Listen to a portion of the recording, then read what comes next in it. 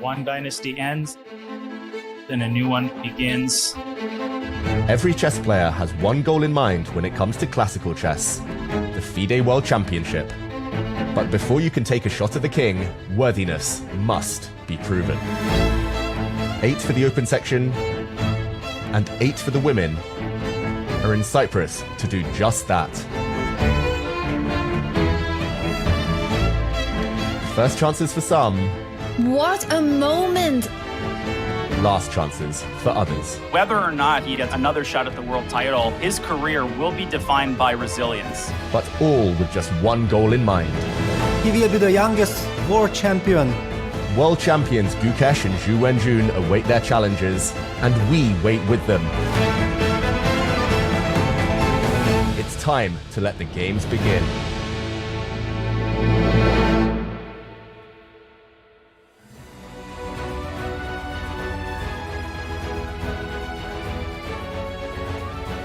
In the Open yesterday, every game ended drawn, but that suited Sindarov just fine. He held Fabi, kept his lead intact, and begins today within touching distance of the biggest result of his career. In the women's candidates, Vaishali was the only player to strike, and her win gave her a full point lead. She now faces Zhu Jin'er in what might be the defining game of the tournament so far.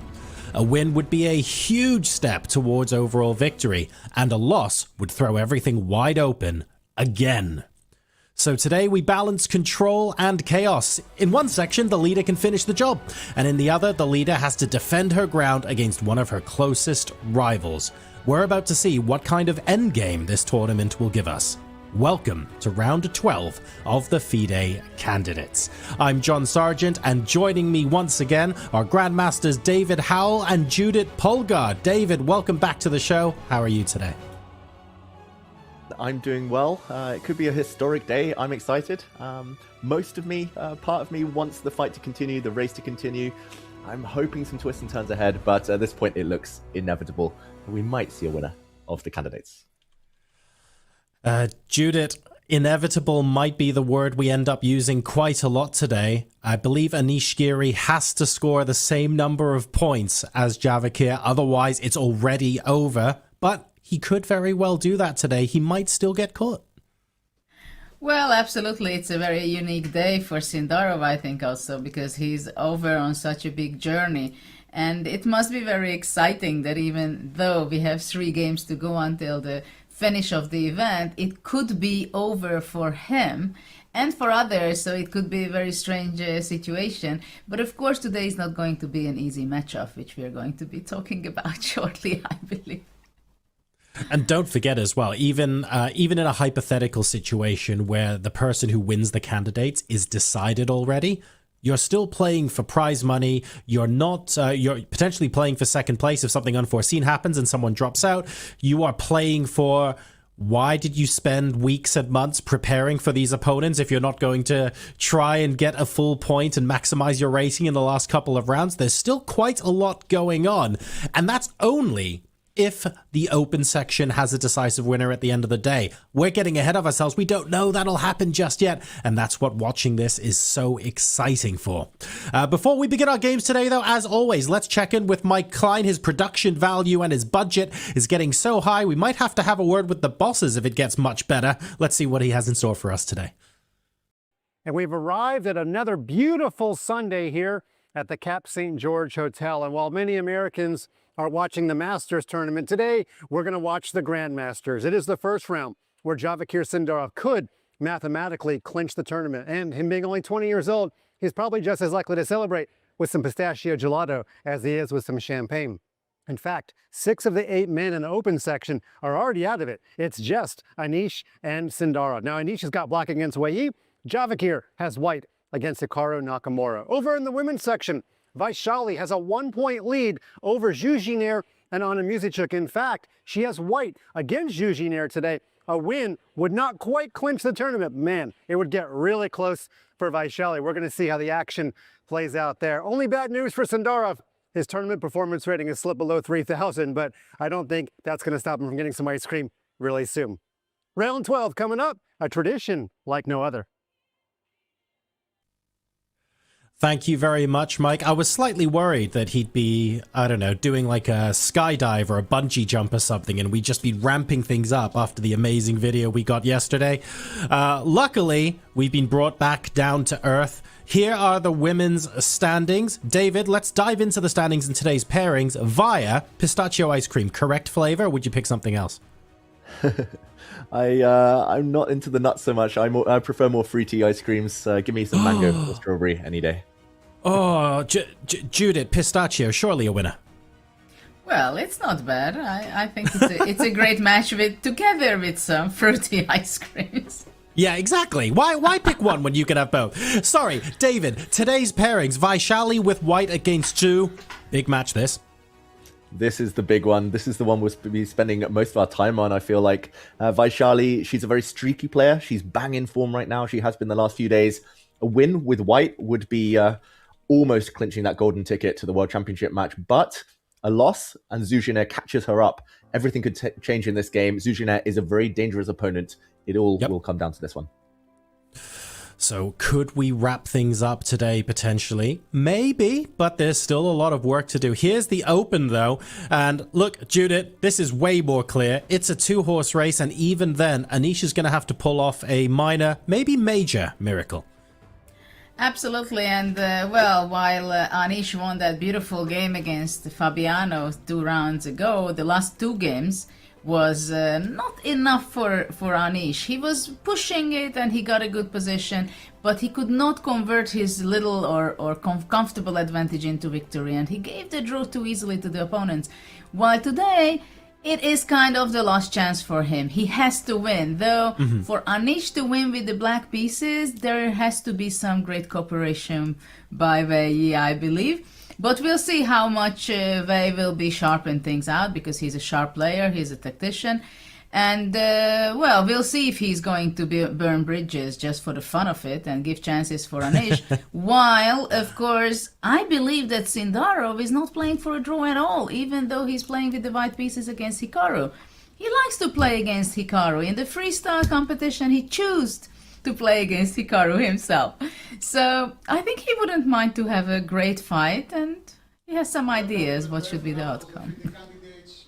David, I think Judith's honestly just summarized it perfectly. Sindarov isn't sitting there hoping he's going to get a draw, that much is for sure. And against someone as solid as Weii, let's not ignore the other boards as well, to have to win on demand with black against someone who's so unbelievably solid, Anisha's got to have something fancy in that back pocket. Exactly. Anisha's just got to pray that a chance comes along. That's the tough part, fashioning that chance. And then taking it is another matter entirely. We do feel like maybe Anisha's best opportunities were in the past couple of rounds. Maybe the chance has gone now. It might be too late, but he will try. We want to see a long game here. And I agree with Judith. Every day I'm expecting Sindarov to suddenly just force a draw or play super solid or change his style, but he doesn't back down. And that just shows incredible confidence. It's unique in this field, and Hikaru is not going to have an easy day ahead of him. Now, Judith, hear me out as the clock starts. Hear me out. Imagine this. Hikaru playing freely. Obviously, he's not in contention. He can do what he likes. He's enjoying himself. He's liking being here. He's completely free. There's no pressure. He out-preps Sindarov and plays a masterpiece today. Sindarov loses, and we're all sat here looking shocked. I don't think that's likely to happen, but what a story if it would. Over to you guys. Thanks, John. It is a scenario which can happen. It's not completely out of earth because it can happen. And of course, the tournament is long, and to play well and sustain that strong energy for Sindarov, it's also not easy. And we should not forget that yesterday he was in big danger, because against Fabiano, it worked out the way the opening that it seemed like they both were very well prepared. At the same time, at some point, it was very clearly looking that Fabiano would be able to convert his advantage. If it would be probably round 3 or 4, Fabi would have converted his advantage into victory. What do you think, David? Yes, I agree, Judah. It just felt like, yeah, maybe the belief wasn't quite there. Maybe the energy level, something was not quite at its best for Fabiano. And the fact that he got a chance was already a big achievement, it felt like. And I watched the interview actually with Fabiano afterwards, the press conference, and he said he pretty much didn't prepare for the last couple of days even. He just expected it to be a quick draw. And he was surprised, just like we were, maybe that he got that chance. And here we are. We have the 8 boards. Fabiano pretty much out of it now. And okay, we'll be watching Sindarov a lot. But what else catches your eye? Some opening choices, Judith. Lots of Queen's Gambits. Probably the tournament, the opening of the tournament so far. But lots of E4 in the women's board.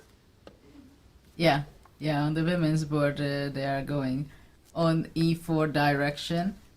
It seems, well, of course, we are very early stage of the games, but what is interesting, look at that, Sindarov's game.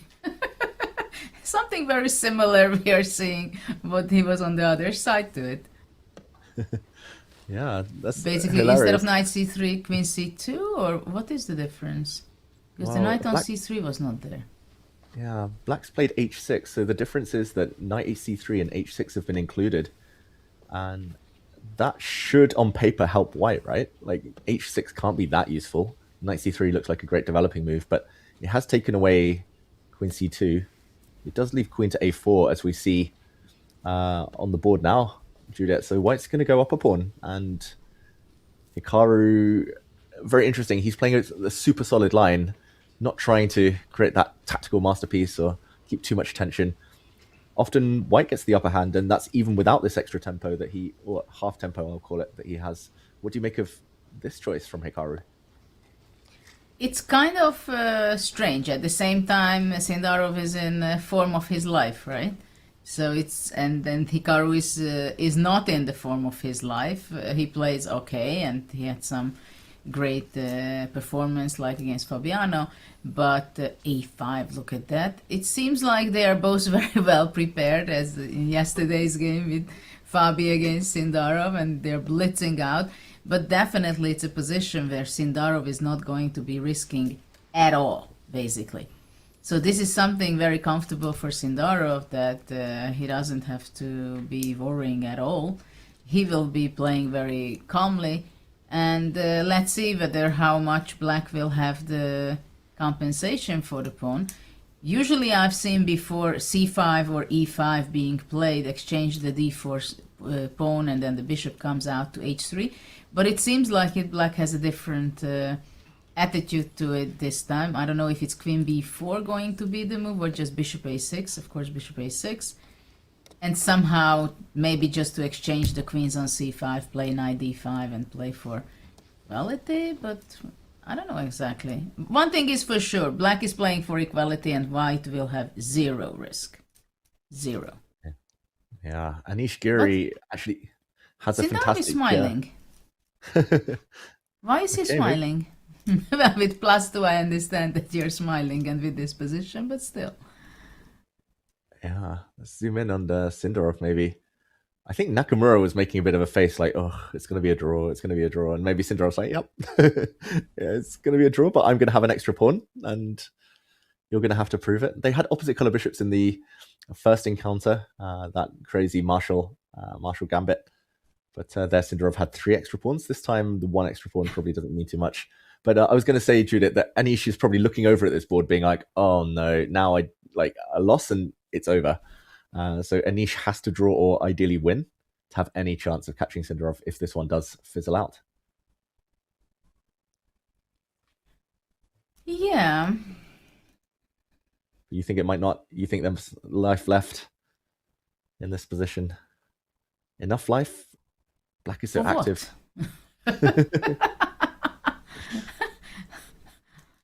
You think? I mean, maybe Hikaru just wants to make a draw and go to the pool and enjoy the day, right? And tomorrow is a free day anyway, so some relaxation. Rook e1. Yeah. Very solid stuff. Very solid from both players. Are you expecting knight to d5 now? Black has to be careful. Like yesterday, we saw how difficult it can be if it's knight versus bishop. Even if black wins back the pawn, that would be a kind of nightmare scenario. So maybe getting the knights off the board would be an achievement.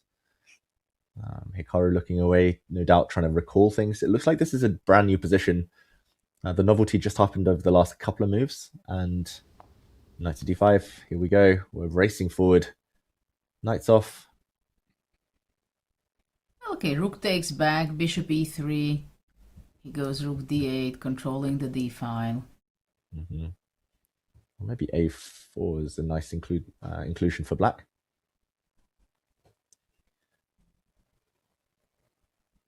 Karu also half smiling Judith.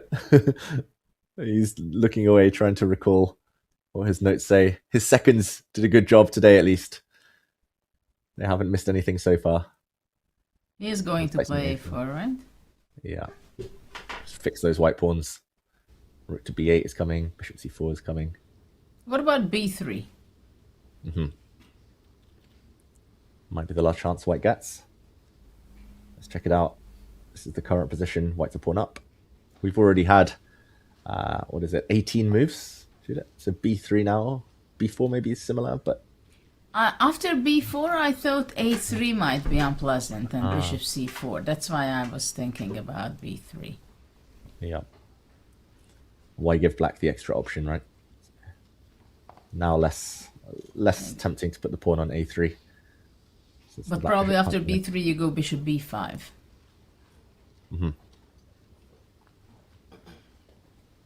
Makes sense. Yeah, it's tough for white to make progress if b4 ever happens, even without a3. Like black probably here never really fears too much because the bishop holds everything. Yeah, it's not very big opportunity for white. At the same time, white should be not very much complaining about the tournament situation and the position. So what do you think going into check to Anish's game? Because that is interesting. Yeah, that's a fun opening. Let's jump straight because there. I don't understand something. White is sacrificing a pawn? Yeah, and it's Anish taken. takes it. Why not? In a must-win situation with black, sacrificing a pawn. Weiyi's been playing this opening throughout this event.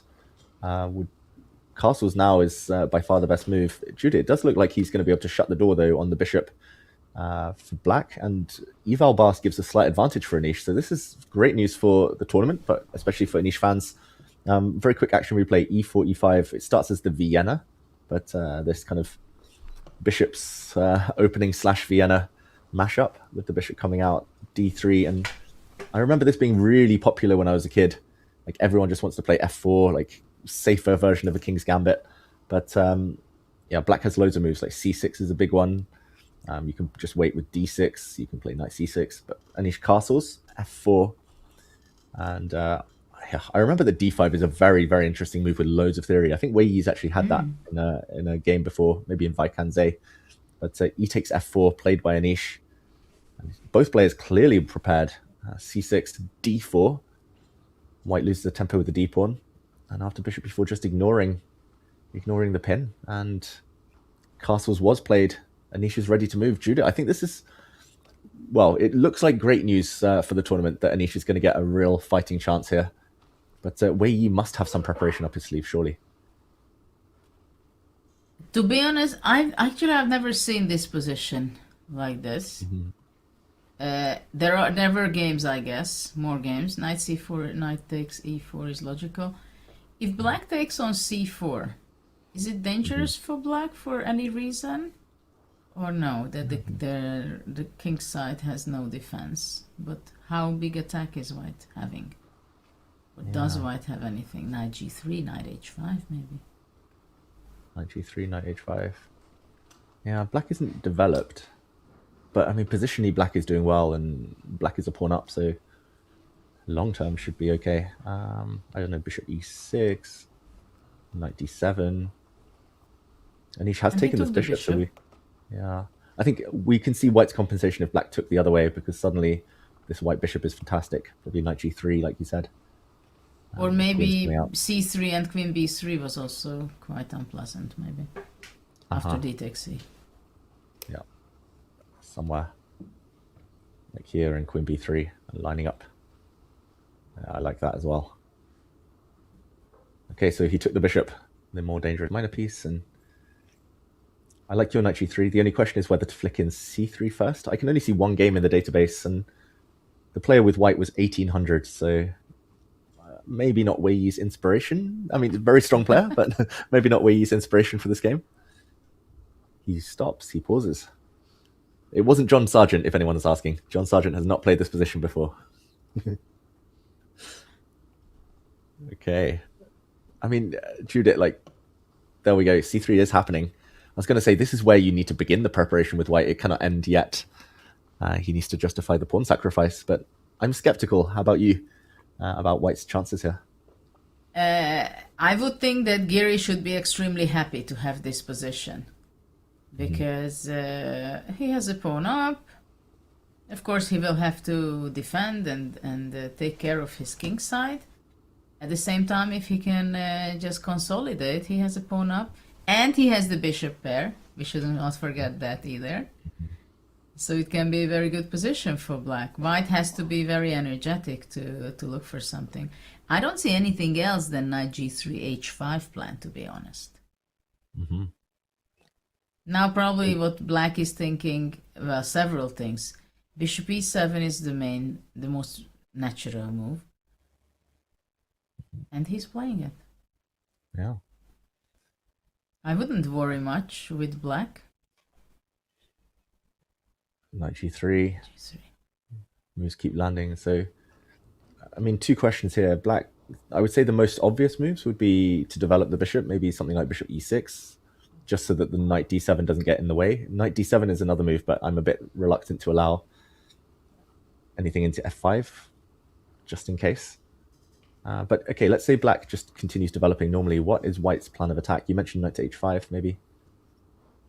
Yes. Don't put it back. Knight h5. How scary is this? I don't see any immediate threats. Like, normally I fear ghosts in these types of positions, but don't see anything yet. Probably queen, I don't know, queen over to g3 somehow. Well, the thing is that you might have your next move g6, easily trying to push back my knight, right? Yeah.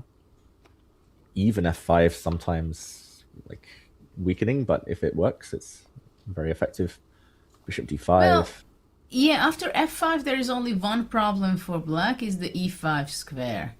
That I might go knight d2, knight f3, knight e5, but still it does not look like if black should be the one to be worried, right? It seems...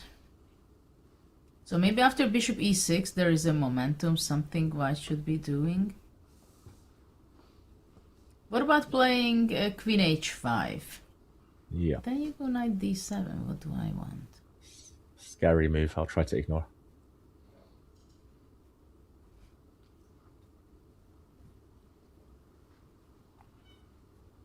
I don't see any attack. Like, white needs a light squared bishop always to, like, create these sacrifices. Well, and make that... dreams, sweet dreams. I understand that you're missing it. Everything's in black's favor. He's a pawn up. He's got the bishop pair. Like, perfect king shelter. Like, if I didn't see the eval bar, I would just say that black's winning almost. Tal would sack knight g7 here is our featured chat comment. So knight h5, just move first, think later. Knight g7, and I guess queen h5. It does look a bit scary, but I guess the king will just hide. Rook to g8. Shouldn't be enough attacking material. Bishop on e6 is just amazing. Mm-hmm. Fantastic piece. It looks like Anish is out of theory, at least. And to my eyes, bishop to e6 looks like the most natural. But I think he just cannot believe it, that this is the position he got. Mm-hmm. I mean, can you dream of anything better? And probably he just simply does not understand how is this possible. And it's clearly it's vice preparation. This is what he really intended to have. Mm. So what about knight bishop e6? I just go queen d2. Okay. Knight to d7. And then I go rook a1. Okay. And you're just asking me to find a useful move. It's your choice, yes. Yeah. Feels a bit primitive, but or maybe helpful, but I'll suggest that we swap knights. I feel like I'm giving you tempi though with knight takes and knight h5 that you might like.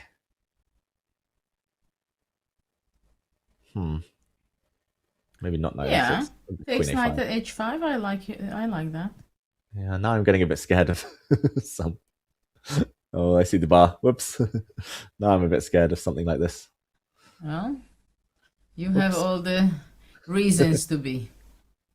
Okay, so rook a1, not knight f6 then. Let's say queen a5, just develop and connect the rooks.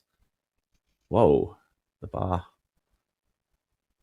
moves. Maybe this is deceptively dangerous somehow. Bishop I mean, g5? Weii must have gone into this for a reason. Bishop g5. I was hoping to just defend. Or take on g5 and bishop d5 maybe. Okay, I'll bring pieces.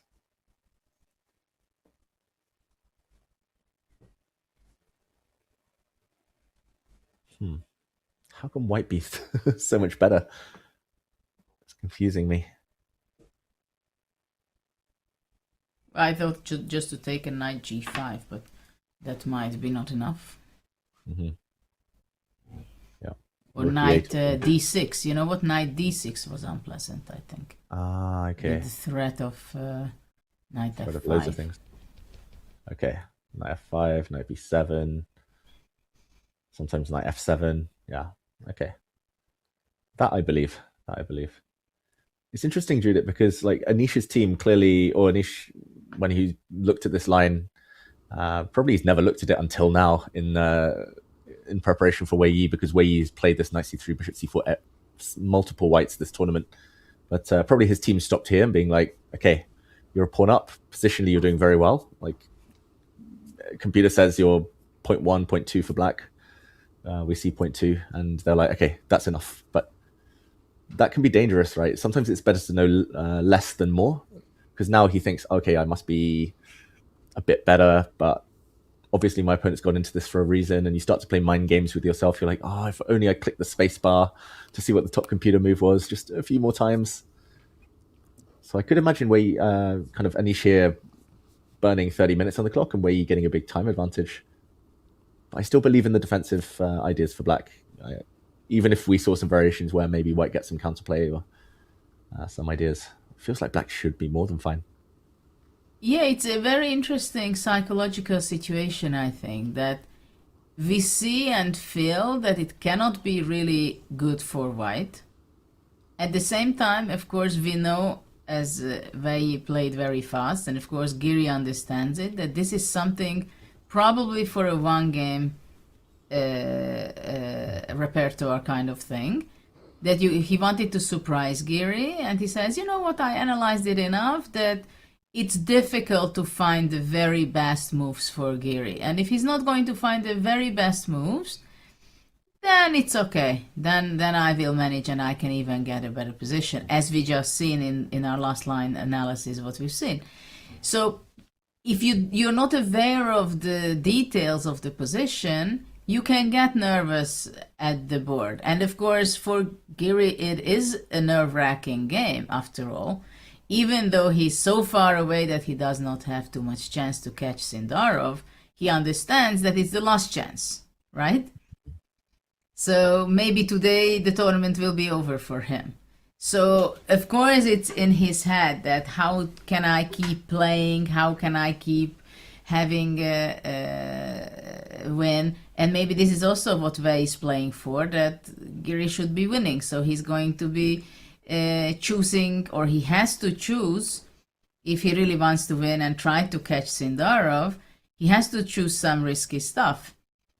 So it's what we discussed yesterday about the preparation, that you make your preparation in a tournament, and then the way the rounds are passing, then that's how your pre-preparation before the tournament preparation changes, right?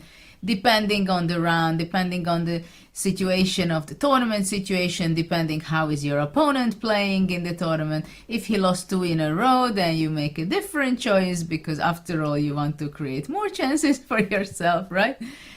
So I mean, I'm not sure actually that Weii was making this great preparation for the candidates at all. Maybe he just thought that, well, you know what, today maybe I provoke a bit. Exactly. He's making it interesting for us, at least. And Judith, it looked like Anish was about to pick up the knight. So it looks like he was about to play knight d7, but that does look a bit scary. That looks very scary. Yeah, knight d7, knight f5. I've also noticed that Giri's wearing a shirt with his company Chess Monitor, with Optiva, his sponsor, and I thought FIDE were very strict against that. So I don't know if it's been happening throughout this event. I know players have got in trouble. Players have had to do ads for FIDE just to make up, like to apologize for publicizing their own sponsors. Really? But Anish, he's doing it his own way. Knight d7, knight f5. How is Black going to weather the storm? Is knight f6? This is the only kind of shirt he has. He has no other. Maybe. Branding is more important than anything these days. Publicizing the company is more important than winning the candidates.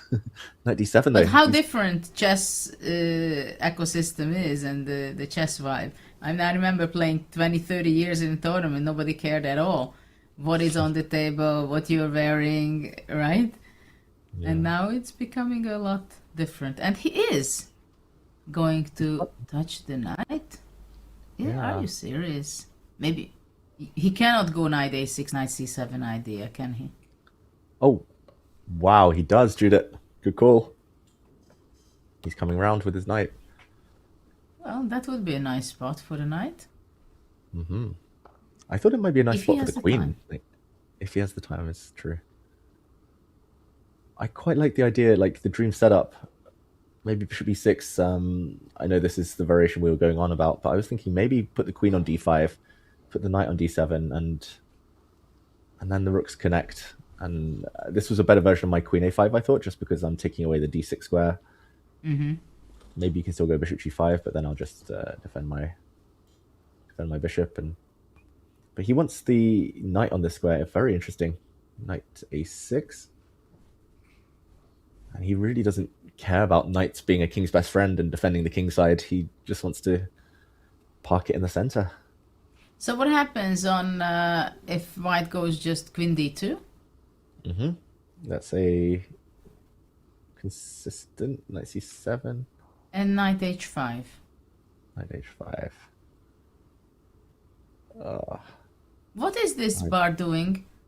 We should delete it from there. Turn it off. Turn off the bar. Campaign to turn Knight the bar off. Maybe just knight now. e6. f5. Aha. Yeah, I was thinking about f5, just so that the rook can defend. f7.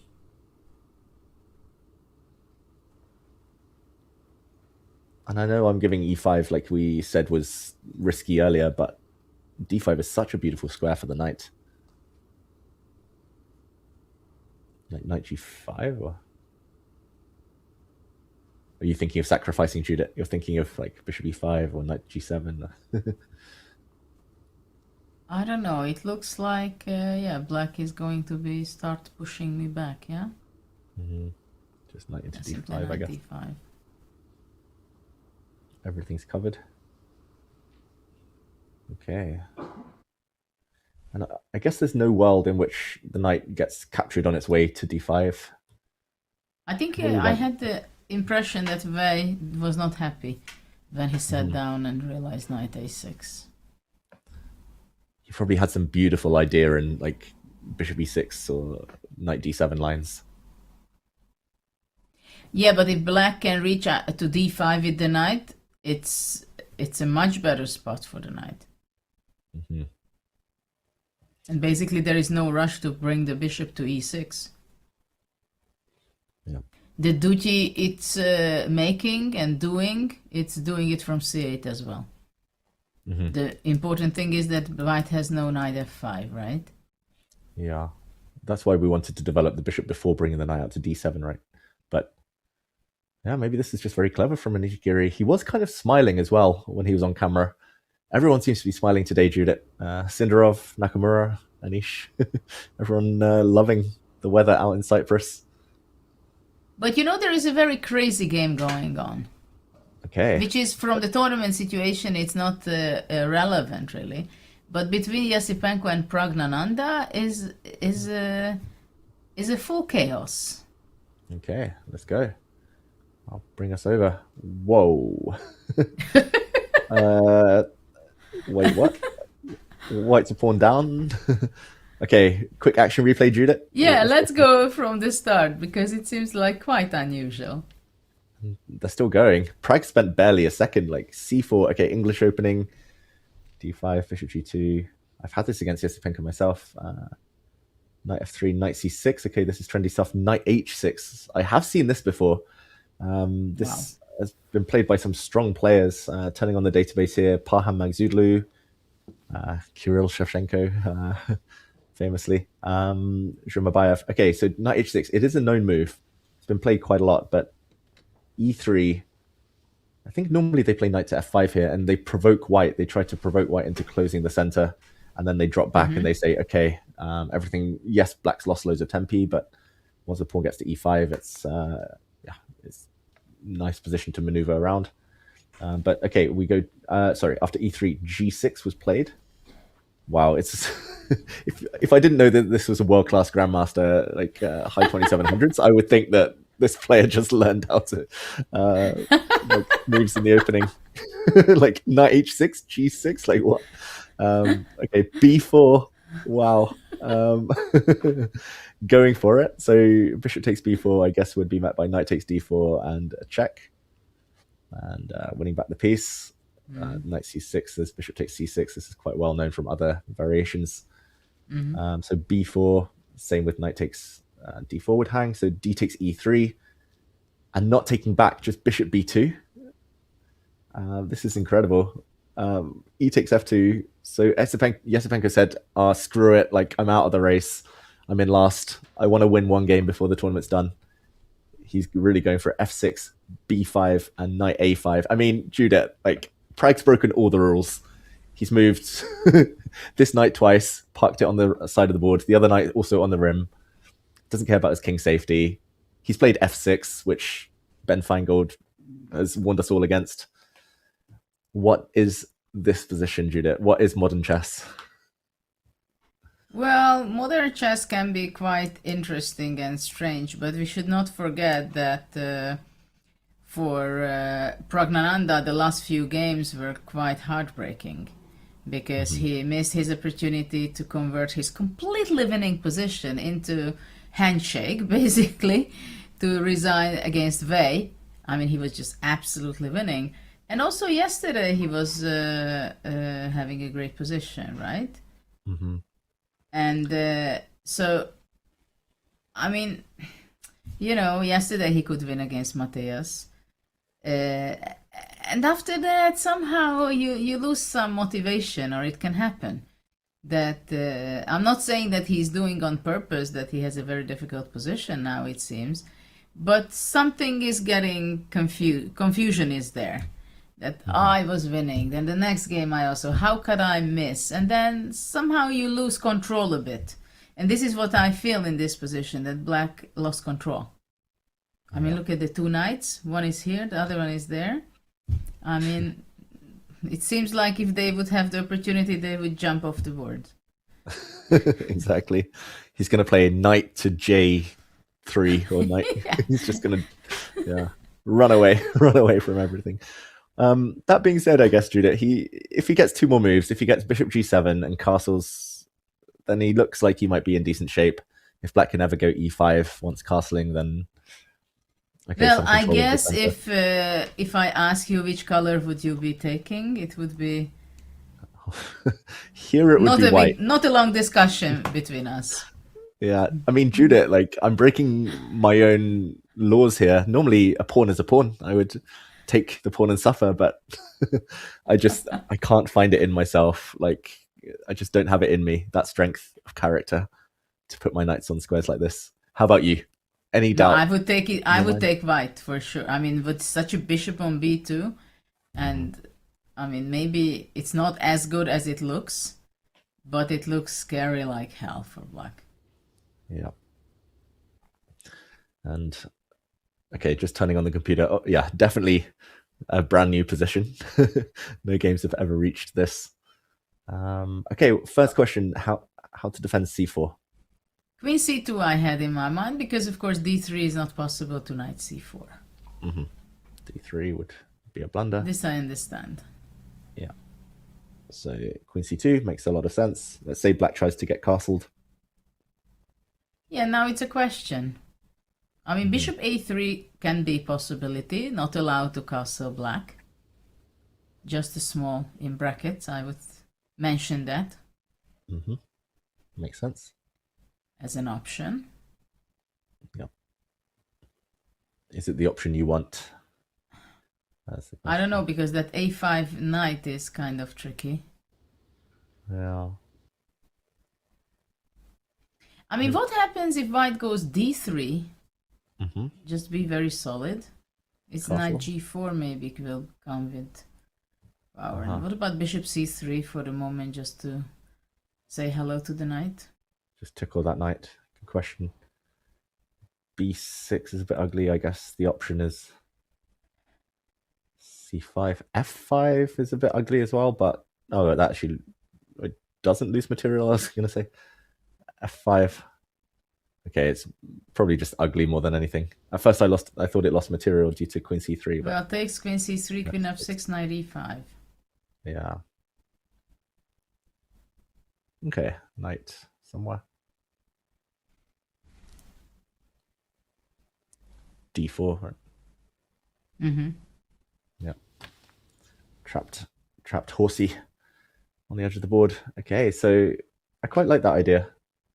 Queen here and d3. Okay, let's see this again. So bishop c3. Now I'll try something different. I'll go like c5. Actually, maybe it's not as bad as it looks. At first it looked really awful. But, I mean, once the black knight will come towards the center, knight f5 or knight g4, maybe it's not so bad. So I have to think something better. Maybe not queen c2. Sorry? I was going to say, there's method to the madness. Like, it looks bad, but Prag's not going to play a line that's like totally lost. And that. What about playing queen e2? He played it. He played queen e2. Same idea, right?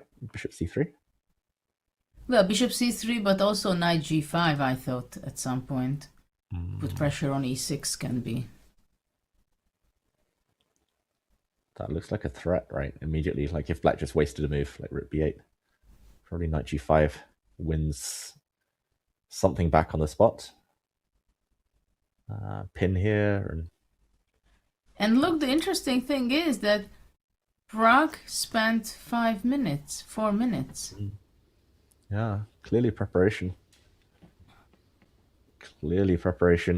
But this does look like the most fun game of the round, Judith. And I mean, we say we like white. In the meantime, there's a position where I like white, but I also like black. It looks totally dead drawn. It looks like a fortress. Opposite color bishops, no rooks on the board. The players are looking for the arbiter. They haven't hit move 40 yet, but I think they're repeating the position. Okay. Maybe the fans out there will be disappointed not to see a full fight, but also it could have been predicted. Smile from Sindarov. He gets a draw, gets closer to the title. Hikaru, very easy hold with black in the meantime. What do you make of this, Judith? No surprises, I feel here. No, it seemed like they left their fighting spirit somewhere else, but they didn't bring it with them for today. Well, Hikaru probably, he lost interest by not playing for qualification, and for Sindarov, draw is just completely fine. He'll have 2 more games to go, whatever happens. I mean, basically tomorrow, or not tomorrow, but in the next round, if he holds the game against Giri, then he's winning. If he's losing, it's still there. So, I mean, he should have all the self-confidence. And of course, after all, Hikaru is not a bad player. I mean, you can't just say, okay, today I'm going to tear apart Hikaru. I mean, even if he's not in his best form, he can kick back, and that would be painful. So it's a very logical result. Exactly. So Sindarov gets a draw that brings him closer. All eyes will be turning to Anish Giri, seeing whether he can keep the tournament alive. He will need at least a draw, ideally a win, to keep the race going. But that's our first result of round 12. John, what are your thoughts on that quick draw between Sindarov and Nakamura? Sindarov Nakamura speed running the draw there, David. I mean, I feel like maybe there was a agreement before the start of the round that they would settle this on the paddle court. I don't know. We'll have to see if we get any interviews with Mike while they're busy playing between shots later on. But one thing is for sure, all of the pressure is now on Giri. And also, let's face it, if Sindarov is going to be grinding for 9 hours tomorrow to try and squeeze out a draw and win the candidates, you might as well get an early trip back to the hotel today. So we'll wait and see how this leaves the rest of the contenders. In the meantime, we're going to go to our first break. The openings have been decided. Well, in one case, the middle games and the end game have been decided as well. But let's not get ahead of ourselves. Plenty of interesting chess to come, and that Prague game is looking very interesting indeed. So, folks, while you go ahead and maybe top up your drinks for the first time today, don't forget you can build your own chess network with the Friends and Family plan with chess.com. You can secure 6 diamond memberships for up to 70% off the standard price and give your friends access to unlimited puzzles and game review. Head over to go.chess.com/family or type !family in the chat to get started. Sindarov Nakamura presumably already have a head start, so you go do yours as well, and we'll see you in a couple of minutes for more action from the candidates.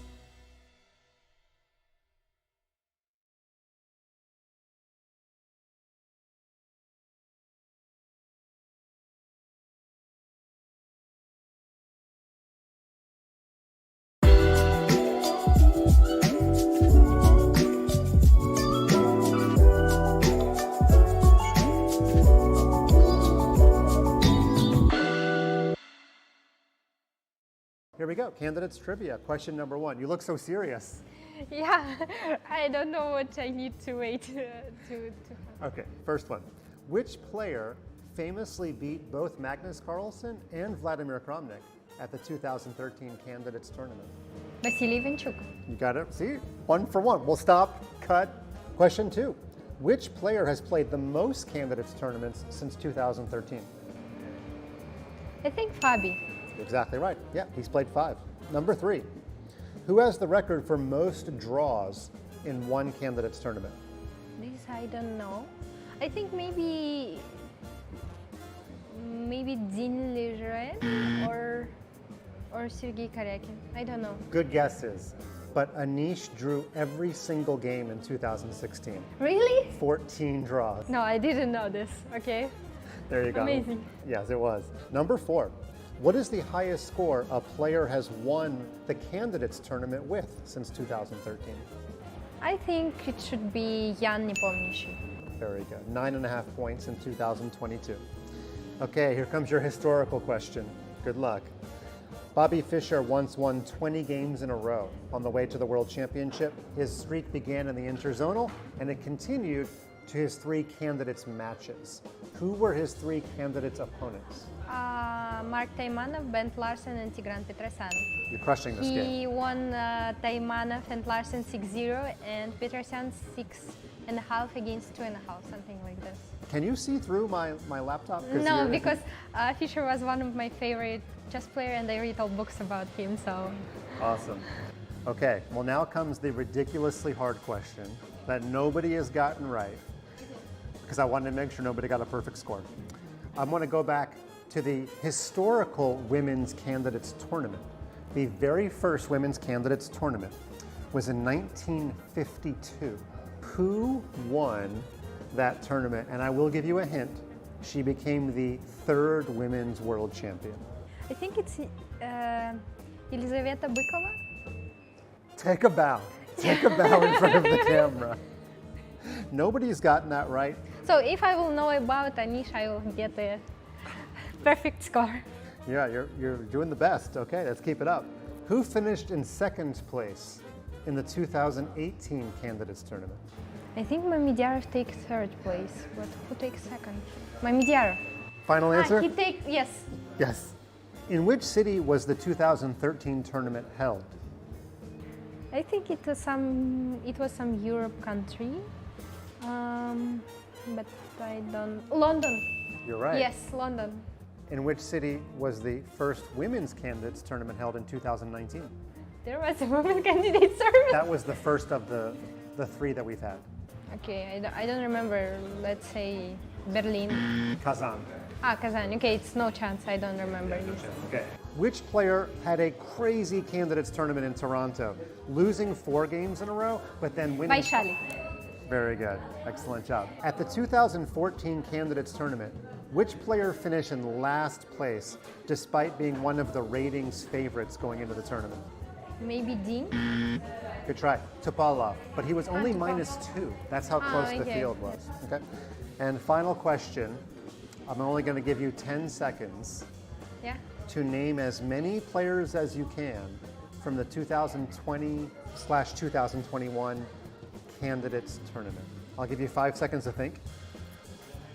It will not help. Okay. And go. Непомнящий, Раджабов, Дин Лерен, Fabi, Hikaru, or not.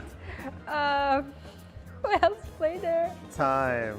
Yeah, I forgot everything. Okay, yeah, there was no Hikaru. We had Nepomniachtchi, MVL, Giri, Okay. Fabi, Okay. Ding, Grishuk, Okay. and then you really have to know this, Alexeyenko. Yes, I know, but I think in 2000. Yes, I'm. Yeah, okay. And you will not be getting a birthday card from Wang Hao. Yeah. You forgot him. But those are tough. Okay. Those are tough, okay? I feel like you did better than you thought you would.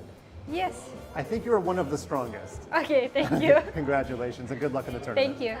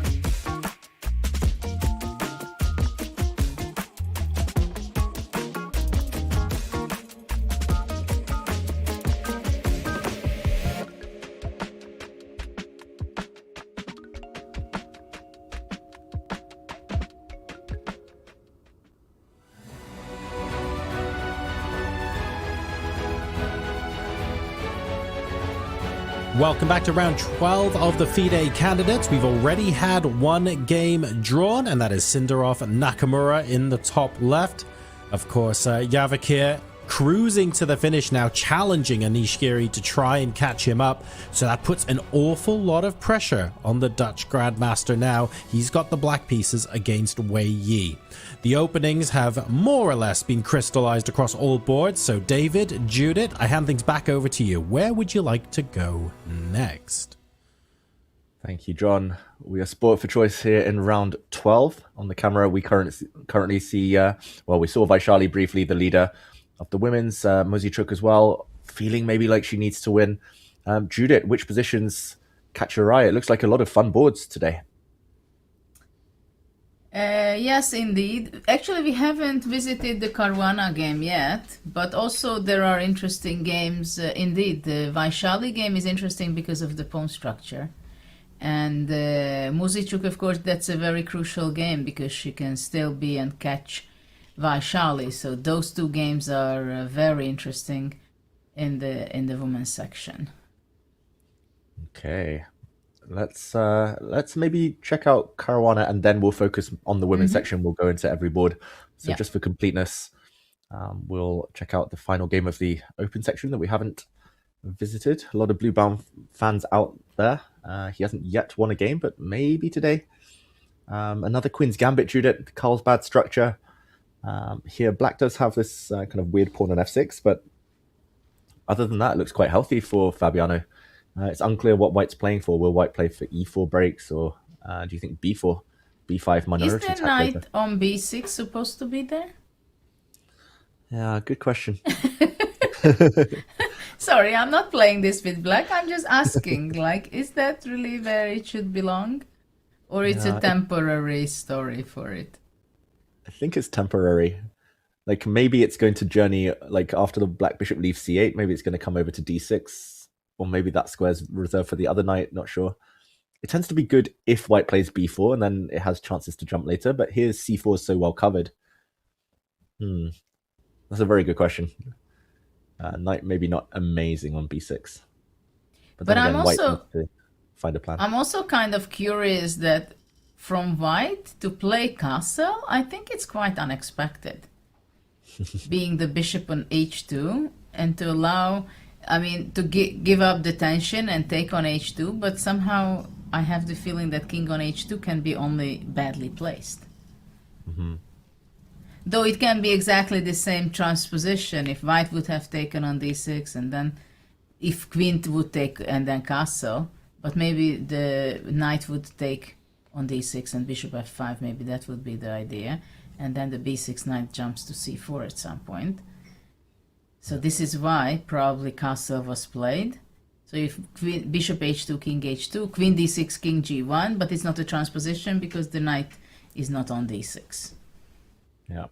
And he got closer to move 40 rather than bishop d6, queen d6 castles, which is just 2 moves. He's gone castles, king h2, king g1, which is 3 moves. He's David, I have a feeling that sometimes you have problem with time. Yeah, maybe. You know exactly how to get more moves and still get the same position. Gain time. I want that 100 moves. Like, instead of 99, this would make it 100. So, okay, Judith. So let's assume Fabiano does take. Maybe let's try and figure out a plan. If black does park the knight back on d6, which tends to be quite a good square, right? In these structures, like maybe bishop f5. What should White be doing here in Blue Bum's shoes?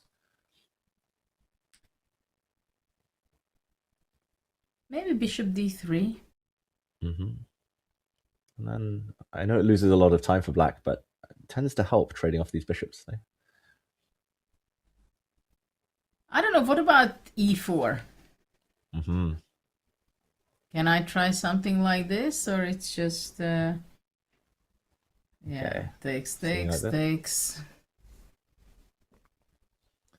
Yeah, it looks like it's probably going to be. I was thinking actually to take knight e4 to sacrifice that pawn. Is it too much? No, I don't have to take it, but I will. And after rook d1, queen c4, right? Probably. Yeah, because check, you play f4, and probably that helps. That was my plan.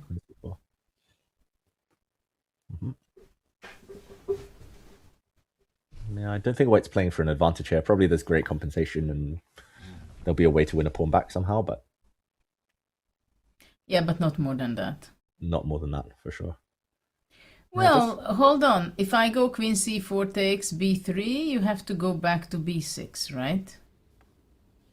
Yeah, knight e5 you cannot go because of f4. Yeah, like b6. But maybe b6 isn't so bad because it's just a temporary thing before it lands on d5 again. Knight c5, rook f7.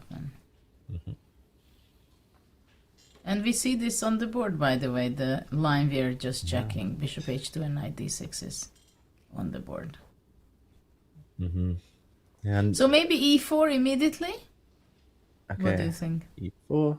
Yeah, I quite like it. Take knight e4. I guess bishop f5 and... But then I have a check on b3. And knight c5. Okay, I've missed that. So take back chess. I'll take on e4 first then, Judith. Yeah. And if knight e4? Then I'll decide whether I'm feeling hungry. Or just I've had knight lunch. d5. Yeah, if not, knight d5. No, actually here black should be fine. I just hate my king on h2, to be honest. there's always tempo gaining moves for black, right? There's always checks or... Yeah, and it's just whenever you give a check, I will be unhappy because you win a tempo by queen c7 or queen d6, defending something or just developing and gaining a tempo. Yeah, I don't think black's in any trouble. Like knight d5 at the minimum, and maybe it was possible to take the pawn. Who knows? But yeah, this looks fine for black. So if not e4, then maybe he should be playing for b4. Like I know the knights are kind of poised to jump on c4, but at the moment white's got that square covered. Those tend to be the two plans. I struggle in these positions, Judah. I've always kind of avoided them mainly with white because I never know. Like when I was young growing up, everyone's like, oh yeah, you just play this, you play b4, b5, make an isolated pawn or backward pawn, and then you just win positionally. But then black has so many ways of dealing against this. Often b4 is met by b5 with black, and then there's a c4 square, or b4, like getting to b5, and black has normally got a rook on c8 by then, and then black can meet it with c5. It's hard, but let's see. Called the minority attack. Yes. I remember I was maybe 6 years old or something when my coach was teaching me this, that you have a smaller number of pawns on that side, but still white is attacking. And how important to go b4, b5, and then usually they don't take, so you take c, take b, take c6, and there is a hanging pawn. Yeah, Exactly. and then there is a weakness on c5 and weakness on c6. Yeah, I remember being taught this as well, and I was like, "Oh my god, it's just a forced win for white." And there's one there's one grandmaster in England, Keith Arkle, who he's basically for the last 50 years, Judith, he's always played into this structure. He'll happily give black tempi just to get this structure. He wins every single game just by going for the same plan, b4, b5 at the right moment. Wow! Even if I it's know a him. game. Yeah, I played with him when I was 12. Okay. Some How did you decades get on? ago in London. Was it a Queen's Gambit declined? Was it a Carlsbad structure? No, because I didn't play it with either color. He would have loved that. Yeah. He has this amazing skill. Like every opening, he has more central pawns. No matter what you do, like he'll play any line that gives him more central pawns than the opponent. It's tricky style. Very impressive in-game player. But okay, let's say b4 again. I think I played a game with him, which is in my book, in my trilogy, How I Beat Fischer's Record. I think it's in there. Yeah, he'd be honored. Shout out to Keith if he's watching right now. He was one of my inspirations as well when I was trying to build a new opening repertoire. Appeared in the film. Yes. There were shots. He was also in the film. Yeah, with his then wife. I remember sitting in the audience at the Yes. Olympiad. Yeah. Yeah. There's a great documentary. I think some of the shots are taken from it about the that Thessaloniki Olympiad with Yes. Stephen Fry, the famous English You writer, were born comedian. after that, right? I was You're born from after 90? that. Yeah, I'm Yeah. 90. But I remember watching that documentary when I was young, and John Spielman dancing, and Yes, yes. it made a big impression on me. Okay. Yeah, I mean, this position, it's got the potential to be as exciting as a Bermuda Party, as John Spielman dancing, but probably for now, Judith, there are more exciting games out there. No, Maybe but we you move know, on from- actually, that was not even the Bermuda party when John Spielman was dancing in '88. That was the closing ceremony of the Olympiad. Oh, wow. Okay. Yeah, in those days, somehow it was it was fun. Yeah, after the closing ceremony, they started to have music, and then the stage became a dancing floor. Everyone at home, go search it. Thessaloniki Olympiad, or just watch on Netflix The Queen of Chess to get some shots from that tournament. No, but there are. I mean, in the Queen of Chess, yeah, there are quite a lot of shots from that Olympiad. But there is this very good documentary, this British documentary, where you can see the scenes you mentioned about Spielman, and that was a very nice documentary. To be honest, I only bumped into it like a year or two ago. I got to know about that. Nice job.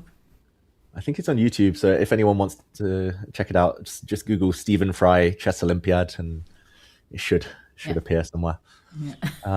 Okay, let's go back to the bird's eye view. We'll let these two decide. If we see a minority attack from Bluebaum, which I think is quite likely, then we'll come back and try and figure out how Fabiano should be reacting. I do see that there are some other really interesting games going on. Maybe it's time to go to the women's, Judith. We mentioned the Olympiad. There was a lot of focus on the women's Olympiad that year in Thessaloniki. Let's go to the women's candidates now. And let's start with our leader. Let's go to Vaishali to see how she's getting on. Big game against Zhu Jina, and it looks like a Caro-Kann that turned into a French defense. And the light squared bishops have gone. What do you make of this structure? This is exactly what I wanted to ask from you, because I have no idea. What is this double pawn on d3 and d4, David? Yeah. I just don't like it. I would never allow this. If It I could doesn't put the mean pawn that here, it's Judith. not okay. Yeah, maybe it's a slip. Yeah, it just went to d3 by chance. Oops. Okay, No, just it for everyone at has home. such a bad feeling for my pawns there. Maybe it's not Exactly. bad. It's just It is what it is. I guess it can replace, like, if D takes c5, then White can get another pawn appearing on d4. But just for everyone at home, it happened with a bishop exchange, bishop to d3.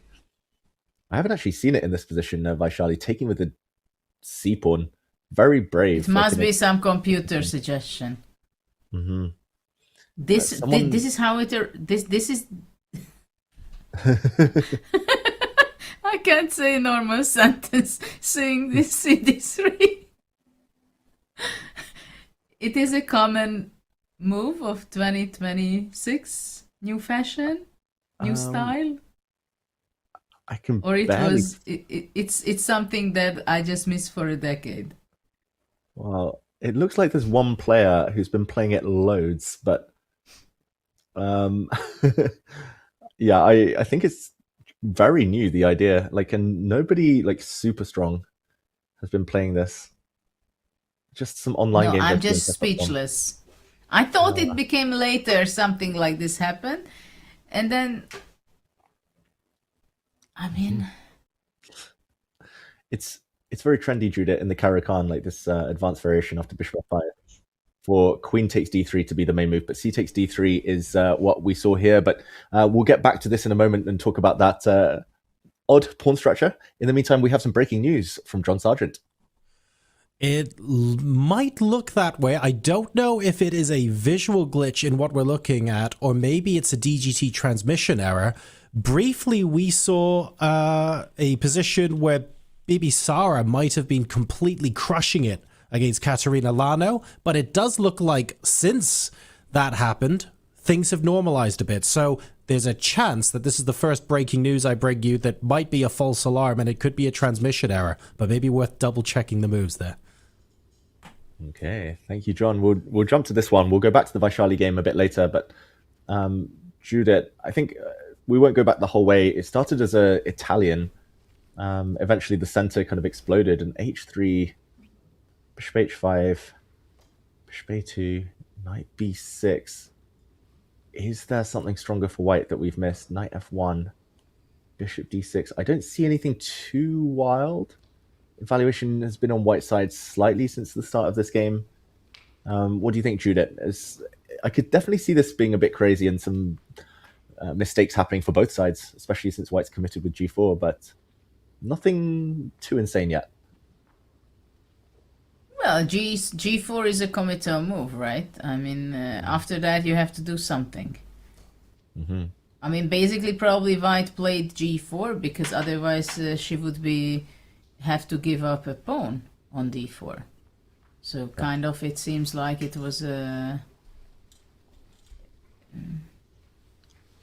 probably it's kind of a must, but maybe it's also good. Yeah, and just checking with the computer, knight to e4. So yeah, knight f1 does make a weird impression. Normally, if you go forward, like g4, then you continue going forward, and the computer does highlight that White has a bigger advantage after knight to e4, which does make a lot of sense. Like, it can still always go to g3, like I think she intended. Yeah. Here it can also go to c5, maybe sometimes g5. I don't think black wants to part with the bishop yet. Lose control And of the left besides all this, d5 can be a strong threat. Agree.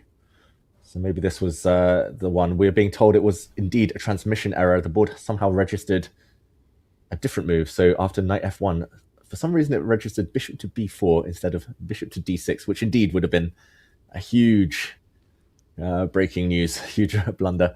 But that square is covered. So yeah, DGT boards will blame those. But in the meantime, bishop d6, how would you evaluate the current position, Judith? You mentioned a few ideas for white there. Well, it seems to be pretty promising for white, because after all, g4 for the moment, it's not really a weakness. But white has several ideas, I believe. Of course, d5 is kind of tricky because white is blocking the a2 bishop. So for that, you have to be very sure of yourself. What are you doing? Because after d5, after bishop d6, knight can go to e7, which is a great place for the black knight. So that's why d5 I would not play. So there are several ideas to do. Bishop g5, for example, is one of the moves to develop. And then simply just play queen d2, for example. Yeah. Rook a8. Yeah, like it feels like white needs some kind of initiative, because long term black's also doing great, like isolated pawn. If knight Yeah, ever bishop gets e4 is a threat, for example. Bishop e4. Attacking the f3 and then bishop d5. So white has to be fast, I think.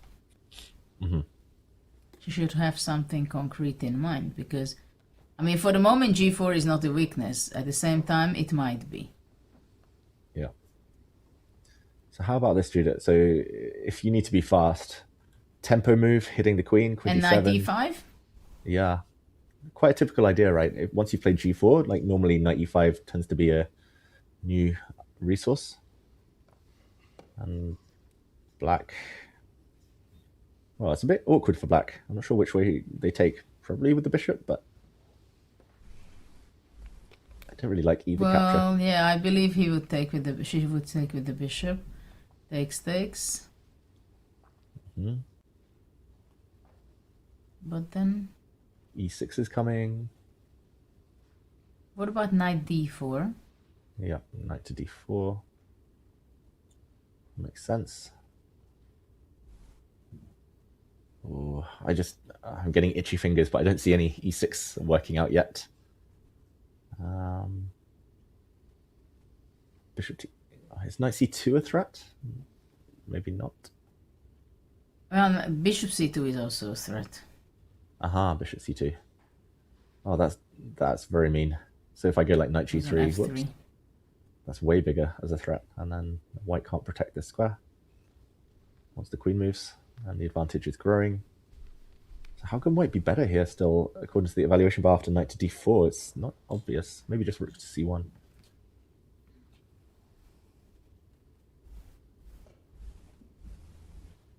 Yeah, maybe white just consolidates, like knight g3, starts building up. h4, h5, bishop back to e3. Yeah, also white can go push bishop e3, exchange queens, and f4. Yep. Like something like this. And then f-pawn starts running. Okay, so it feels like this might be what she's trying to do. She has played bishop g5, Bibisara. For both of these players, Judith, it feels like a must-win situation. They're both 1.5 points off the lead with 3 games to go. They know that Vaishali will likely drop at least half a point or a point today or tomorrow. So if they want to go into the last round or 2 with any chances, they need to win today. Yeah, there is not too much round left of the tournament. So then if not now. Okay, so we'll come back to this one. Let's briefly go back to Vaishali, just because I promised and I tried to keep my word. Also because we haven't got to the root of this bad pawn structure yet. So we saw how it happened, Judith, but the result of that big decision, firstly, it's very brave to play like this, I would say, with white when she's in the lead, and a draw would not be a bad result for Vaishali. she would stop one of her main rivals catching up with her. But this feels like a big strategic risk. Black long term, or maybe even short term, like once she defends the knight on c6, she will be threatening to take on d4 and win the pawn on e5. Yeah, White has to be conscious about what she's doing. But my question is, she went rook c1. Yeah, but I'm pretty sure that the idea is that she wants to take on c5 and play d4.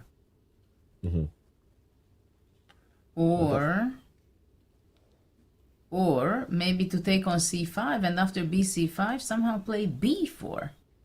What do you think of that? So if I play rook Or c8, that's too brave. D takes c5.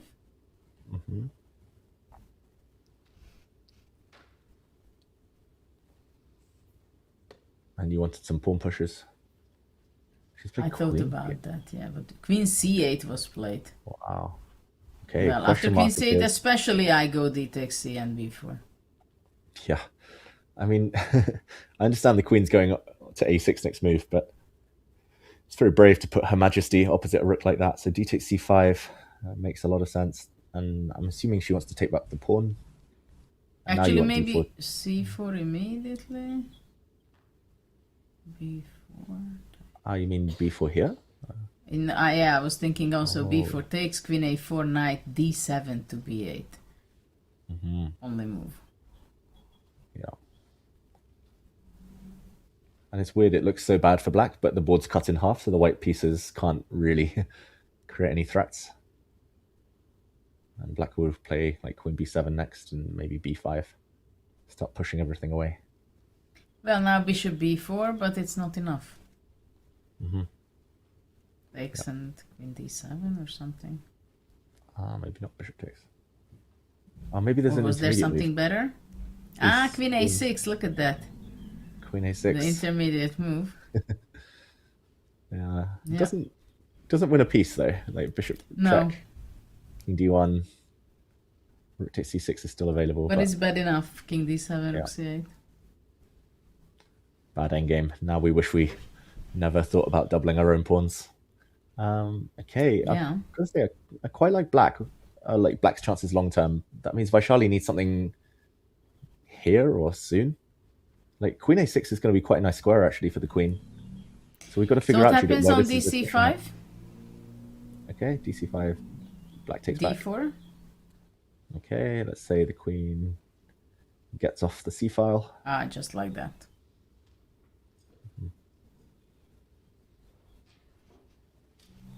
Yeah. I mean, it feels like white center is close to collapse. So although the bar is on white side here, I do wonder. Let's go back to game queen c8. Her last move was h5, Vaishali, so she intends to do something on the king side. And she hasn't castled for a few moves. She could have castled like 5 moves ago with white, so I do wonder whether... But she will not castle if she went h5, I think. Yeah, rook lift. More is an idea. But why actually queen c8 is so bad? Was it something much better? Yeah, we can try and figure it out. I can check in a second. My mouse is frozen, Judith. But okay, here we go. Let's go. Queen c8. Apparently, black should have just been playing bishop to e7. I mean, it's hard to say queen c8 is a blunder just because bishop e7 is a better move. But okay, I guess maybe it's yeah, maybe it's against bishop rook h4. Yeah, and if castles rook g3, just king h7. It's very nice for black that this diagonal is closed for now, and forever, and, not completely forever. Yeah, dc d4 is possible at some point. But here, yeah, I guess black is getting stuff off the board, and white's got one check, but probably nothing. And actually, Judith, maybe the reason it's been given a question mark queen c8 then is after, okay, the computer does suggest rook h4, so we kind of guessed it, but now there's just no time to castle. Black can't get castled because bishop takes h6 is always here. So maybe she just lost her opportunity to castle, and that's the computer's way of telling us It feels harsh, but makes some sense. Rook h4 might be the key move then for Vaishali. And after rook h4, queen a6. The computer wants to chill and just defend the d3 pawn. Begs the question, what happens after queen takes a2? I guess it's now You're so rook greedy. h4. It takes on c5 and some rook a4 business. Just for everyone at home, yeah. Whoops. Rook h4 works. Yeah, but after beat the dc5, knight c5.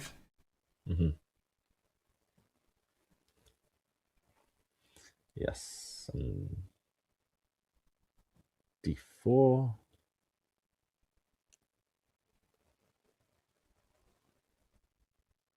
Yeah, That's I don't think I'm greedy enough to take on a2. I was trying to be instructive and show why it was bad, just in case anyone at home was wondering. But okay, maybe just rook c8 or some developing moves.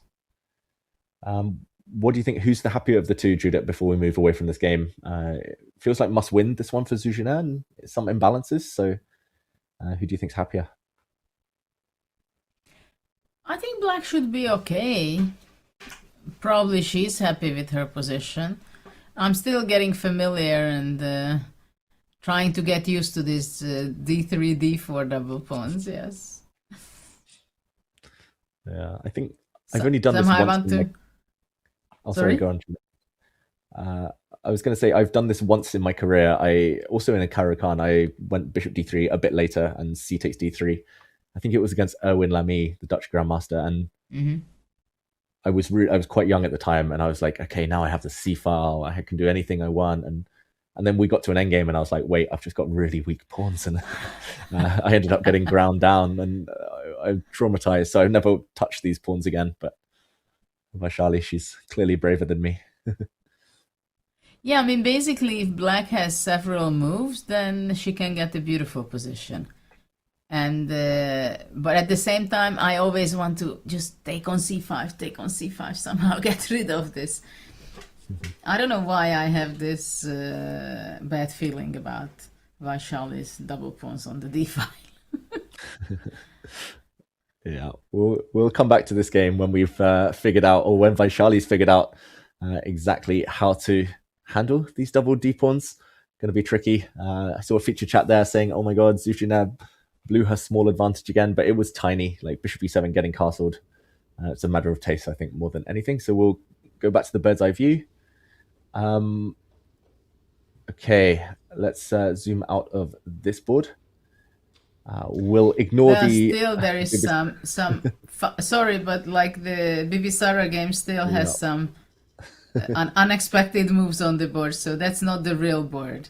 We can assure our audience. We'll ignore that one for now. Lagno did not just blunder her queen with bishop to b4. That's a transmission error. Divya versus Tan. Yeah, Divya versus Tan Chongyi looks roughly balanced. Muzichuk against Goyachkina. Muzichuk's one of the others who's only 1 point back from the lead, and she's had a tough few days, Judith. But this position looks, at least visually, quite pleasant for white at first. It looks what do you beautiful. make of her chances here? I think it looks beautiful for white. I mean, she has a open a file. The rook on a7 just gives a little unpleasantness. d4 opening the center. Black cannot take this because knight d4 attack the rook, and if it moves away, then knight c6 would be immediately losing some material. I think this is the kind of maximum you can get in these positions with white, which we have on the board after d4. Bishop on d2 also stands pretty good, attacking, putting pressure on the b4 pawn. So black has to be accurate. My question is whether can black go d5, or that would be losing material. Good question. Yuval Bar says yes, she can play d5, because that would solve the issue of black's bad bishop, right, and stop white advancing. Then it would suddenly make sense of this rook on e6, maybe just kind of good across the board. Yeah, and simplify the position would benefit black's chances to equalize. So if I which way to take. It's like you with those double deep ones, like the urge to capture. Like, I want to take something. Maybe white doesn't even need to touch the pawns, but I want to take something. So, okay, I'll take on e5 first, maybe.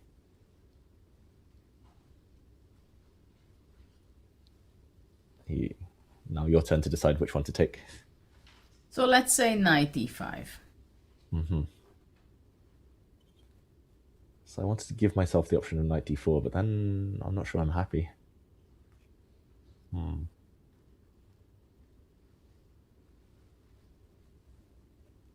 Yeah, this looks fine, to be honest. I don't see anything immediate.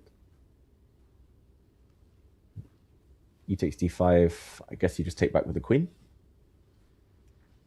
Yes. And white doesn't really have time to get greedy, or does she? E takes d5, queen takes d... Oh, wow, the bar's dropping. Queen d5? I was going to ask if I could get away with rook takes c7, but it feels a bit dangerous. But there was one option, which my question is, after knight e5, instead of e takes d5. Okay. If white goes d5, d. What did we play? Knight d5. No, knight e5. Yeah, takes on e5 and bishop f4. So the question is whether black can take on e4. But you can't. And after bishop c7? I think she can. Takes and queen e8. Yeah.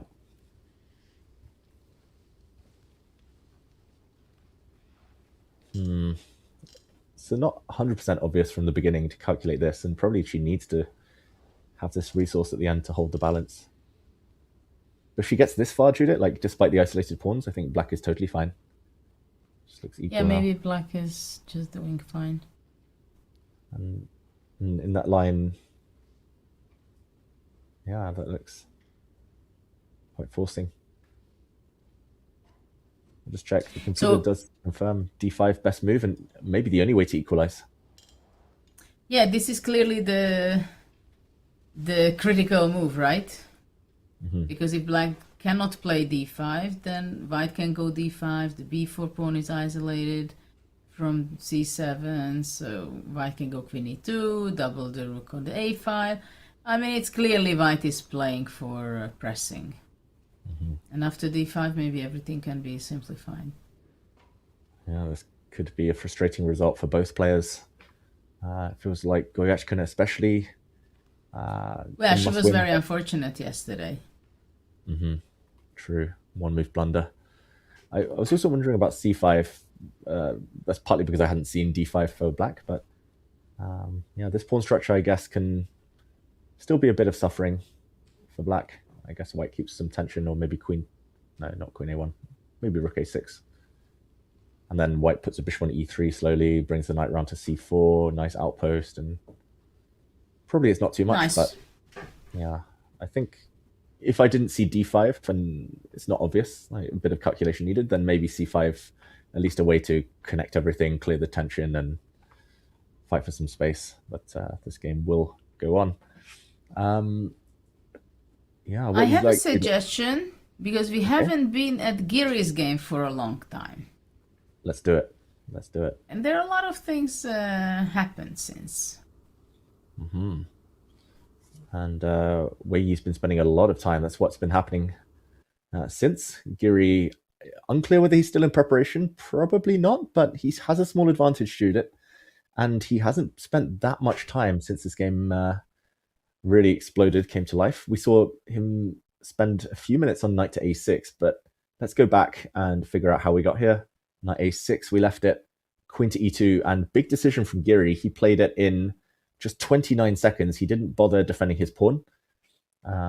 He must be in preparation, I think, Anish Giri. Like, otherwise, you think at least about bishop to e6, or maybe potentially b5, although that one looks a bit weakening. Bishop e6, I don't really see the downside, although the eval bar hates it for some reason. Okay, apparently knight to h5 would be quite strong here for white, and if knight c7, bishop h6. Whoa. And if it's taken, check. Check and queen e5. And I know, and check and... Yeah, now and queen queen e5. e5. Yeah. Or, yeah, if the king goes to the corner, then queen e4 is also very, very good. Even stronger. Okay, so... Yeah, I have a funny feeling Giri's in preparation. Queen e2 is a sneaky move.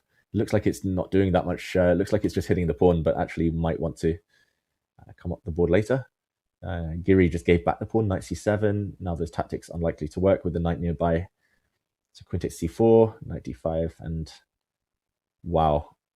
Okay, Giri's definitely in prep, Judith, because he's played all these moves in 29 seconds, 30 seconds, and now a5 in 30 seconds. Wow. And it is the top computer move. a5. So, yeah, gaining some space on the queen side. Bishop pair still, which does disappear after knight to f5. He removed it. But Giri's been blitzing this whole thing, g6 and f5 after just 1 minute. So when did he spend his 27 minutes? Yeah, Giri spent 10 minutes on knight to a6. Okay, he did spend 4 minutes on bishop takes f5, 4.5. And then every other move has been like 1 minute or 2 minutes maximum. Yeah, so bishop takes f5. Maybe that was the only moment he really paused ever since knight a6 and f5. What do we make of this? Because white's having to retreat. Weii does not look too thrilled about his chances. It does look like the black knight is quite strong, but how bad can it be for white? It's still level material now.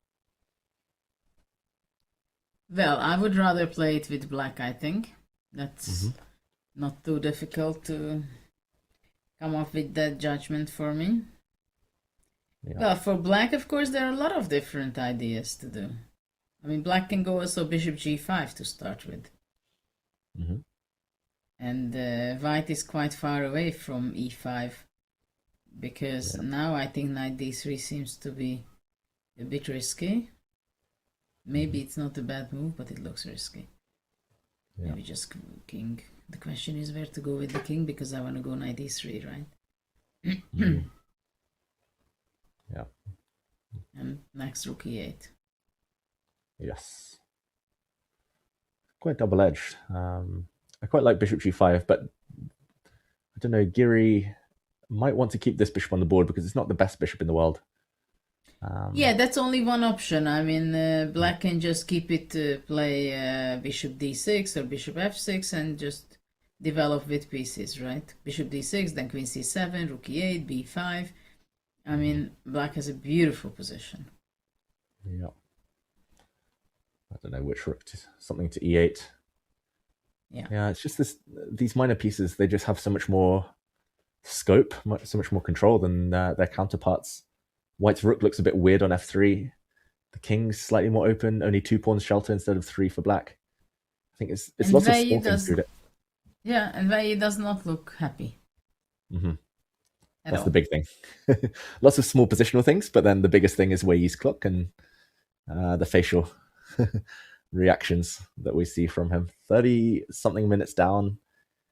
I mean, Giri, we know this is a must-win, but I think he was helped by the opening and impressive preparation, it's got to be said, from Anish Giri to understand. Quite impressive. Because how could you be prepared for this line? Yeah, I guess Weii, because he was playing this whole setup with knight c3, bishop c4. Yeah. Yeah, probably his seconds. I know he played it against Sindarov, that game that he lost Weii. He played it in another encounter earlier in the event. So at least twice this tournament. So Giri's seconds have probably been burning the midnight oil, trying to figure out, risk-free how to get an advantage with black. Which isn't easy, but they managed.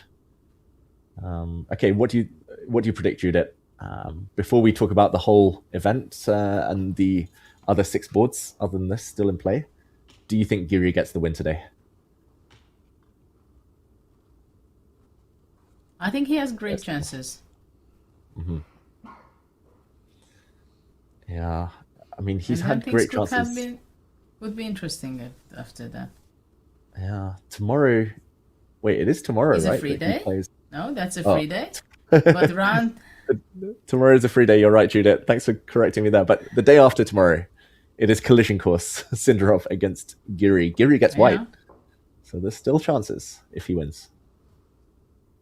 I mean, it would be very interesting if he wins. Mm-hmm. Yes. Okay. And I know John isn't with us right now, but maybe we'll save the predictions. But so far, it does look like quite a spicy round. Goryachkina has played d5 on the bottom middle board. So it looks like she's on course to equalize. And yeah, I think it's time for predictions, Judith. So let's go to John, the man himself, to figure out what he thinks of round 12 so far.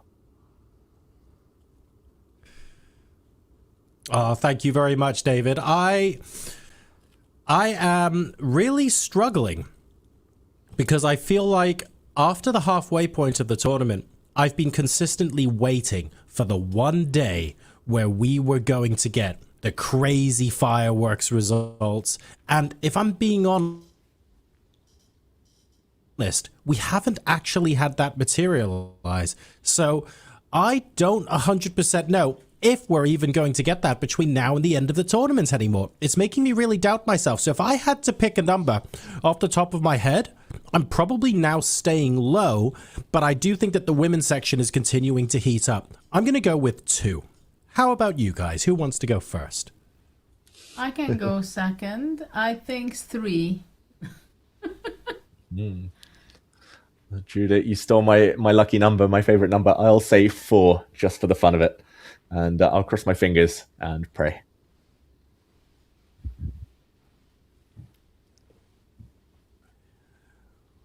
What do you guys think in the chat? We'll probably be running a poll, I suspect, a little bit later on to get all of yous involved. But before we do, we've got plenty to talk about as we head into the middle games proper. First of all, you're probably going to want to subscribe to the channel if you've got a spare Prime sub to drop during this break, because we've got another exclusive interview between Funmaster Mike and Javokhir Sindarov after today's game where he took himself one step closer to the World Championship.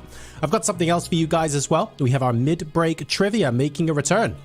So drop your answers in chat with the hashtag candidates for a chance to win free diamond memberships, chessable courses, and more. And the opening statisticians at Chesscom have decided to troll us with the question, what score does the London system have in World Championship matches? Is it 25, 50, 75, or 100%? All right, best of luck. Let's get those guesses going in chat, and we'll see you in a couple of minutes. More action from the candidates.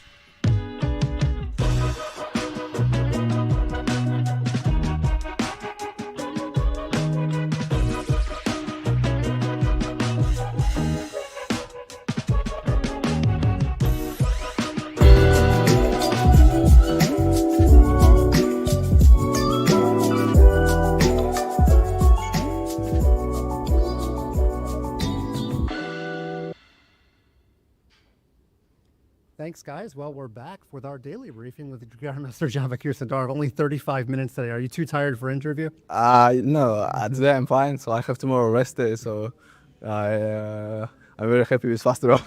Did you have to be convinced by your coaches to kill the game today, or was it always okay with you to just play a nothing game? I mean, if he play solid lines, I'm really check in everywhere forced draw, but if you go some strange lines, let's say King's Indian, I'm ready to fight, but I expect he will play solid. And I mean, I have rest days for next 2 important games. I think I need to prepare very well, and hopefully everything will be good. A King's Indian would have been fun. Now, I was only allowed in the room for the first 10 minutes, but even in those 10 minutes, I saw you smiling and laughing at Hikaru. What was that about? I mean, probably everyone was waiting for me some interesting fight, but I don't see any reason in this situation to play against world number 2 player, such a crazy game.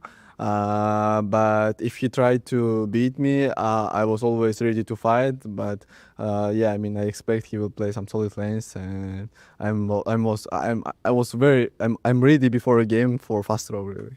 Now you've got a lot of time to sit around and wait. If Anish loses, you have clinched. So I know we're in the early stages of this round, but how much will you be looking at his game in the next 3 or 4 hours? I mean, I don't think I will look his game. I will just prep my next game.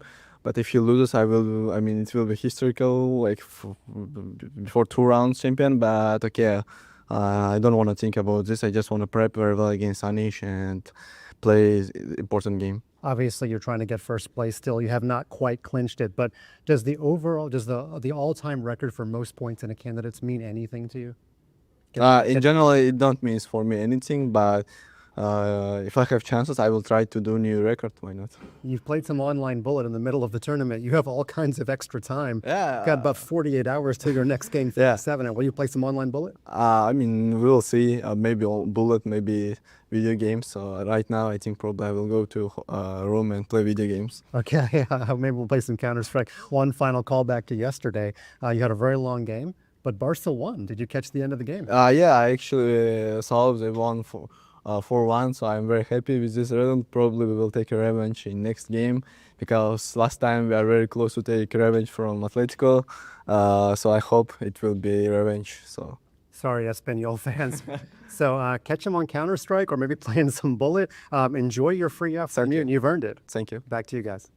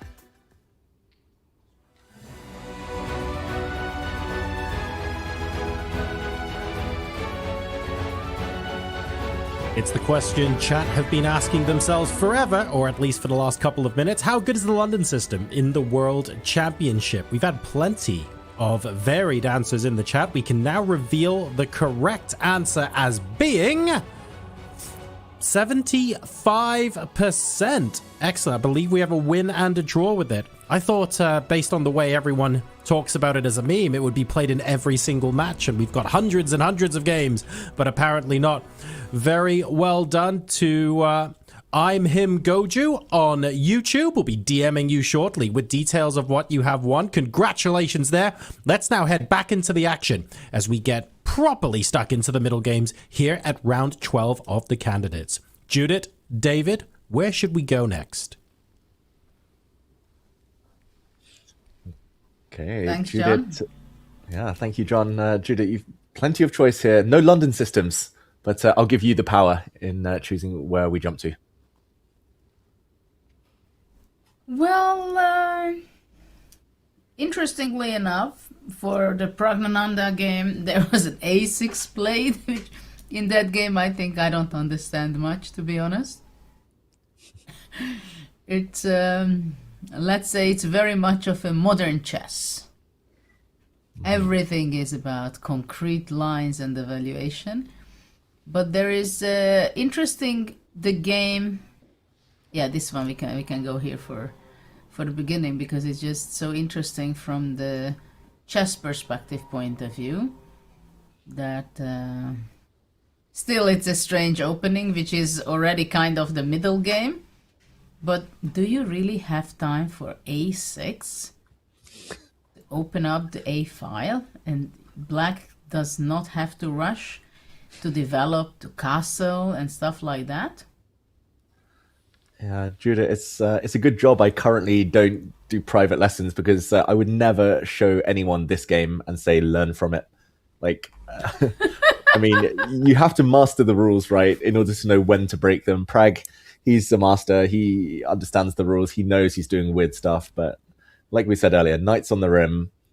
I mean, pushing pawns like this, especially f6, very weakening. Now a6.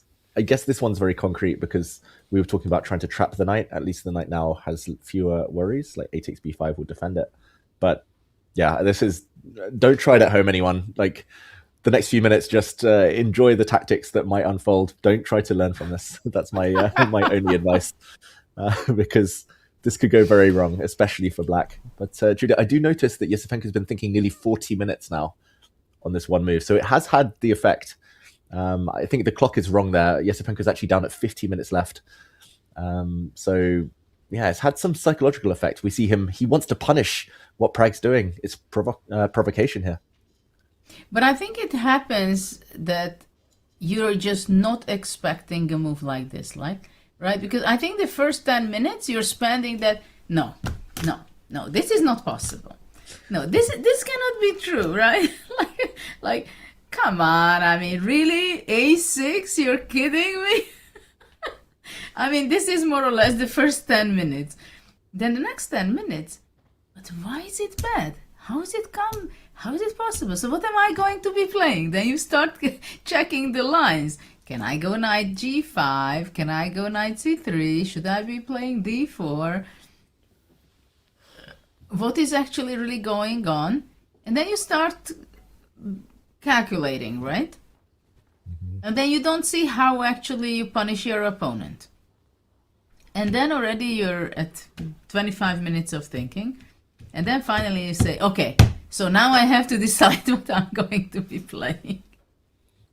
And here's realizing that actually it's not so easy at all. It's just frustrating that black can make a move like a6, being so exposed with his king and the pawn on f6, which is really irritating, I think, from white point of view, that you think that your b2 bishop is just a killer. Especially that we have the rook on f2, so we just have to jump anywhere with the knight, and then the f6 is just falling off. Which is not true yet, it seems. Yeah, it's crazy because earlier when we were analyzing this position, it was only one move ago we were last here. That was actually, what, an hour and 10 minutes ago, Judith. But we've only had one move each since we had this board.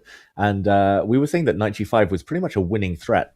And I was saying, okay, I'll just make a pass move. I think I played rook b8 for black, so like a neutral move. And after knight g5, it said eval bar, totally winning for white, pretty much game over. But a6 somehow has changed enough in black's favor that the balance is somehow still roughly there. And let's just put it on the board because, like you said, loads of candidate moves. Like knight c3 is like the type of move. If you don't see an immediate knockout, he's probably annoyed that he didn't play knight c3 in like 2 minutes. Now we see the correct clocks. He's down at 48 minutes. Like, if this was a blitz game, he'd play knight c3, continued, but he's burnt so much time now that he might feel like he wants to go for it. So let's see. Knight g5, double attack, hitting e6, but also f6. And the pin. Maybe black just takes it. Take the knight, okay. But then I take the rook.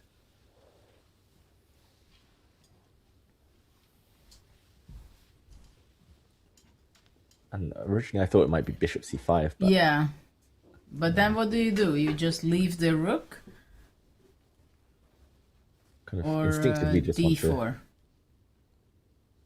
D4. D4 probably black just takes it, no? Well, this is why it's incredible, this position, that it's just so easy to go wrong with any color. White, black, and green. Yeah. I prefer white. Here, at least. Still, yeah. Sometimes green. But maybe just knight c3, though. Like you said earlier, leave it, and then the knight is coming to f6. Knight e4, yeah, that seems to be quite unpleasant. Okay, so black is not taking the knight. Mm-hmm. And if e5 to guard against both of them, Oof. I mean, instinct says bishop takes e5, but yeah, I think this is strong enough. This just wins. Okay, not too much to calculate. What else could it be after knight g5? What about bishop c5 immediately? Okay, that's very clever. So bishop f6 doesn't work. Knight takes e6, and but knight e4 is also possible. Knight e4. Wow. Just to make things simple, easy. Mm-hmm. This is anything but easy, Judith. This is the most difficult position I've had to commentate on in a while. Knight g4? Knight g4, yep. Queen. Oh, wow. So much choice. f3. Wow. I was going to say, no matter where I choose, it's going to be wrong. Just this is where we need half an hour, not 30 seconds. Maybe e5. Yeah, just e5. I was hoping to meet that with h3. But maybe f5. There's also stuff hanging over here. Everything's hanging. Everything is hanging. Yeah, maybe f5 is not possible? f5 was definitely possible. H takes g, fe, queen e4. Mm-hmm. Looks quite annoying for black. Exchange down, but huge attack incoming. Now the bishop is a monster, like you said. Now it's going to help deliver some checkmate attack. So knight takes c4. I mean, this is probably what's going through Esipenko's mind. He's like, okay, knight g5. Sorry, it's f5 here. He's knight g5, f6, yeah? bishop c5. Boom, boom, boom. Everything's happening. This is crazy. Like, how is this variation equal? Or, okay, now it's no longer equal. But, wait, knight takes b2 is wrong? What? It's a bishop. What does he want to do? Castle or what? Just castle, maybe. This is wild, Judith. So the current position, knight g5. Apparently bishop c5 is by far the best move, and knight e4. And this is me taking a shortcut and cheating and checking the computer, but knight g4, queen e2 apparently is the best move in this position. Just, I guess, to cover c4. Cover c4, hit g4, and I mean, how is this equal? Back. d4. Okay, Esipenko, we want to see this. Exchange sack. He's already a pawn down. Throw more fuel on the fire. Keep going. And I think I would still take white, Judith, just because it's so, like, I'm quite materialistic normally, but I do believe in fianchettoed bishops in general, and the fact that the eval bar is roughly level, despite the fact white's so far behind the material, shows it's a big attack. Okay, of course. I would also take white. Yeah. But with that, I'm not surprising you. Yeah, I think I'm surprising myself by taking white, but I'm definitely not surprised that you want to be the side going for the black king and playing on the front foot. White's ahead in development. No, but this game is a shocker for me. Mm-hmm. But what do you think to go back to the Weii Anish Giri game? Because there were some exchanges and maybe Giri has more chances than ever. Yeah. We'll jump to that board. Just give me 1 second here. Okay, we'll jump to a board any second. Just frozen on my end, but yeah, Judah, I think the Weii again. Oh, so here we are now. I was going to say the other game we just jumped from.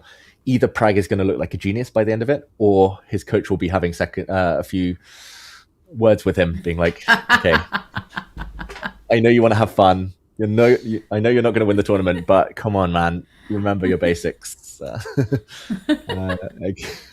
Okay, one man who doesn't forget his basics though is Anish Giri. He's changed the advantage, so we were last here after f5, not knight f2. I'm a bit surprised. Knight c5 was played, b5 hitting the white queen. Queen goes back, and now some captures. Black's knight is beautiful, but I guess the white bishop does have potential. Yeah. Must be better. Go for the pawn. The question is how to improve his position, right? The first question is whether, well, knight f6 probably it's not really good. It would be nice to have the knight on e4, but bishop g5 would exchange the knight after knight f6.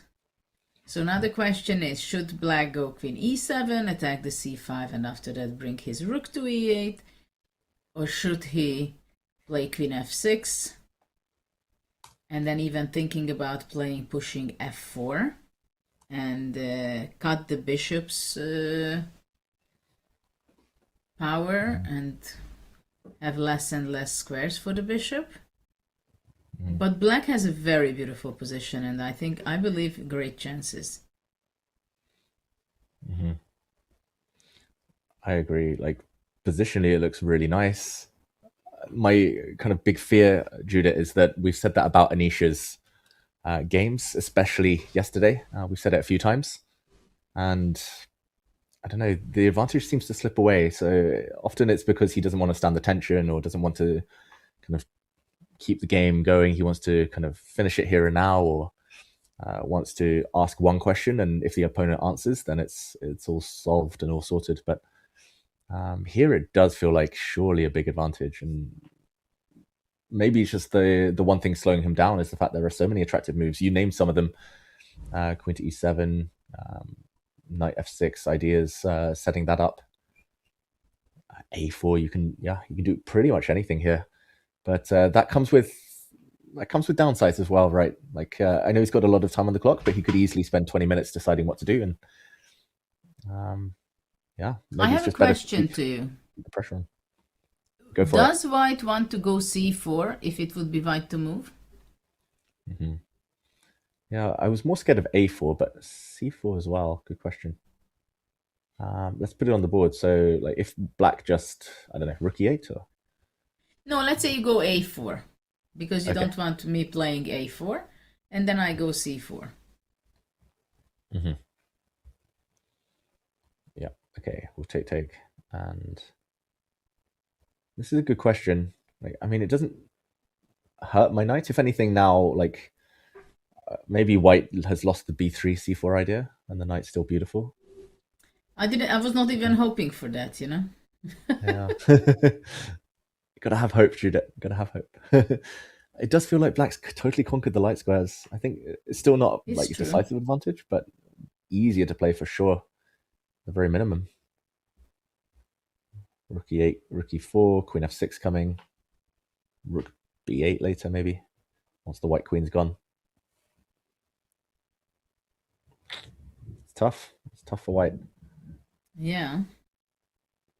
True. A4 might be a good move. How about queen e7? You mentioned this other option, hitting the pawn just to slow white down. Yeah, and I guess this is another version of your question, right? It's like, has black improved the position by cutting c4 out? Or is the loss of tempo after rook e1 going to be more important? Yeah, maybe rook a to e8. Mm-hmm. But now a4. a4. And yeah, white's undermining or getting c4 in. Maybe now a4 for black, sorry. I'm just too scared of this white a4 idea, trying to cut out the opponent's ideas. So okay, rook e1. Mm-hmm. And now I just Queen got to find a f7. good square. Yep. Now already knight f6 is a strat. Kind of. Not exactly because it's a pin. Yeah, but now the queen's especially good on f7.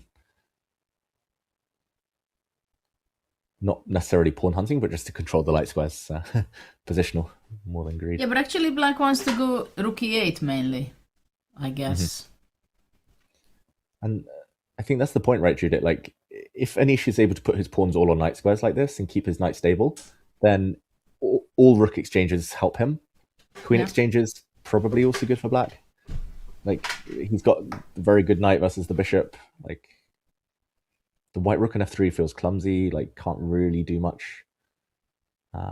Attacking wise, doesn't coordinate with the other rook. I think this is exactly what Anish should go for. Like, just actually, queen trust e7 himself. is a good move, yeah? Mm-hmm. I think so. It's forcing as well, like forces queen f2 pretty much. Moving a4. away from the diagonal. Yeah. I just like the kind of the pattern of like everything on light squares. The opponent has a dark squared bishop. So what happens if white goes bishop e3 now and regroups it to d4? Good question. Maybe it doesn't make any sense because after bishop d4, white bishop is beautiful on the long diagonal, but there is no piece which can help the bishop to do something extra. Yeah, maybe black just starts pushing these pawns. Queen on e4. Also, queen g5 might be an interesting move to try to double the rooks. Or then rook e1. Yeah, rook e1 and yeah, maybe rook e1 is a bit annoying. I quite like the idea of f4. Like, what's white's next move? Or queen e4. Or... hard to tell. Here's one question, Judith. Like, you said bishop e3. Is this? No, it must be ridiculous. Is it ridiculous? Knight takes e3. Queen e3. Yeah, white has to defend this pawn. I was just going to ask about this type of endgame. I'm not sure whether black should play rook to d8 or rook e8 first. Say rook e8.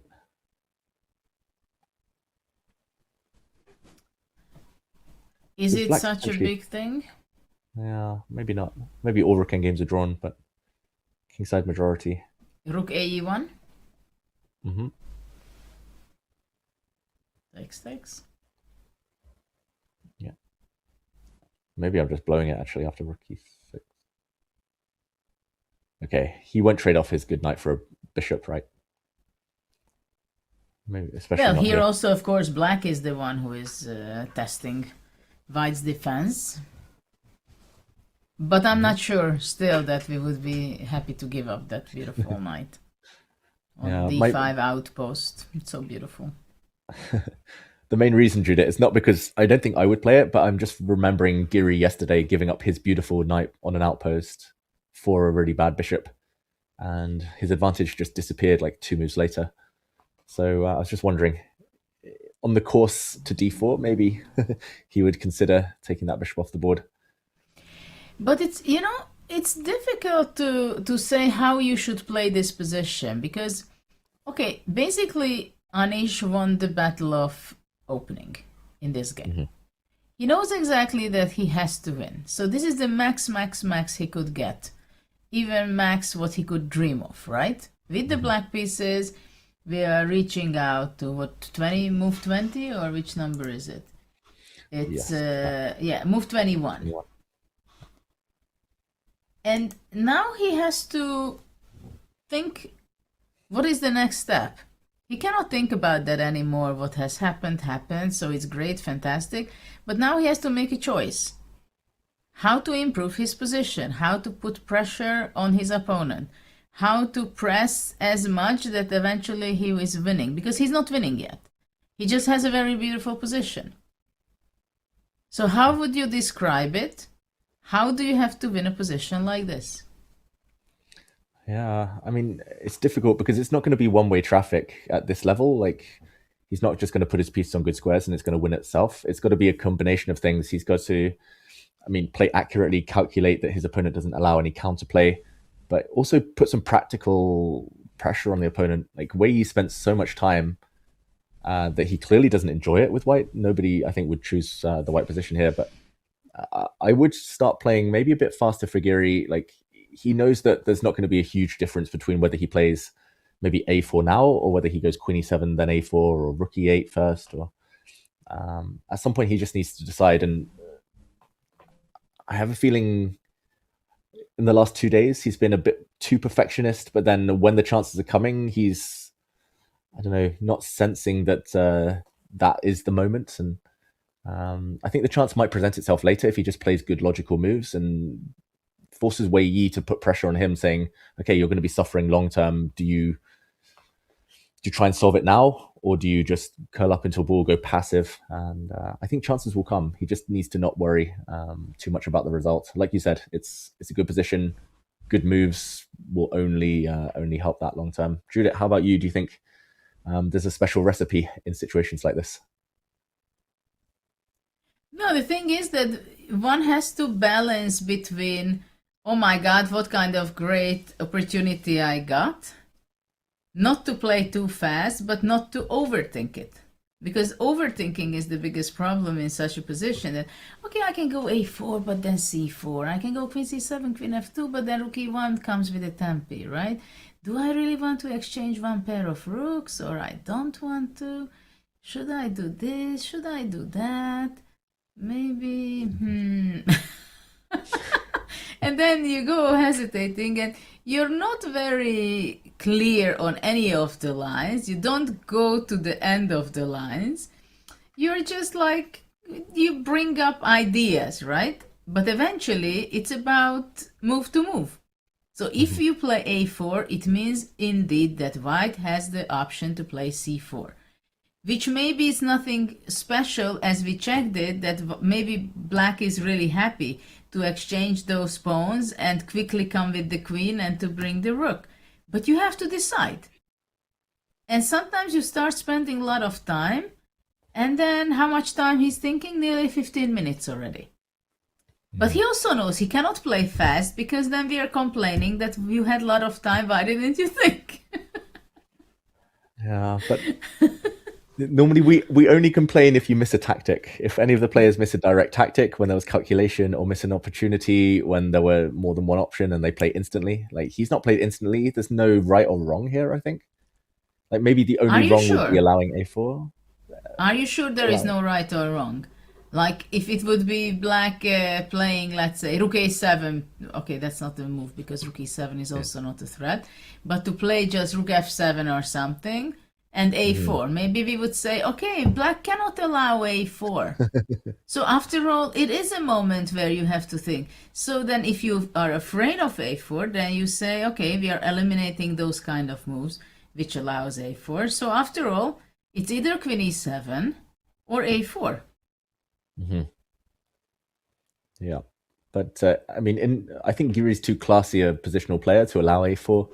So if he's got those two moves in his mind, doesn't see too huge differences, black's better either way, then yeah. I mean, I'm an overthinker, Judith. That's why I spend all my time, that's why I'm in time trouble every day, in chess and in life. But yeah, I think overthinking here, it's something to avoid in this position. Okay, so maybe the main question is for Anish, should I go queen e7 first, queen f2, and then a4, which after white has a tempo with playing rook e1, and after that I move away queen f7?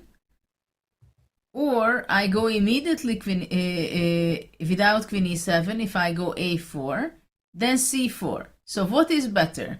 To allow to give some tempis, or Yeah. so this can be a debate with himself.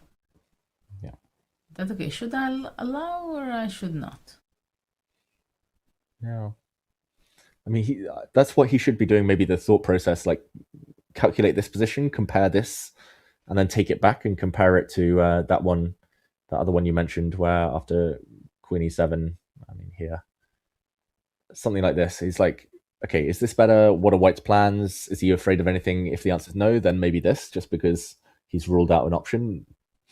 But compare it to that position after Queen takes C4, and yeah, it does look like but he's in this position, meditating almost. What do you do if I go Bishop H6 here, and after Rook E8 I go G4? Okay.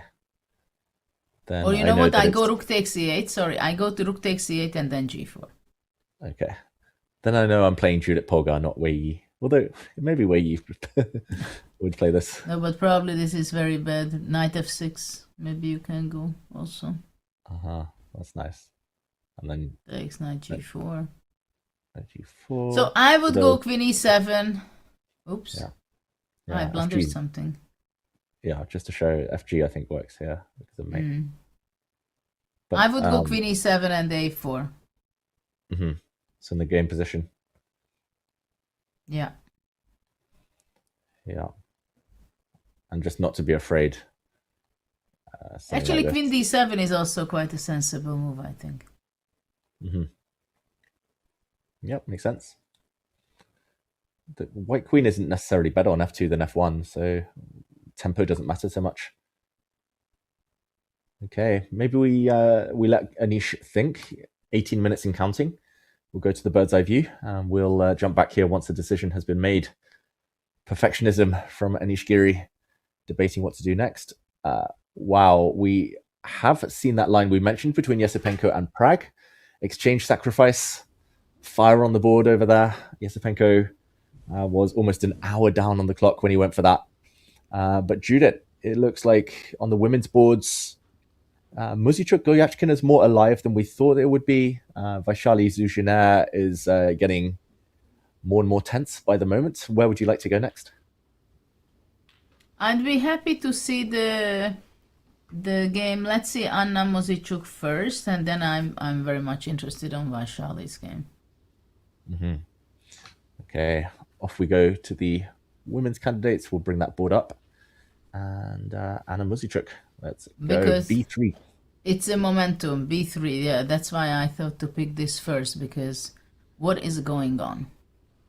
And I just want to do a quick action replay, Judith, because D5, we thought that this might solve all of Black's issues, but after D takes E5, we were mainly just looking at Knight takes back, which also looked very healthy, but she played D4 instead, which wasn't on my radar. I guess makes sense. E5's dropping, C5 will connect to the pawns, and here we saw the pawn drop back on E5, and okay, she definitely doesn't need to play B3, but why is it so bad, do we think? Is it just a capture? Bishop F4 comes to mind. Well, Bishop F4, Rook C5, right? Yeah. But it's But maybe it's possible. nice- Bishop Oh, sorry, go on. Bishop F4, Rook C5, and then C takes B3. Yeah, I was going to agree. Like, maybe it's nice not to allow rook to B5. Nice to gain a tempo against the C7 pawn. Okay. Maybe Though I that's have it. a question. There is a funny line. If after C takes B3, Rook B5. Yep. I thought Rook A8 for a moment, but then you can take, I think, Rook B3 and Queen B3, Rook A8. Ah, nice. Trying to make use of a pin, but Black levels up the material. Now Black would be better, right? Like C5 and D4 pawns are quite nice. Yeah. Still probably level. Okay, so how about this variation then? It is quite forcing. So Bishop F4, hitting the rook, rook C5, like you said. Now CB, and it is a pawn. It is a pawn up for Muzychuk, even if it's not the best pawn I've ever seen. And pressure on c7. Pressure on c7, like rook d1 is coming, just to win the d4 pawn. But surely she kind of missed bishop f4. It's such an obvious move. Like that was White's threat multiple moves in a row. b3. Do you think this is a tournament situation, Judith? Last chance, really. She's 2 points behind the lead. Goryachkina, she knows like it's win or nothing for her. Is she just trying to imbalance it as black? Well, I don't think she's really playing for... I mean, Goryachkina has only 5 points, so she's also like 2 points behind. Yeah. I mean, after yesterday's game, I don't think she's thinking about catching up to the first place at all. I think she just plays the game, tries her best. It's hard to justify b3. Like, otherwise she could just move a rook. I don't know. Rook b5, rook e6. At some point try to build with c5. And it can't be that bad for black. But sometimes people underestimate that after b3, cb3, they say, okay, it's a weakness. I will win it.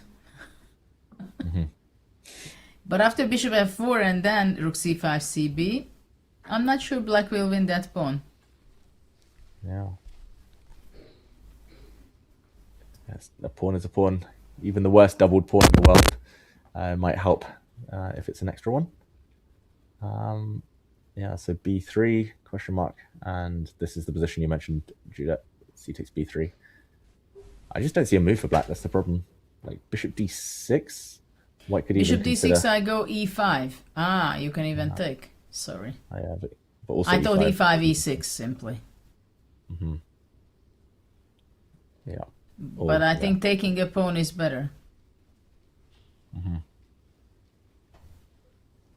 This one also good. But also can take on d4. So what would black even play here after c takes b3? It's just looks horrible. Queen d7. Queen d7.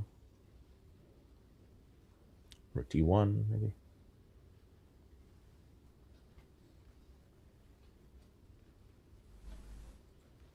I'm greedy now. I've won a pawn, I won a second one. Yeah. Well, it can easily get 4 pawns versus 3 with any form of having the pieces on. Like rook b5 or something. Well, not rook b5, but maybe queen b5. Yeah. Rook b5, queen e6, something like this. Yeah. Maybe not exactly here. Yeah. But just for everyone at home, something like this. We're talking about. And maybe for white, rook a8 was possible. Here there'll be rook d8. Rook a8 in which position, Judith? So, yeah. Here after queen b5, takes. Yeah, very annoying pin. Okay, and I mean, for the tournament situation, if Muzychuk finds bishop f4, then it could be huge for her because she's not that far back. She's just she's 1 point behind Vaishali. Yeah.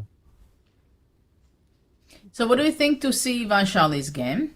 How is that going against Zuzhiner?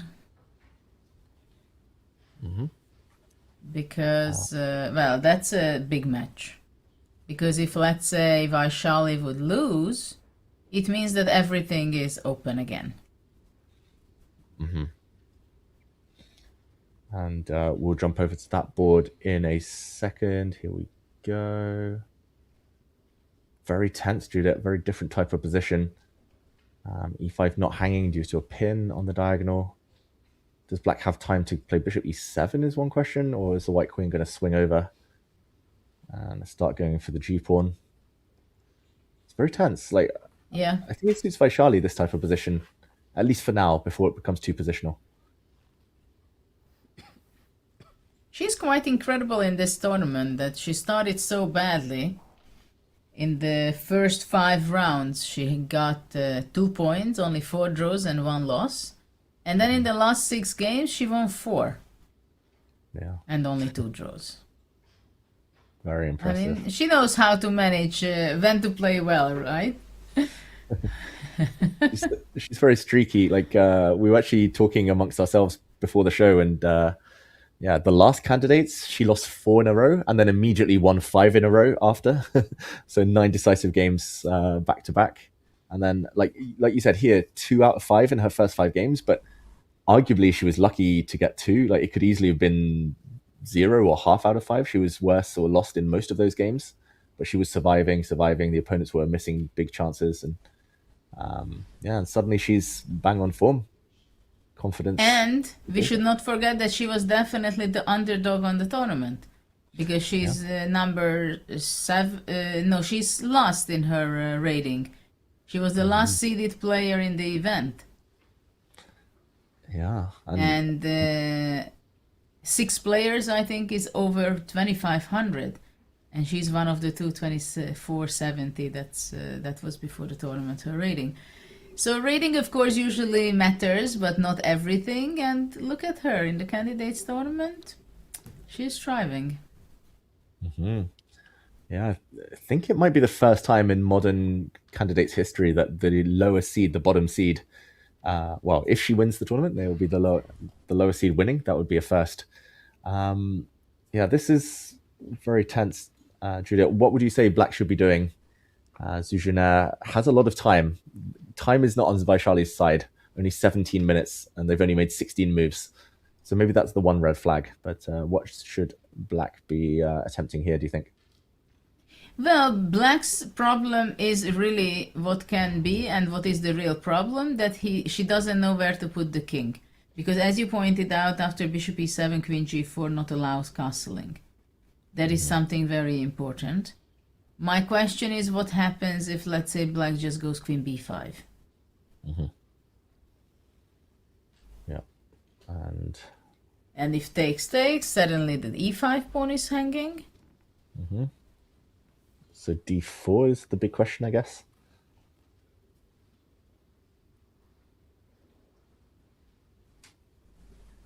Yeah. Okay. c4, is it a big mistake? Because b3. Right? But okay, knight b6. Yeah. This could work out very well for Black, even if the eval bar is like slightly on white side. Like, if Black gets a few more moves, just king d7, bishop out, gets the rook into the game, then only Black can ever be better. I don't know why the eval bar is still thinking that white is better. Very strange. I guess this almost traps the rook. But what are you trapping the rook? And rook a5? Rook a5. How? No. Takes. Gonna try some. Yeah, I was going to try some knight takes d5 tactics, but I don't know if they're working. Wow. You became so aggressive suddenly? I'm just scared of being positionally outplayed. I know that Black's got a forced winning position, connect 4, so I just want to break it as soon as I can. One more move, Judah, and like knight b4 or bishop b4, and only Black is doing well. So let's try. Oh, Bar hates it. Knight takes. Knight takes. By the way, even, maybe. Okay. Well, first of all, e takes d5 also, but I'm thinking... You're thinking something else? Yeah, knight d2. On knight d2, you do what? Knight d2, maybe? And knight d4. Then check. Oh. Yeah. I've forgotten that rook c1, there's knight e2. E takes d5 also, and I can sneak out. Yeah, true. Although I assumed I'd have some big attack there. Or rook checks and checks. Yeah, maybe not enough. Okay, knight takes. I guess white has to therefore give a check. And rook c4. And move away. Yeah, but suddenly there's Anastasia's mate on the board. Yeah, and rook e5. Oops. Oops. That would be bad. So, okay, I mean, this type of thing might be what she's calculating, but I think stylistically against Vaishali, queen b5 would be quite a good move, as long as there aren't any immediate tactics. Just get the queens off and... Yeah, Zuzhina's thinking, though, maybe she wants to be more ambitious. I don't really see how, though, for black. Well, and it's there is a lot at stake, and check on the time. It's very tricky because Vaishali somehow does not feel good or comfortable in this position. She has only 18 minutes. While Tzu has plenty of time to figure out. And don't forget that she has to win. Yeah. Has to win. I mean, it would be better for his chances. I mean, after all, if she wins, then everything is open. If it's a draw, then Vaishali keeps the 1 point lead ahead of her. So it's... Exactly. Queen b5 is good, but okay, if it's only drawish, then that's not good. Then it's not the best solution. Yeah, big game. Also, being up on time might be more tempting to keep some tension. We will see. Let's move on from this board. Judah, before we go back to the Open, where Anish has made some decisions, Esipenko Prague has somehow turned into an endgame. I just want to take us to the bird's eye view and ask about another women's board, maybe slightly less relevant for the standings, but still must win for both players. That's Bibisara against Lagno, because that has become a bit tactical, a bit crazy. I'm trying to do some calculation. Black's won a pawn since we were last here. We actually left it just before knight e5 was played, this position, and we were talking about knight to d4. But h6 was played, bishop h4. Probably h6 is very clever, just so the bishop can't go back to e3 and guard the d4 square. Now queen d4. Okay, this looks like a very well-played game from both. Bishop c2. Only move to get the bishop out before f5 landed. Bishop c2, queen c1, queen c3. It's hanging by a thread for both sides. Especially black, I would say, but rook e3. Maybe e6 was... well, e6 was the computer suggestion, but queen d4 and bishop f2. What do you make of this, Judith? It's so messy, so hard to understand this position. It is. And of course, black does not want to go back to h7 because with the bishop, because white just goes f5. Shuts it off. That in this game, bye-bye. It will never come out. I love it. f5. Yeah, maybe f5. I don't know if this pawn can be captured, but like, for example, rook. I was happy to give that, you know. You but you're right. I mean, right. Maybe I should not. I should go rook e1 first and only then. Rook e1, I guess one question is queen d3, but just as an example, Judah, if the queen goes anywhere else, then but after queen d3 also, we just give that pawn on h3. Yeah. We don't care. That's clever. Because it's trapped. Nice. Tactics. Bye-bye bishop, but bye-bye queen as well. Yeah, it's a little bit too much into moves. Yeah, I guess white isn't threatening to take the bishop yet because a1 is hanging still, so maybe she has a little bit of time, or maybe she'll go back the other way if she needs to. Bishop a4, although even that's a bit of a weird square. White's coming with knight f3 though. The f4 is hanging. Yeah. I mean, like, if the bishop doesn't move off c2, like if black plays... you mean you don't want to move that? I guess rook e2 is also a threat. Okay, the bishop needs to move. Let's see. Bishop a4. Whoa. Okay. Whoa. So both bishop moves are bad. That is not good news. Why is it so bad, bishop a4? Everything's defended at least.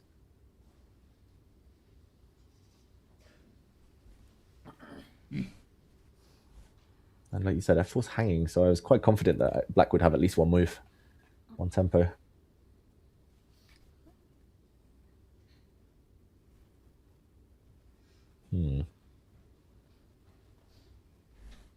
Could have been knight f3 and then, no, e6.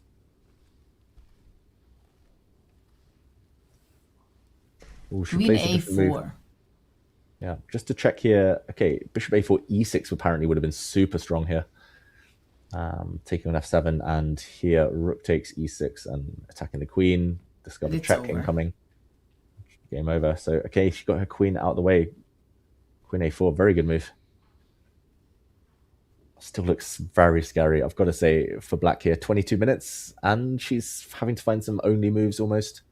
Hanging by a thread. Judah, I think I would take white. Today I'm taking all the positions down a pawn. Yeah. Something's happened. I don't know, in these few days I gave this virus to you. Pawn downs are fun. Exactly. Yeah, some positions are more fun than others when you're a pawn down, but this one does look a lot of fun. Like f5 is one idea, knight f3 can be played, queen b2, get the rook out. How can black be happy here? Because then I feel like if she's having not so much worries, Lucknow is not sitting there like she has a very bad position. And actually the evil bar agrees with her. Yeah, I guess the next At move the is same rook time, d8. it looks so dangerous. Yeah, rook d8 and rook d1. But it does look dangerous. So what happens if f5? Rook d8, I guess. Queen e1. Queen e1. Wow, I can't believe the bar is moving like this. I mean, it's so beautiful for white. Complete kingside control. Black must have something smart. Maybe either rook d3 or bishop d3 with the idea of bishop c4. But white is going e6. Could be one of these knight moves as well. Knight d5. Maybe knight d5. c4. Yeah, if white's forced to part with the light squared bishop, then okay, then it's just a pawn down, maybe no attack. Yeah, I was wondering, Judith, like, if we can somehow bully this bishop back to h7 and then shut the door, but I guess it's not so easy to achieve. Like rook c3 I wanted to play. Bishop e4 maybe? Ah, wait, bishop e4, there might be bishop b6 and rook c4. And rook c4. Even that is not so simple, I think. Yeah. Maybe. Oh yeah, sorry, bishop e4. I think it is maybe good. Oh wow, it's not. Good enough, I was going to say. Ah, because optical illusion, queen takes a3. I thought there'd be some bishop f7, but I blocked it. Yeah, and suddenly... Tricky. Very tricky. Rook e4, rook a8. Yeah. Oh, not rook e2. I'm so confused. How can it not be? Maybe it's bishop takes f7. Yeah, okay, but then it's even black has the pawn up. Yeah. Okay, this is still a wild one. Both players with a win could jump into contention, but anything less and unlikely. Okay, just very quickly taking us to the Animuzi game, and then I think we go back to the Open. But this position, Judith, somehow What the has B pawn happened? survived. The B pawn survived. B3, we thought... she didn't take. She didn't play bishop f4? No, she didn't play bishop f4. Computer confirms bishop f4 was very strong. And rook c5 or rook e7 just taking on b3. And big advantage for white, almost +1. Just considering how ugly the pawns are, being a one-pawn advantage is, I think, quite significant. But she played, instead of bishop f4, she played c3. D takes, queen takes. And, okay, only white can be better here, but is it enough is the question. She's going to win a pawn on c7. And I think, Judith, that black's plan will be to trade off bishops because white's bishop is holding everything together. The glue. But I'm not sure black will make a draw. Okay, I understand that there is a trap. No, not even a trap. On bishop b4, you just do what? I'm not sure for white here. I could see a 4 versus 3 endgame on the king side. Like Yeah, that can happen. We cannot move the rook because of check and bishop d6. Ah, yeah. That's a trap. That is a trap. You caught me with my hand in the cookie jar. I wanted to go for the b pawn. Whoops. That's a trap. Yeah. So, okay, same idea, but how to achieve it. I just wanted to get my like rook f3 idea. Not okay, yet. Yeah, not yet. But actually black is gonna take and rook d2. Mm-hmm. Can white take the bishops then? Now. And then rook e2. Yeah, rook e2 as well. I was going to say maybe e5, but it is a bit risky. Let's say e5. Rook d2, e6? E6. Take. Takes. Rook f4. Mm-hmm. Yeah, rook f4 is a very good move. Rook e7. You can go f3. Yeah, I could go f3, but... But after that, maybe... Well, simply rook f6. Rook f6 and defend. Defend like this. Okay, and rook e7. Rook ff2. ff2. Take. King h8. Yeah. King f8. King h8. Yeah, it really reminds me of Nakamura against Caruana when Hikaru won a few days ago. Mm-hmm. Doubled rooks. Both sides have double rooks on the second rank. Somehow Yeah. this is winning for white. Very confusing. Okay. If we go back to the live board, though, this is about to happen. It does look difficult, but somewhere between win and draw, and Emozitrix shouldn't lose this. I think we can confirm Judith. She will take this pawn, and we will see a rook endgame. Double rook endgame, most likely. Absolutely. The Vaishali game is a question. Yeah, the Vaishali game is going to be huge for the standings. And before we go back to the open section, John, what are your thoughts on the women's boards that we've just been delving into a bit deeper? I'm still stuck on how at the end of the line you were just analyzing it.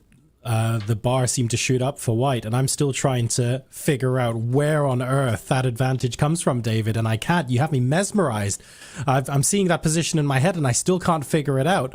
So I'm probably going to be thinking about that for quite some time. These games are really dynamic. They're fighting non-stop. This is kind of what I expected to also see in the open section, if I'm honest, for the last couple of rounds, and maybe saw it to a lesser extent than we really would have wanted. But this is great. The eval bars might be hovering somewhere in the middle, but there's so much excellent depth of play for both white and black in so many of these games. I am thoroughly looking forward to seeing how this plays out. For those of us who are watching in the chat, let me know as well. Are there any particular games that you really want to dive in more detail? Is there a missed tactic that was really cool that you want us to service and take a look at on the board? Tell us in chat, we'll pick it up, and we'll make sure that we check out some of these best suggestions on our way back. In the meantime, though, while you grab your next tea or coffee, don't forget that here at chess.com, we are partnering with the Chess Up 2, which is the world's best-selling smart board, and it officially has integrated with chess.com as well. You get to play rated games and challenge bots on a real physical board with no phone required thanks to built-in Wi-Fi and a touch screen. The TouchSense tech ensures pro-level accuracy, and it only registers your move when you let go, just like in a tournament. Plus, with a built-in clock and AI assistance, it's the ultimate way to play.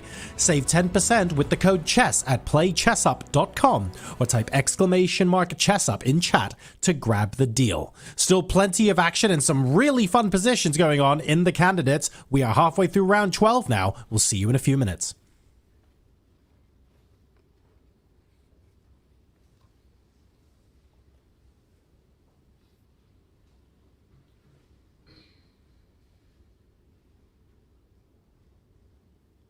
I'm a grandmaster and I'm a retired IM. So I'm gonna actually use this board to have the advantage. If I'm touching a piece, it's gonna show me whether it's a good move, a bad move, or a decent move. Okay. What if I touch this? Oh, taking is not a good idea. So what's a good idea? It's ridiculous. That's it. is ridiculous. I know it. A lot of people fall for that. I know you want to flag me, but I'm just like, I'm gonna go sometimes with my intuition, sometimes with the magic of this board. I think we need to try to bring the pieces back. No way, Aman! Take that! There's just no way this works. I calculated it till the end. I mean, I have to, you know, out of respect for the move. I got it. It's not a good move to take it. Is it queen h6? It's queen h6 first. Of course I know it. What? I don't know how I stop this. I got nothing here. I can't even move. Anna. Thank you, Aman. Good game. What do you mean, good game? Good game. It's the best game of my life. You are actually now 1-0 against me lifetime. Yes. Does that make me a grandmaster? Hey guys, if I make this in one go, we're gonna launch a no ads plan.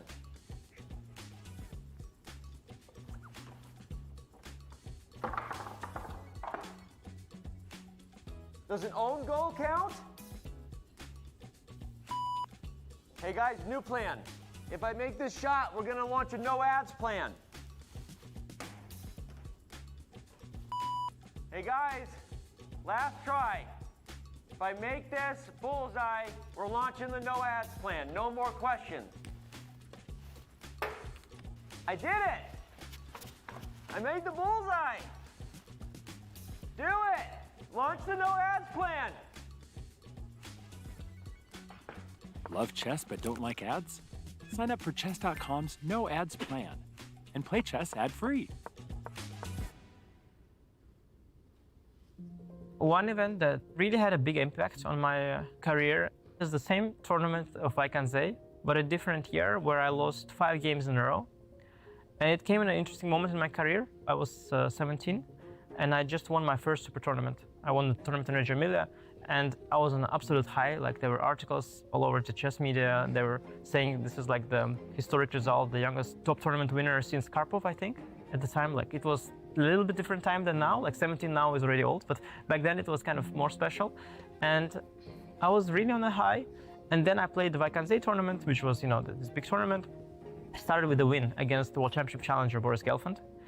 So, like, you can imagine the build-up to greatness. And then I lost the game later in the tournament. And then I came back the next day with a win. So I'm again back. So, like, I'm an absolute high. And then I lost a game. And then I lost another one. And then another one. And then another one. And you keep thinking, like, okay, but I'm not gonna lose the next one. But it kept coming, you know?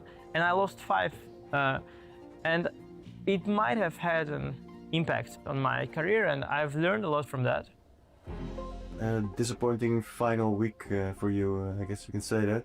For sure, yeah. We can't. What went wrong? He actually, well, nothing really went so wrong. I mean, besides that I lost the games.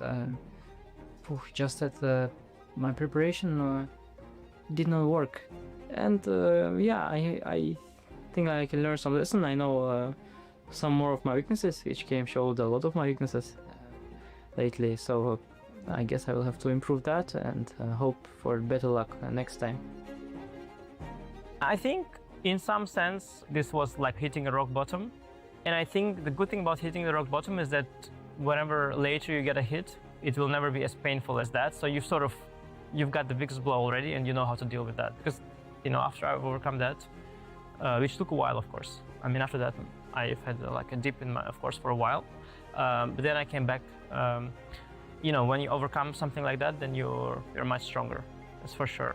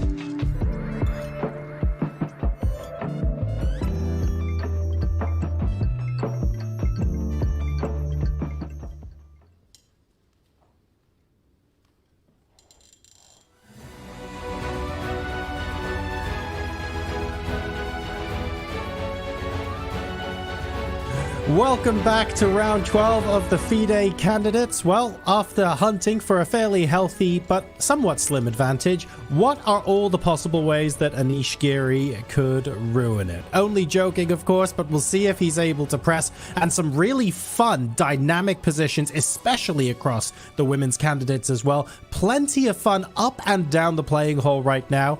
Judith, I'll leave this one to you. Where should we go first? Well, I think we're going to go first to Giri's game because there are a lot of things has happened. A pawn has been exchanged and also one pair of rooks, and the queen is still on d8 when my vote was for queen e7 back about 4 or 5 moves ago. Can we go back a bit, David? Let's do it. We left it at this juncture and we were debating 2 moves, Judith. Either queen to e7 hitting the pawn, or what Anish did, a4. I think the key thing is to stop white playing a4 and breaking up the black pawn chain.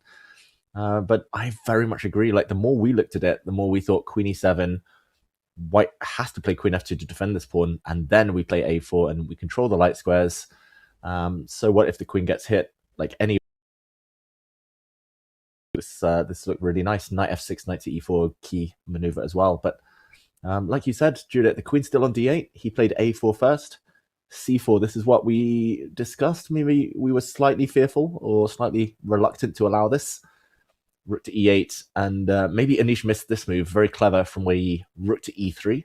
The rook and f3 was clumsy, not really sure what it was doing, so trading off.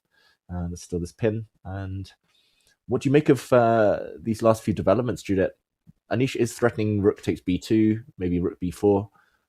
Still looks like he's on the better side of it with a beautiful knight, but less material now. Yeah, I think white... it is on white's favor, first of all, that he was able to play c4, and secondly, that the f3 rook has disappeared. And most importantly, I think, that it's not only that it disappeared, but the white bishop gets activated. That's the biggest problem from the black's perspective, I think, because while the bishop was on d2, it was a clear dominance over the bishop by the knight on d5. While if the bishop can go to the long diagonal to c3 or d4, doesn't matter, it's already white is activating himself. Of course, now it's still not possible to play bishop d4 because rook b4 immediately would win material. Queen d3, knight f4. But soon. But maybe white can simply give up the b2 pawn by playing maybe, I don't know, rook e1. Can white sacrifice a pawn? I'm not sure about that though. Yeah. And the idea would be now bishop...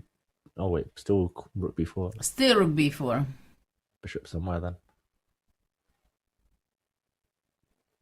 Maybe this one, just to threaten... I'm not sure what I'm threatening, rook actually. b4, probably. Yeah, rook so b4. Maybe I shouldn't give the pawn. Maybe I shouldn't give the pawn. I shouldn't be so nice. Yeah. We're in a bit of time trouble, but nothing too drastic. He's got 28 minutes to make 15 moves. I mean, I still prefer to play it with black, even though I have weaknesses on the king side. I don't see how white can approach towards my king. And what should he be looking for here long term, Anish? Is it any exchanges? Like, would a queen exchange help? Would rook exchange help? Probably he wants to keep the minor piece on the board though. Good knight versus bad bishop. I think a queen exchange could help a lot. So yeah. Queens off the board helps Anish. Probably because that makes the black king safer, right? And no need to worry about counterplay. So now it's a critical moment, I believe. For white, what to do.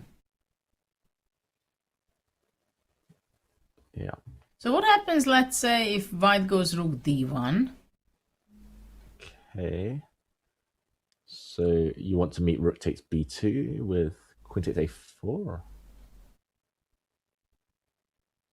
There's rook. If bishop c1? Okay, bishop c1.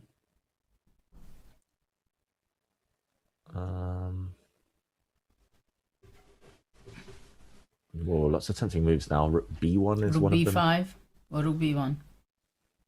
Yeah, one of those two. Maybe we'll start with rook b1 just to test what white wants to do here.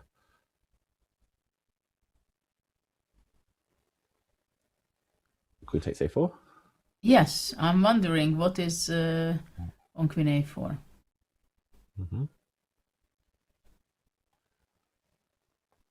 Queen e8 maybe. Oof, blowing the advantage. Can I go? Oh no. No, I can't. Well, actually, bishop g5 is possible, no?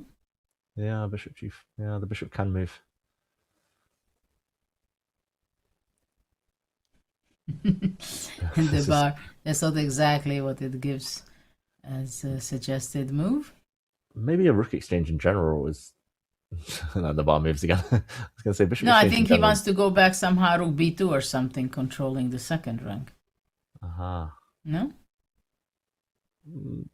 Maybe the bar moves again. Well, first of all, it's much easier to play it with black. This is the good news for Anish. Yes, he's not risking anything. Zero risk almost. I'm very curious. I'm going to be naughty in that. Oh, in that final position, I've got to recreate it now. Rook d1, rook takes b2, bishop c1, rook b1, queen takes a4.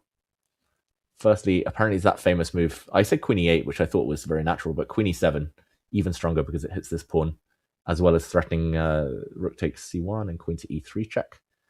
And on queen c6?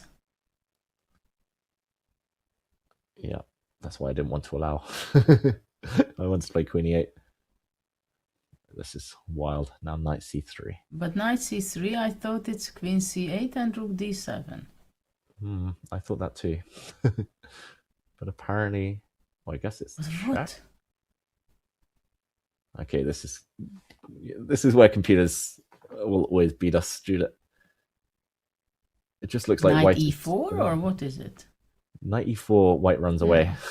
That's a draw. And yeah, probably perpetual. In this position, knight d1.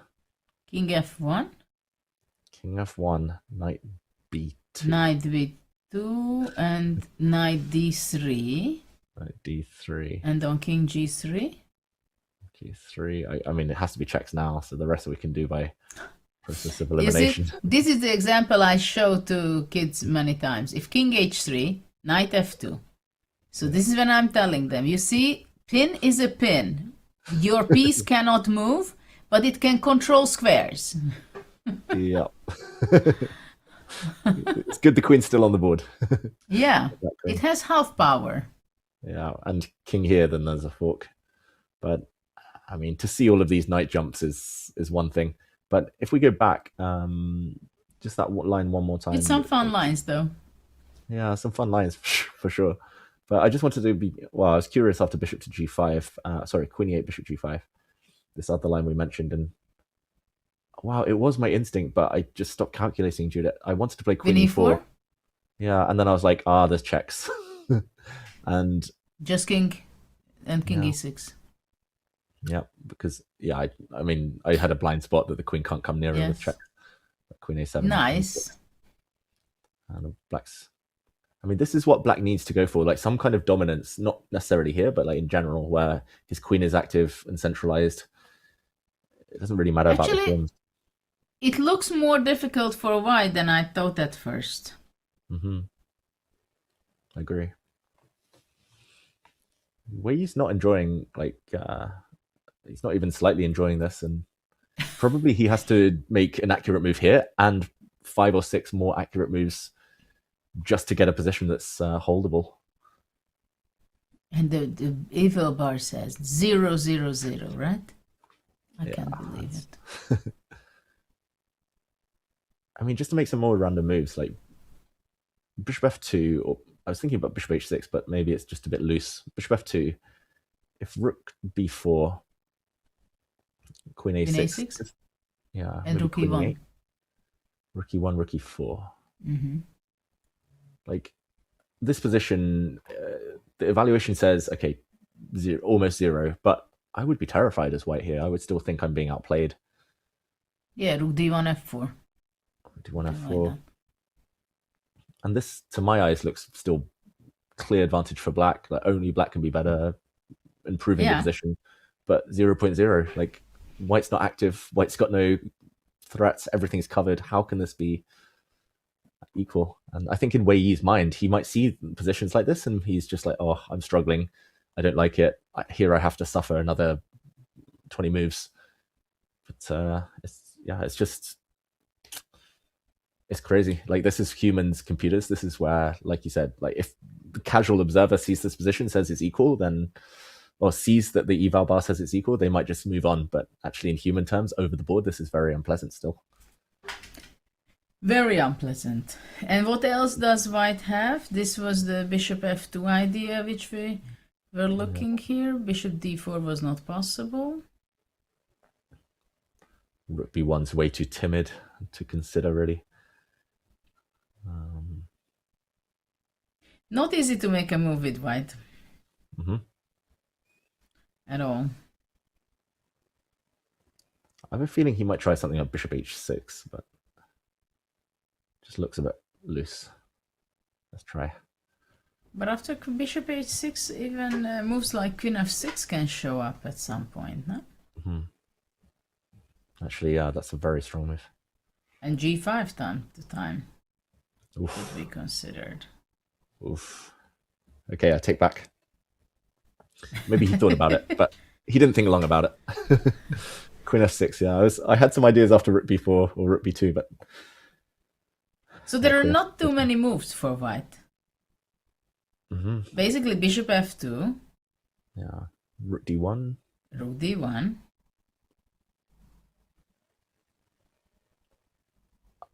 Others don't really make sense. I mean, rook b4 basically is an indirect threat against the bishop, so it has to be something that stops the bishop being taken. So it has to be a bishop move or rook d1, or queen moves don't make any sense. And the b2 is hanging. Mm-hmm. And b2 is hanging. Yeah, I can't blame Manish for going for this line. Like, I know objectively the computer says the advantage is gone or almost gone, but still fantastic practical chances as he reaches for the bishop. It's going to be, it looks like he's moving it forward. Judith, I was right. Bishop h6. I know where h6. I've played him enough to know he wants to play bishop h6. He wants to solve his problems immediately. That's why he's been punished a couple of times this tournament. He doesn't want to sit and be passive. And, so what does he want to go on queen f6? Okay. Yeah, g5 is a huge threat.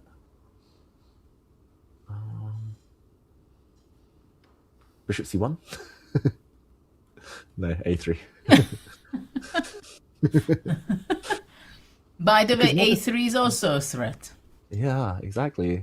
So many threats. Like b2 is hanging, g5 to trap the bishop, a3. Okay, he needs to hold this together tactically, so how about rook d1? Yes, okay, so if g5, that does not work because you have rook d5 or bishop g5 first. Yeah, I'm not sure the order, but this is the idea, right? Probably this one, yeah, and bishop g5, right? Whoops. Yeah.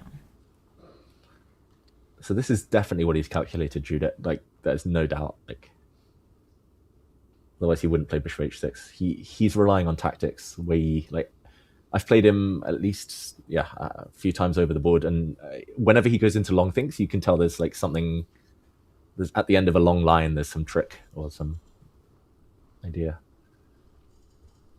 So how does black deal with this? What about rook b4? Here? No? Yes. Queen a6. Oh, queen a6. Queen e2. There's and I cannot go g5 because rook d5 and there is a pin. Mm-hmm. Yeah. Okay. He's seen the rook takes d5 idea and he's making it work in every position. So how about something else?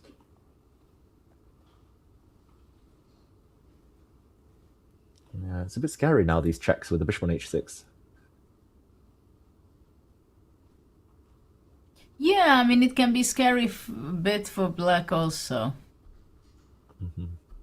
But okay, queen f6, rook d1.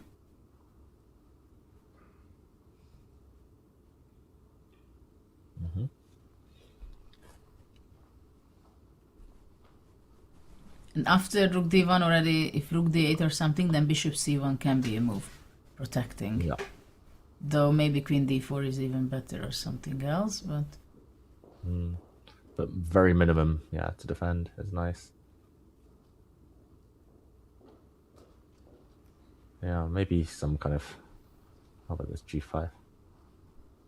Yeah, okay, so what happens if after bishop h6, not queen f6, but rook b4?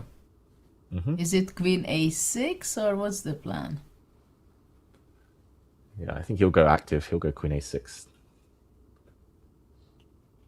Queen e2, there was always that rook e4 shutting things down. I think that helps back coordination. But okay, queen e8. Ah, but this... And queen a7. Yeah, this counterplay. Okay, I was kind of half joking when I said bishop h6, but now I've seen it, and now the tactics work in White's favor, like, or that we've seen at least a few that work. It is a bit annoying. No, now it's really annoying. Black has to go queen e7. But there's a check and... Oh. I'm just surprised black's not worse now, somehow.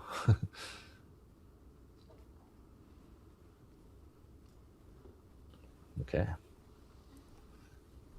Yeah, found a bishop few ways... h6 is active. Yeah, we found a few ways for Giri to go wrong.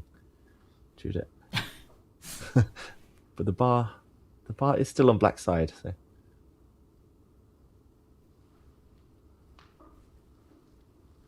Okay, do I have an idea? No, I don't have an idea. Did we look at queen e7? Queen to e7. We haven't looked at that yet. Because it's every other position. Eyeing the c4, c5 pawn, the queen to the pawn. So rook to d1 is the antidote in every other position, but that doesn't really help now. Rook takes b2. No,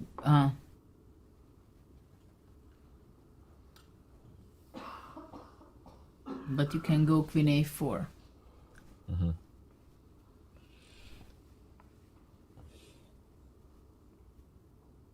Okay, maybe not rook takes b2 then. How about, we talked about exchanges, right? Like, let's just say, enough fun. Enough's enough. How about this? Queen exchange. This is what I do against the youngsters, like just queens off the board and don't trick me. No, don't mate me. Don't know if it's good here. Yeah, queen a4 is not bad.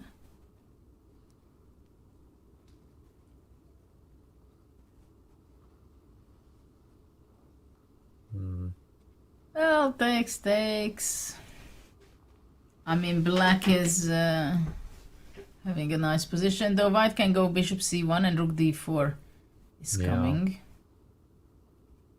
Although, maybe rook b5.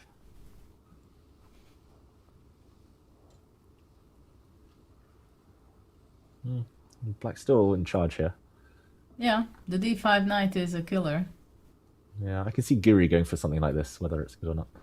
I do worry slightly whether rook f1 or something just totally ties black down. Another reason that bishop h6 is quite strong. Maybe in e3, maybe white can just like ignore it and use the king to come over. Yes, because that h6 bishop is actually quite powerful now. Yeah. It's paralyzing black's mobility there. Okay, bishop h6. The bar has moved though, so rook takes b2 immediately, queen takes a4.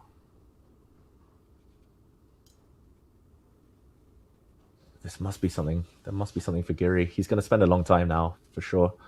where he's only got 14 minutes to make 14 moves, so another practical opportunity for Giri.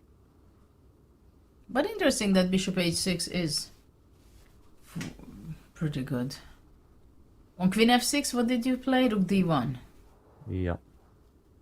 Oh, Judith, I've just checked, and actually I was going to suggest something. I stopped and I didn't say it because I thought it wouldn't work. But after rook d1, I was actually thinking of it from a different order. I was thinking a3. Take queen f6 to try and gain a tempo, and my idea would have been that rook d1, g5. Like, now I thought maybe there were new opportunities because I thought rook to b1, but then I just stopped because I was like, oh wait, rook d1 blocked, and it's a check. But wait, rook takes d5 now apparently doesn't work because in this position, king h8, bishop takes g5. Now there's a check. Yeah. Wow, and you can take the bishop. You can take the bishop, and there's no more double Queen attack. a5 is not checking the rook. And I'm assuming black gets out of these checks now. Yeah, and somewhere, and the queen will block. Still a bit of work to do. I don't know. But black is doing it. Black is doing it. So there's tactics. This could get wild. a3. Yeah, well, I don't know if there's a right order of things to do it, but let's say a3, queen f6, hitting the rook, threatening g5.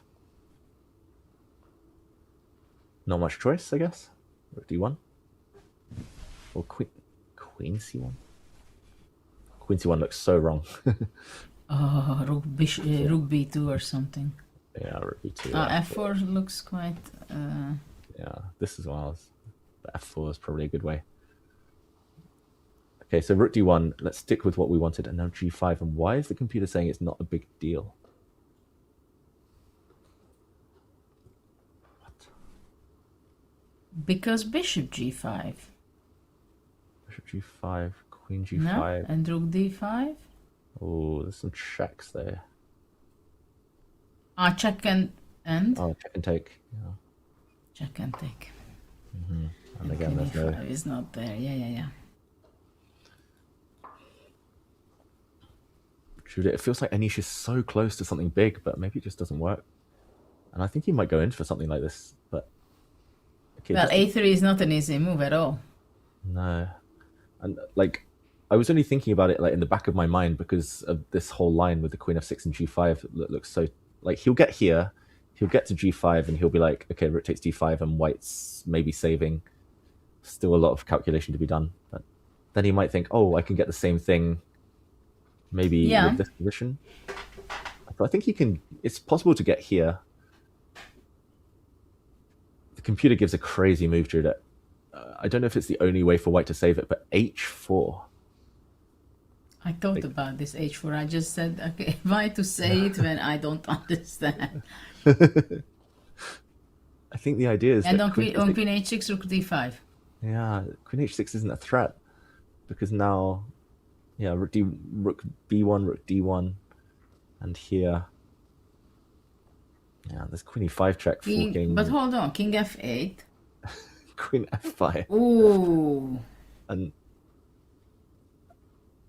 And important that you have an h4 pawn, otherwise it would be king e7, queen e6, and queen e1 mate. Ah, that's so important. Yeah, if the pawn was still on back on h2, let's show that back rank mate. But h4, I think Weii's seen this, you know. I think he's... I've seen him, both commentary and games against him, I've seen him calculate these crazy lines like that. So he's... yeah, he's definitely spotted it. John Sargent's reminding me that I should have seen h4, of course, based on the last few days when I'm suggesting it in every position. But when I'm about to lose a bishop, I don't think about moves like h4. That is genius. And that could trip up Anish Giri. What do you think, Judith? Are we about to see Anish play more positionally? Like, I don't know, rook b4, queen e7 or something, or are we going to see him indulge in some tactics and maybe Weii save himself? I think you have to. I mean, he has to come up with something concrete. You can't really play positionally, can you? I think we saw one line where maybe black can go for queen e7, queen e4, but ultimately it wasn't leading to much.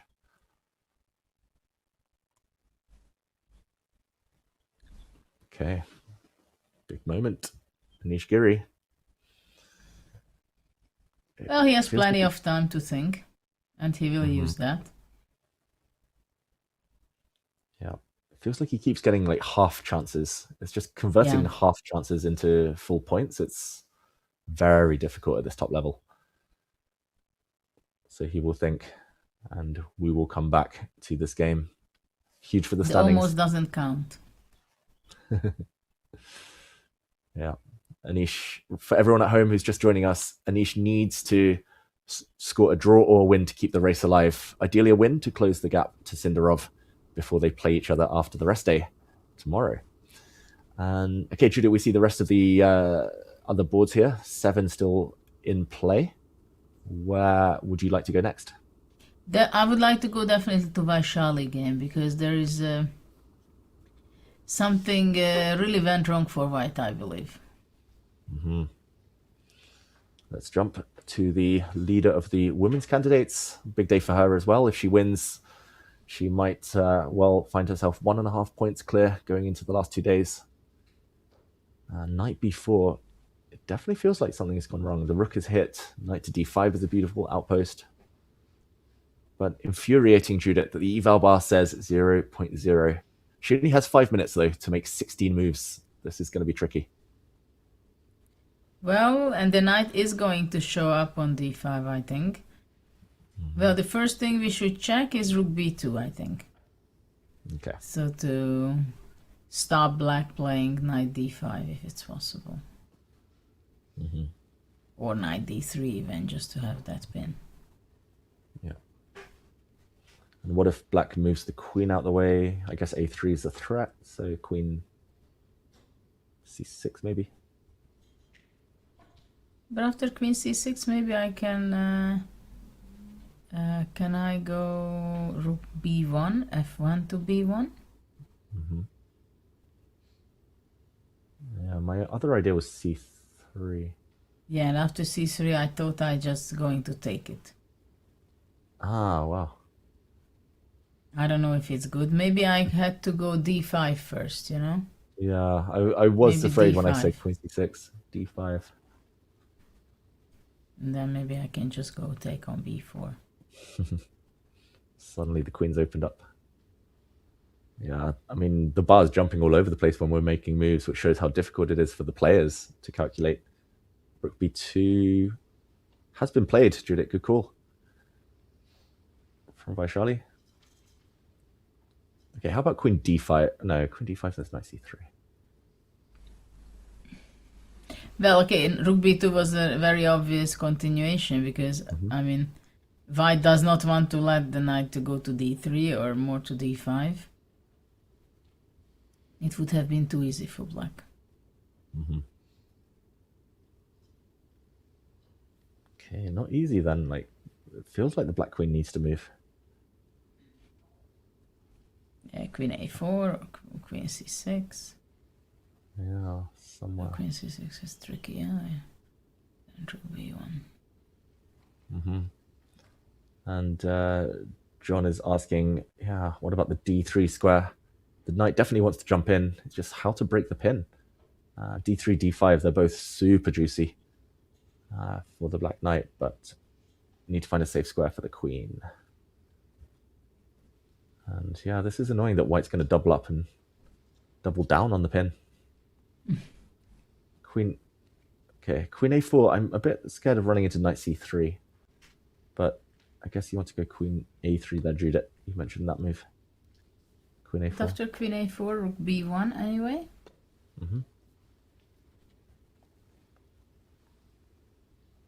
Yeah, it's not easy at all for black to break out of here.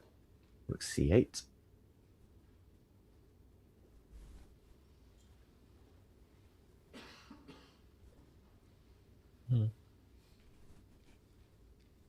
It's a weird kind of standoff on the queen side. Like white can play like knight c3. Oh, sorry, queen a3. A3.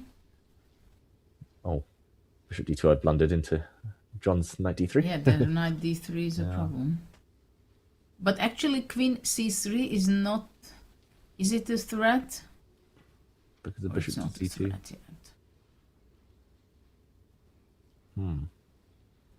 How is this position still equal? d5 is not possible, no? In that position. After queen a4. Yeah, in the meantime, this position very, very tense. Let's bring in John Sargent for some news on what's going on elsewhere. Yes, indeed. And we're pretty sure that unlike the last time, there is no transmission error here. We are trying to defend in the game Musicuk-Goryachkina, but it does look like that black might be straying from the right idea here. And as a result, we now think that Musicuk has good winning chances. Back to you. Ooh, thank you, John. This would be big. Musicuk is one of the closest challengers to Vaishali. And Judith, the most natural move also seems to be the computer suggestion. Pass pawns are there to be pushed. b4. But there is a problem for black because they had a few moves ago, they reached the rook endgame. Can we go back for a few moves? Because yes, it's clear that the white pawn has to rush, but I think black has the most difficult situation what she can have.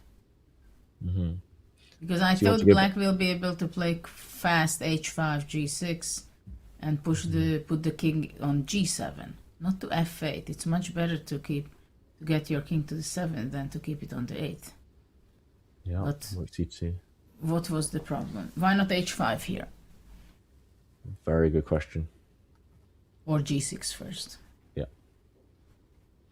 I mean, I would play h5. That's kind of what we're taught to do, right? Yeah, and the difference, Judith, that you're mentioning is basically that like when the white rook goes behind and the b pawn starts running, it's just nice to have the king on a nice safe square, and it can come forward quite easily. Yes, because basically king f8 is always I think generally it's the wrong direction to go. It's losing tempi. Yep. Because it's not as if the black king is going to go kind of too far away, since the white rook will always be able to hit the pawns. I agree, this is odd, but apparently the big mistake was here when, I guess it's still not like last chance saloon, it's not like the last opportunity, but g6 or h5 still is possible. She played rook c6, which I don't understand at all. I think the question is, what's the idea? Is the idea that after b4 she wants to give rook g6 check and then chase the king and try to hunt the pawn, but the king on f8, it's even worse than on g8. b5. b5, okay. Take. b6. b6, I have to go behind.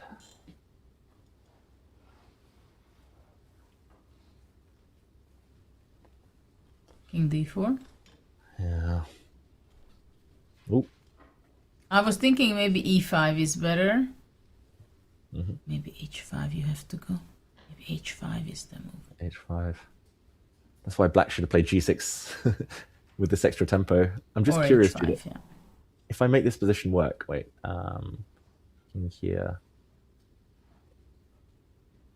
Okay, wait, I shouldn't have wasted that last move. If I go king e3, g6, this position with white to play is a draw, but with the position after rook b2, this position with the king on f8 and the pawn on g7 is a loss.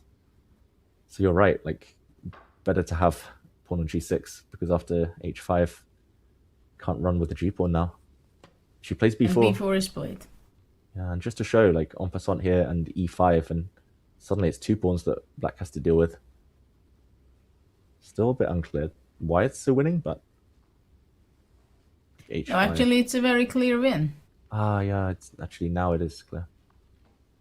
Just b7. And the pawn runs.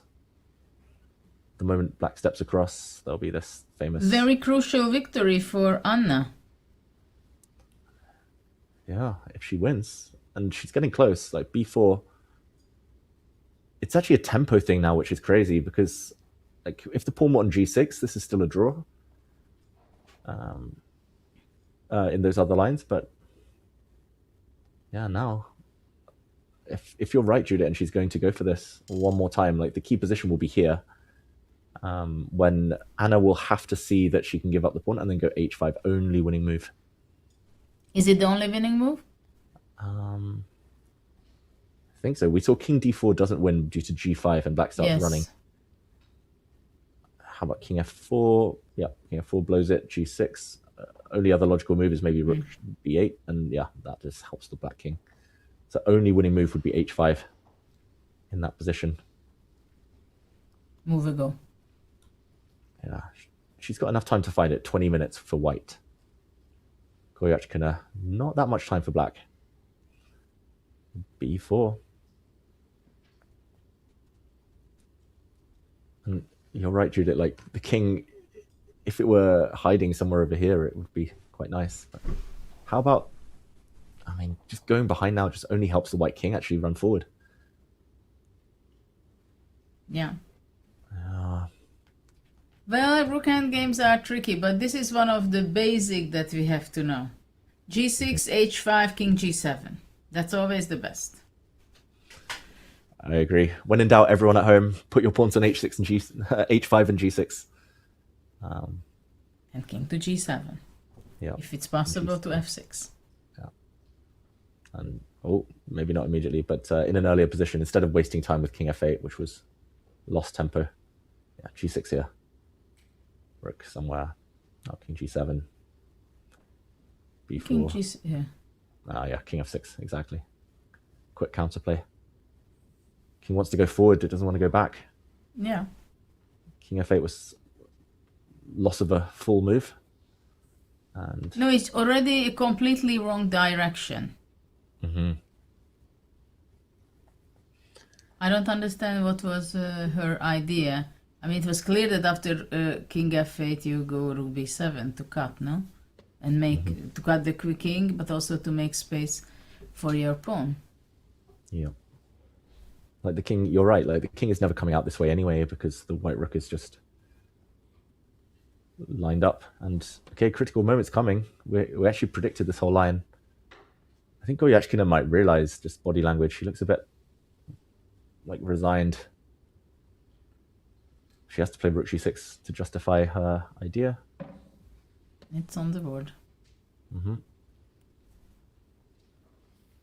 And Anna will likely spend some time pausing here just to calculate.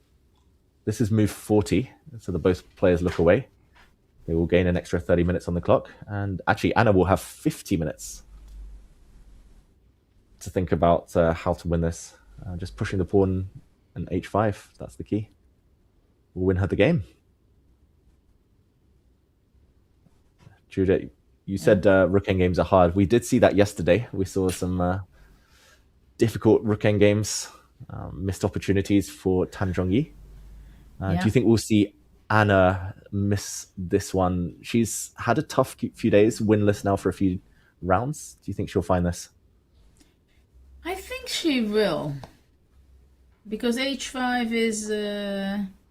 it's not complicated, and she will see also that if she is early bringing the king, then g5, there's nothing else. I mean, it's all about passivity, passive, active pieces, and it goes for the king, it goes for the rook, and it goes for the pawns, whether can you create a passed pawn. Yeah. I think process of elimination, she has to find it as well. Like now her pawn is attacked. If she defends it with a king, we just repeat the position. So she's going to be looking at b5. Like what else? Rook takes b6. She's going to get here, and like you say, Judith, like running with the king too slow. G5, e5 she might consider, but then black creates counterplay g5 again. Like here we said it was the only winning move, but this is where she would stop and calculate, and she's got 18 minutes plus the 30 she's about to get, like all the time in the world. 50 minutes to calculate, and even rook endgames being hard, this is a race that's not too difficult. And then, yeah, after h5, for anyone at home wondering what the winning plan is, I guess it's just to run the king forward. The king will support I think the by pawn eventually. now, Goryachkin also feels that it's tight. Mm-hmm. Yeah, if that black king was out on f6, oof, totally different story. King activity is gold Mm-hmm. in endgames. Yeah, 3 things to remember tend to be king activity, rooks behind pawns, whether on the attacking side or defensive side. Like black here, this is normally a good way to defend, but white would love that to be vice versa. And then just, yeah, push the pawns as fast as you can. Okay, we'll maybe check in on this a bit later, Judith. We'll leave them to Stuart move 40, Anna with some calculation to be done, but she'll be double checking and not rushing. Let's go to the bird's eye view. Thank you, John, for leading us in this direction. This was a huge turnaround. Let's maybe see how the other games are getting on. Vaishali, the bar has been dipping. It is now very much in Zuzhinez's favor. Time scramble coming before move 40. Esipenko Pragg. That is just a crazy development. It went from the most weird opening ever to a very standard looking endgame where Pragg has an extra pawn, but maybe a draw still. Anna's But found are the you winning realizing? Sorry. Oh, go on, Judith. Are you realizing what position Giri has? Okay, let's go to Giri. The h4 moment. But he's done it without a3, so h4 isn't even necessary. Ah. What? Anish, okay, he's allowing this exchange sack, but maybe he's just not going to play king h8. Earlier we mentioned rook takes d5, right, Judith? But also maybe h4 is another question. Okay, but let's say rook takes d5. This is what we looked at earlier. Because king h8 now, bishop takes g5. This is the trick.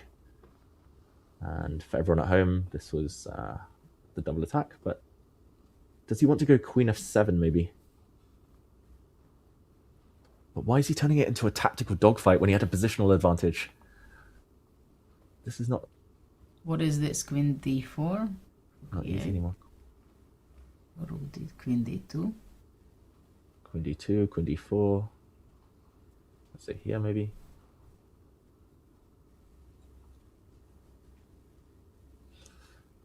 I don't know, unless he's very certain he's forcing an advantage. This is an odd direction to go in. Because it's not even a 2-result game anymore. It's like maybe it can go wrong for black.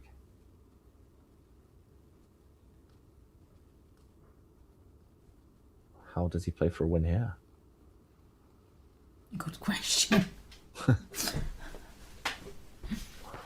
It's something like maybe he's calculated something and it'll still work out and he'll still fight Judith, but it does, whatever the result now, it does feel like something I said earlier. Giri just doesn't want to stand the tension. He doesn't want to keep the position. He just wants to solve it. He's like, okay, whether it's good or not, we go for it now. Just like Esipenko yesterday, knight takes e6.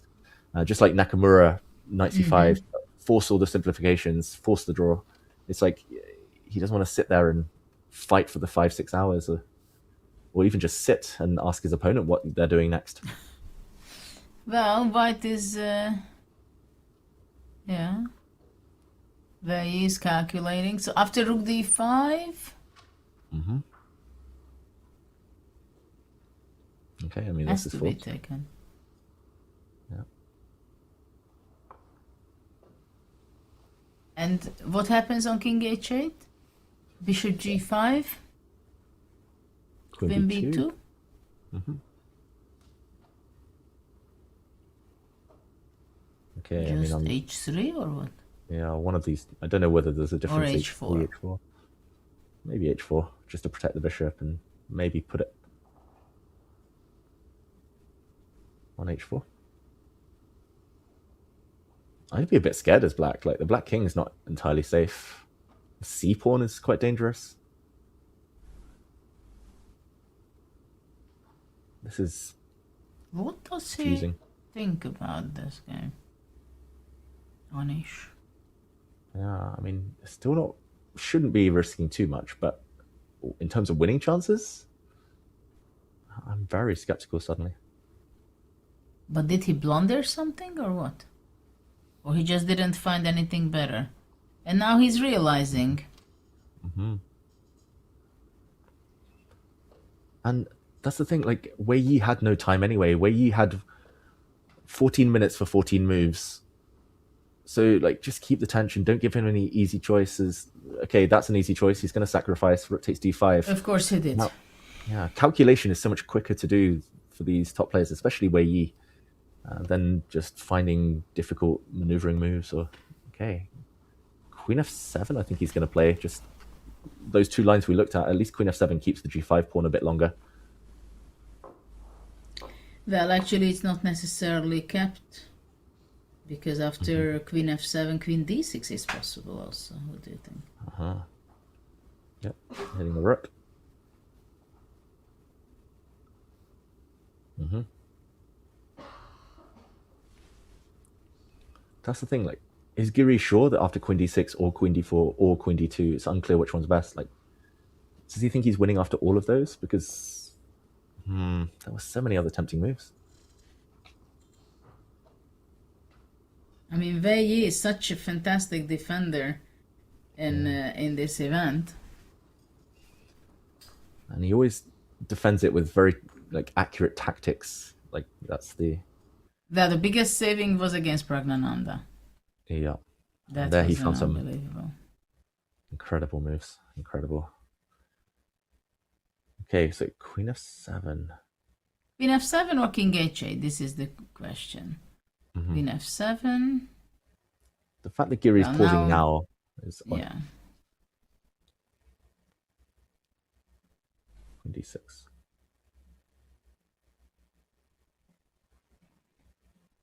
Mm-hmm. Rook e8. Rook e8. Okay, now Queen Queen a2. But you know what? I'm not even sure what happens if white does not take on g5, but white just goes Queen d4. Mm-hmm. Maybe like, maybe what can black do? Yeah. Maybe here then? Yeah, here immediately. Mm-hmm.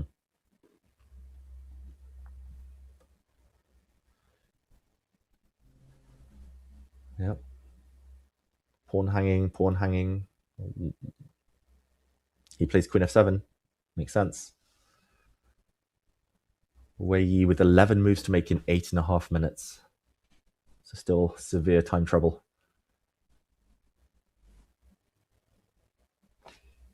Yeah, I like your Queen d4, Judith. Just control. Centralized queen. Even Queen e5 is possible, you know? Mm-hmm. Yep. Maybe. Queen e5 and... Oops. Why is this not good? Yeah, I guess Rook e8 gains a tempo, so why give... Maybe Rook d8. Rook e8, I thought to go Queen c3. Uh-huh. And you... Bishop? Hanging maybe Rook e6. Queen c4. Rook e6, c6. Bishop g5. C6 maybe also, but... Yeah. Bishop g5 as well. Or maybe Queen e6 after Queen c4. And then we have to calculate an endgame.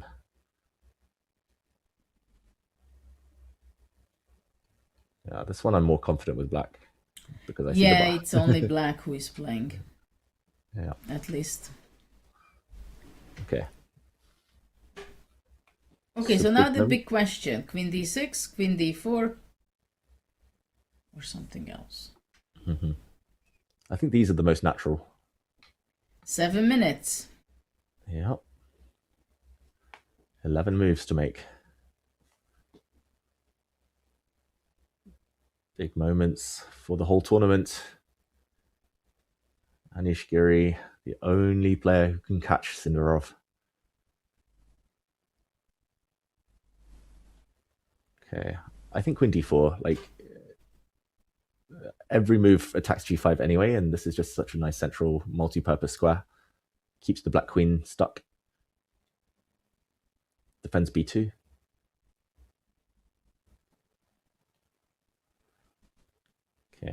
Yeah, queen d6 may be more of a Weii move though, more forcing. Okay, so queen d6, rook e8. What was your move?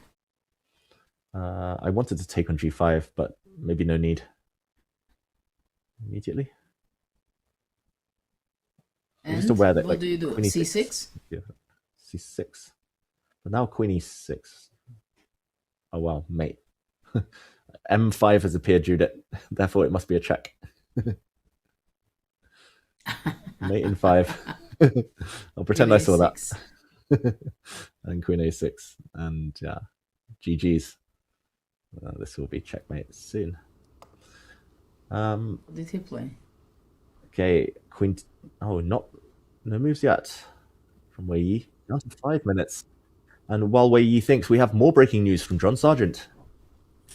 We do. I feel like I'm making up for my earlier blunder. David, Judith, I encourage you to go ahead and take a look at Bibisara Lano. This time, there is no DGT transmission error. We've had a big swing. Back to you. Okay, while we wait for moves on that board, let's go to Bibisara against Lagno. And whoa, we just saw a check. And g6 was apparently the only move. Very scary move to make, though, Judith, because white would then have a perpetual check at the very minimum, probably also at the maximum, but opening up the black king. Instead, king g8 has lost the game for black. But why?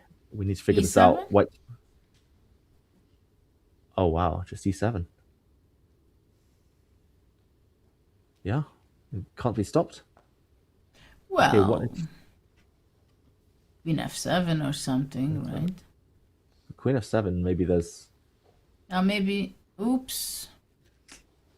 But maybe also e8, bishop e8, queen c8, even stronger. Mm-hmm. I'll make a rook. Oh, okay, rook wasn't good because queen takes. Wait. Queen? But it means that nothing is good because queen takes.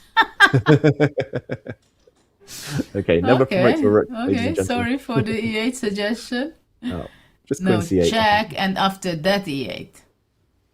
Yeah. I mean, black probably has to protect the bishop. Yeah. Queen e8, and then now, okay. No, queen c6. Queen c6. Ah, queen c6, Judith, nice. That's my big error. I'm always like, oh, I'm a pawn up and winning, and nope. Why not make more? Why not go for the immediate kill? Queen takes c6. Yeah, beautiful. And white's a piece up. Wow, e7's so findable as well, actually. Now you say it. Like, and she's got time. She's got 10 minutes, Bibisara. Like, there's two options. Either she gives a check, or she plays e7. And check is maximum draw. So that's where she would pull herself back and say, okay, before I take the draw, is there anything else? e7. Painful. Yeah, I think that's pure time trouble from Lagno. Move 40 as well. Oh, that's unlucky. If Lagno had this on move 41, she would have slowed down and she would have thought, okay, g6 is the only move. But move 40. Yeah. Oh. She actually played it with 1 minute, just over 1 minute left, Judith. Maybe that was the time to spend every single second, go down to 5 seconds, double checking all the variations. Because she gets extra 30 minutes. Well, and actually interesting that Bibisara suddenly, if she wins, she can catch. Yeah. She'll be half a point behind. She cannot catch because... Loses. Sorry? She'll only be half a point behind, though, if Vaishali loses. Yeah, because if Vaishali is losing, then Tujiner is on 7. Half a point ahead of Bibisara and... well, Anna Mozichuk also, if she is winning, and she is winning, right? Yeah, we could have 3 players in joint first. We could have Mozichuk, Zuzhina, and Vaishali all in joint first, and then Bibisara just behind them. Yes. Yes. Wow. Wow. Yeah, it can be very brutal tie there. Well, of course, it's not over with the Vaishali game either. But okay, Bibisara, maybe she doesn't find e7, though it would be very hard to believe. Yeah, let's go to Vaishali. That's such a big game, and they're playing on seconds in the build-up to the time control. We will go back to Giri a bit later. Some moves there. Actually, whoa. Okay, I've just seen that Weii has blundered on his last move, so we will go there shortly, but this is the big time scramble. Move 34. Okay, Judith, we've got so much action everywhere now as we reach move 40. Time trouble rearing its ugly head. What did Weii blundered? He's allowed something. Okay, let's Maybe go this to Weii's Queen game. A7 check is what is the problem. Maybe. Queen A7, and is it Queen A7? Maybe Queen not. E3, maybe. Okay, let's show it. We see the blue arrow where you played it with 5 minutes something left. So okay, this check, we saw it earlier, but here it's not as over. Okay, King F1 we'll rule out because of check. Check and takes. Just take the pawn. Obviously good for black. So king into the corner. I smell a back rank, mate. Where is it? Queen E3. Queen G5. I mean, no, Queen D5, King H8. King H8, no checks. So white has to give some luft. No, but then check and check.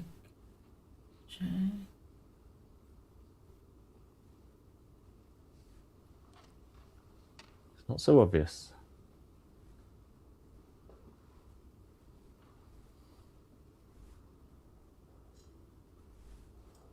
Yeah, black has a draw with some checks, Queen E1, Queen E3, Queen G3, but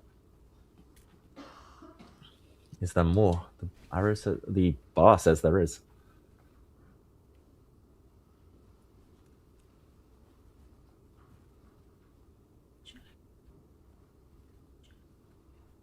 Yeah, this is not easy. Queen E1, Queen G3. Or Rook E8, what happens? Rook E8. Queen G5, yeah? Ooh. Yeah, Queen G5. No, I cannot go Rook G8. Rook E8. I mean, still winning apparently, but... It does? Maybe after Queen takes G5. Wait, is it an endgame? Queen E1, Queen G3? But black's running out of pawns there. Queen G3? Wow. This is funny because it's like Weii's game against Sindarov where he also got his king trapped on H1 and there was also queen on E3 and pawn on F4. It's the exact same thing actually. Like Sindarov had this idea of putting a pawn on E3 or G3. And here there's no checks. G8. Wow. Apparently, okay, just turning on the computer, the only way white can fight on is to keep giving checks. Yes. Okay. And then takes, Rook C8, Bishop F4, Rook C6. And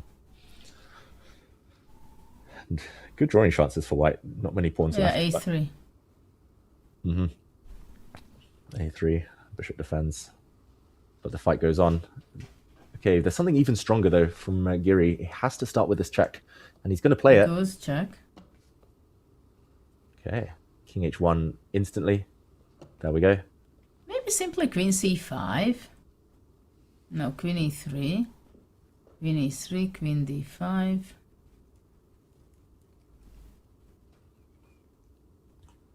Queen D5. Yep. King goes out, H3. Let's put it on the board. The blue arrow. Giri's... But no. I thought after H3 we can go G4. Wow. G4.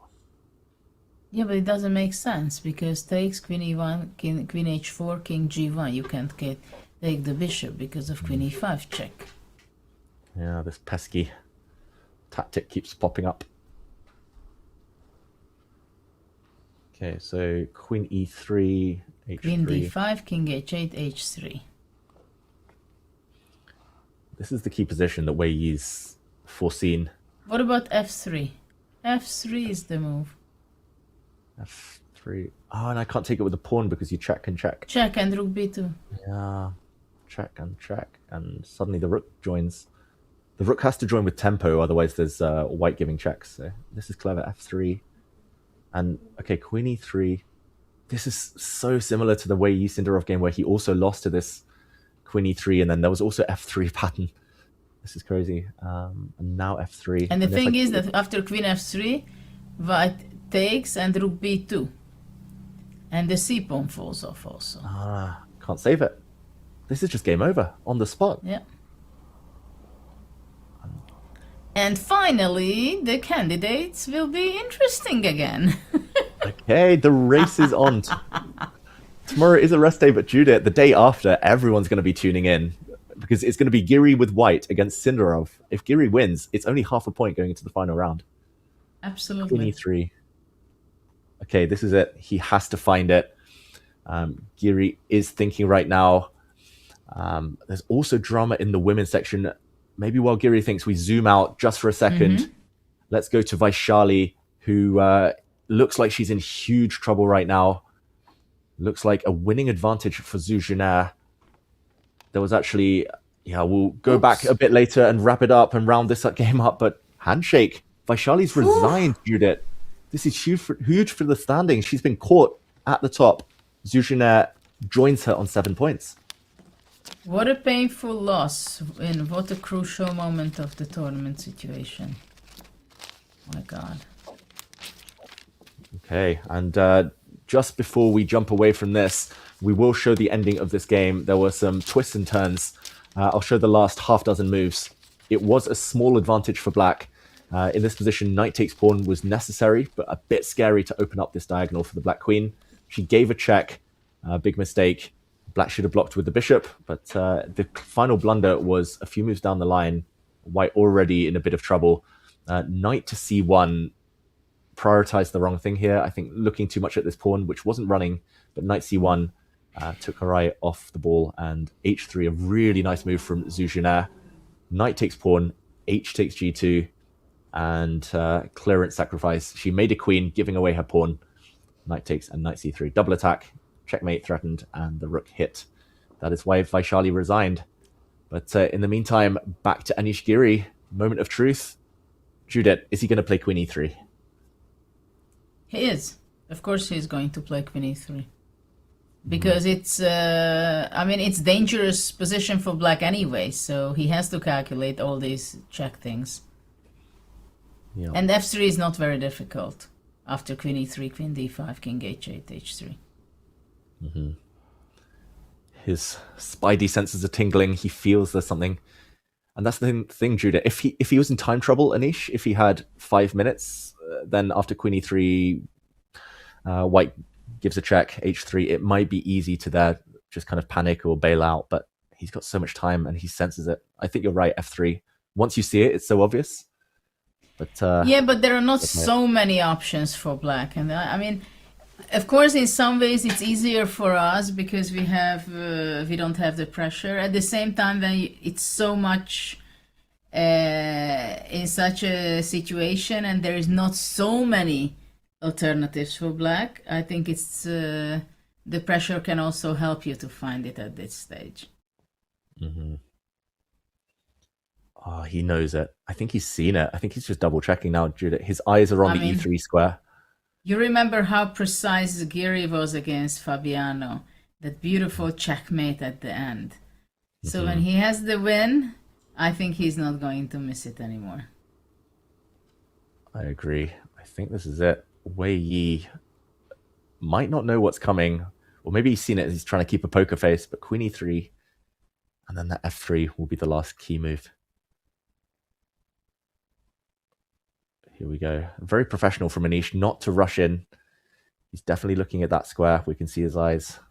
Well, queen c5 is also something to look at, of course. But then c7. Yes. Anish is looking at the clock. I think white has perpetual check there. I think that might allow a draw on the spot. So queen e3, only winning move. I would be surprised if he doesn't play queen e3. How do you think Sindarov's feeling? He said he was going to play computer games when he went back to his hotel room, but surely there's a temptation to turn on the computer and say and see how Anish is doing. Maybe then he gets a bit nervous. Then he's like, okay, it's not over yet. Yeah, but actually he wouldn't like to lose anyway in the... And even if he is losing in the next round, even then it's not the end of the world. obviously before the tournament he would be very happy to have half a point lead before going into the last round. But I understand that he got spoiled. He spoiled himself to have 2-point lead by this stage of the tournament. But maybe he's going to have only, in brackets, 2 rounds before the end of the event. But let's see if Giri will find it. Imagine, Judith, imagine if Anish won his clearly better position yesterday, and if he won today, suddenly it's 1 point with 2 games to go and they face each other. That would have been incredible. That would have been really, really nerve-wracking times for Sindarov. But here we go. Absolutely. Yeah, Anish, in the last 2 rounds, he will play Sindarov and then he will play Bluebaum. So on paper, winnable pairings. Or at least, yeah, if he beats Sindarov, the last round is winnable. At least he'll be a favorite, even with black. Yeah, white versus Sindarov is the key. Black against Bluebaum is tough. Everyone's found it tough. Nobody's beaten him with that color. He's the spoiler, yeah? The stranger things have happened. Last rounds are unique. They have special ingredients in them that strange, odd things happen. But here we go, Queen E3. That's the if only Giri way would to make it interesting now. But if Giri would not win this game, then I don't think there is anything left for him. Or chances. Okay, down to 10 minutes. Still more than enough time. The next 3 moves are key. Queen E3, he'll dodge a check. And then it's F3, the final blow. From there, it's easy.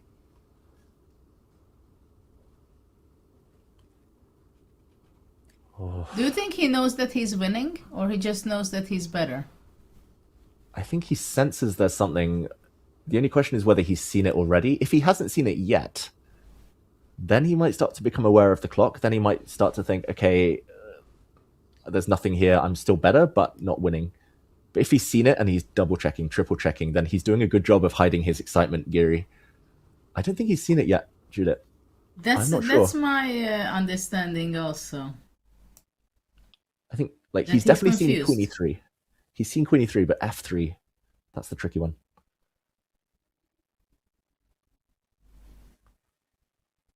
Oof. Must be so tense out there in Cyprus right now. And 40 minutes only. Okay, and while Anish thinks, we'll bring you an update as soon as he makes a move, but we do have an interview with Mike Klein catching up with Zhu Jiner after her win. Thank you, guys. We're here with Zhu Jiner, who is now tied for first after beating Vaishali in their head-to-head game. Zhu, going into the game today, did you think that you had to win this game to try to win the tournament? Yeah, I think I have to try to play for win because I'm one point less than her, so I have to play for win. Yeah. And you did. Now, early on, she played this strange move, C takes D3, doubling her D pawns. Have you ever faced that structure before? I think in my preparation, I saw similar position. I think it's interesting position to play. It was. And you played it well. Now, in your 12 games, 8 of your games have had a winner or a loser, only 4 draws. Is this normal for you? I think I would say it's so normal, but I don't know. Maybe I just play with too much risky, so many game just play for we or Well, today you managed the risk well. How were your nerves today? Because both of you were in time pressure. Were you nervous or were you calm? I think I calm. Yeah, and you found this nice H3 move as you showed in the press conference. Last question. It looks like Anna Muzychuk is winning. And if she wins, there will be a 3-woman tie for first place with 2 rounds to go. How do you rate your chances to win the tournament? I think everyone have good chance to win. So yeah. Okay. Well, Javokhir has made the open section not very interesting, but you have made the women's section very interesting. So thank you and congratulations on your win. Thanks. Back to you. Thank you, Mike, for that interview. It's going to be a grandstand finish, that's for sure, in the women's candidates. Interestingly, if Muzychuk wins and she joins the lead, Muzychuk will face Zhu Jiner in the final round. It could all come down to round 14. And in the meantime, no moves, Judith, from Anish Giri. He hasn't seen the win yet. The clock is ticking. He needs to spot this moment. He needs to find the Queen E3 followed by F3 continuation to win this game. I'm a bit worried about him if he will find it. Because he's already thinking for more than 10 minutes. 12 minutes he's thinking. And he goes King C5. Oh my gosh. And he looks over at the score sheet, checking the move number. And Anish is actually down to 6.5 minutes. That is huge. And just to show one more time, Queen C5 was played, but Queen to E3 would have been the winning move. And Anish must have missed after a check, King H8 and H3, that F3 was the only winning attempt. And actually it was winning on the spot, as the White King would have been opened up. But Queen C5, let's catch up, Judith. C7, he can't take the pawn. It would be perpetual check. And Queen takes C7. White gives a check here. King H8 is always met by Queen D4. And likewise, a block is met by Queen takes G5. And therefore, Rook E8 on the board. And H4, oh, H3 from Weii, question mark. The pawn disappears. Winning chance is still alive.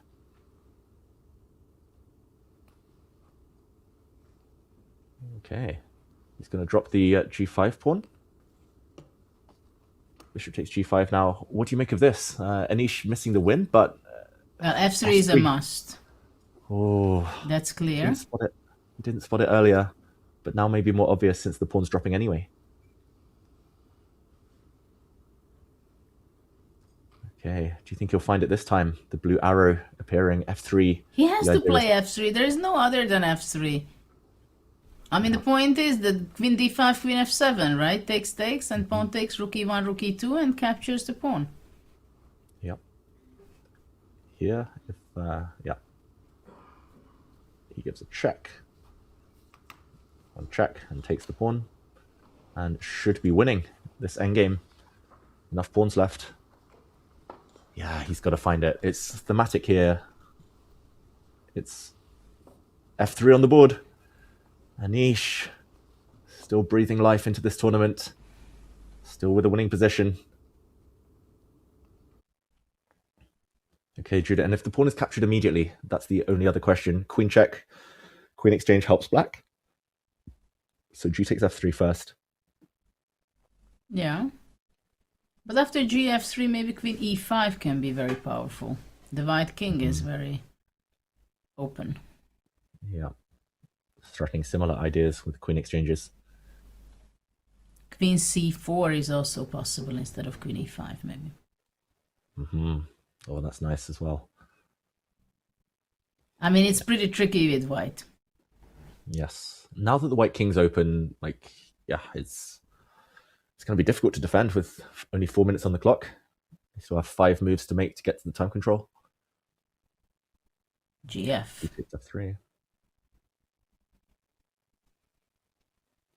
Okay. Quite a few options for black. Yep. I like the two you suggested. In general, it's always nice to get the queen in the center of the board. Somehow Queen C4 is the one I like more. Yeah.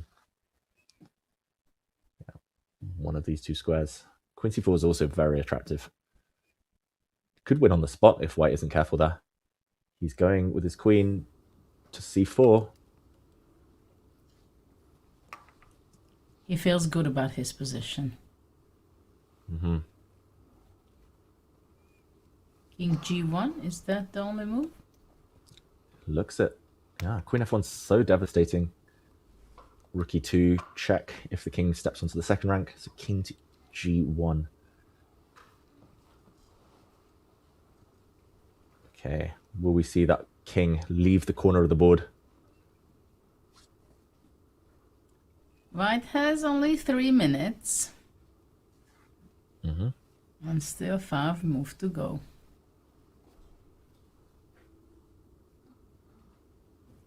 Okay.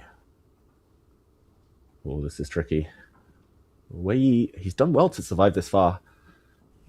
But king to g1, not immediately obvious. He'll most likely find it. How does Anish continue there, Judith? Does he get greedy? Does he grab a pawn on a2 while he can? Or does he continue coordinating to try Not a and... bad idea, I must say. Why not to grab that pawn? Mm-hmm. David is sweating like the rest of us. Featured chat, yes. This is a huge, historic game. This could swing the momentum. After king g1, rook e6 might be interesting. Mm-hmm. Especially that Weii has not much time left. And run the king.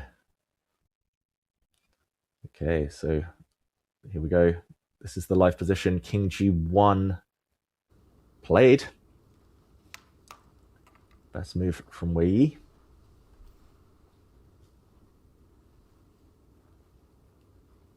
King g1 on the board. He'll take the pawn. Greedy. Anish. There we go. He's famous as a pawn grabber. There's a meme, Judith, that he fiddles with pawns, the literal pawns, and then he puts them in his pocket and they're gone from the tournament hall. Pawn grabber Giri. Pawns are treasure. You can tell about that too. Exactly. I did once get an email from an arbiter saying, oh, did either you or your opponent take a pawn? There's one missing from our set. And it turns out I had accidentally put it in my coat. Oh. So I had to bring it back the next week. Queen takes a2. Easy to get carried away. It's given a question mark, but Julia, I think a good move. A good move. Can't criticize that. Probably there was better move instead of more stronger one, but from practical point of view, Queen a2 is something that we can't blame Anish for. Mm-hmm. Better was apparently a move such as queen to e6, and either the queens would have come off or the h3 pawn would have fallen. But I think he just wants to play that next move, having pocketed the a2 pawn. Not easy at all. He has 3 moves to make. 3 more moves.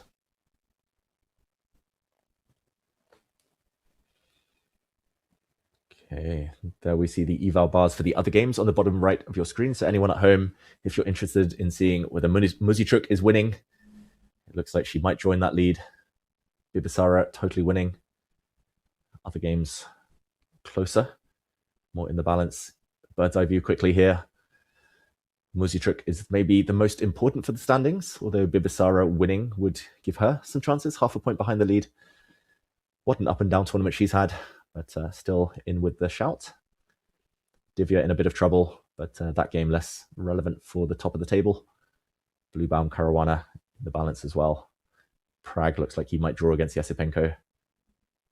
42 seconds for 3 moves now. Judith, it's closing in on 10 seconds per move and no easy choices for White. Not at all. King f2, I think he's played, judging from the camera.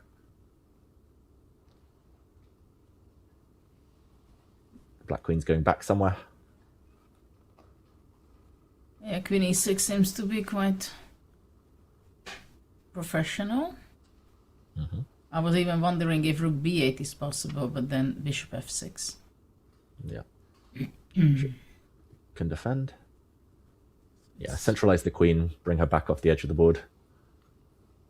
The one thing he doesn't want to do is trade off more pawns, so a3 would not be a good idea here.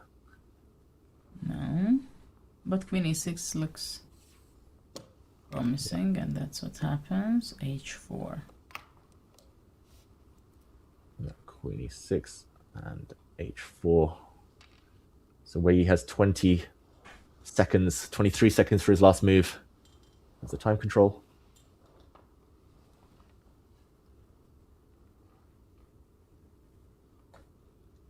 Okay. It's not so easy for black to progress, though.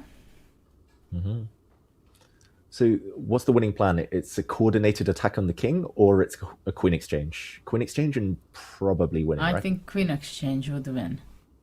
Mm-hmm. Okay. This game most likely will hit move 40, then we'll reassess, and Giri will only then start looking for the winning plan. He doesn't need to do anything special until move 40. It's not going to disappear now. Maybe rook c8. Mm-hmm. Good call. Even he plays b8. b8. That's tricky. He's got a threat. Queen b6 check in some variations, maybe. That's a good one before move 40. Weiyi's down to 10 seconds. 10. The clock goes red. 7 seconds now to make a move. Weiyi has to move. Any move. And with 1 second left, Weiyi plays bishop to f4. Judith, good move. And he reaches move 40. Anish has 2 minutes himself to make his next move.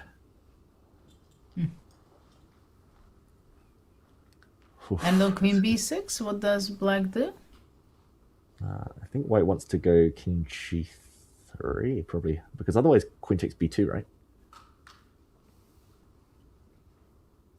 But king g3? Mm-hmm. Anish is just making sure he doesn't risk anything. Queen b6 check looks like a very logical move. Yeah, king g. Mm-hmm. There we go. Check. Anish leaves the board. There's no one here now. And Judith, they have reached move 40. We'll break that down a bit later. In the meantime, more action on the women's boards. Huge stuff. Muzichuk with a totally winning position. Bibisara also winning. Which of those two games would you like to jump to first? I think Muzichuk first. Mm-hmm. Good call. Blue arrow on the board. Good timing, Judith. And this is the position. At least the black king's off the back rank. Finally. But king d4, the only winning move. How easy would you say is that to find?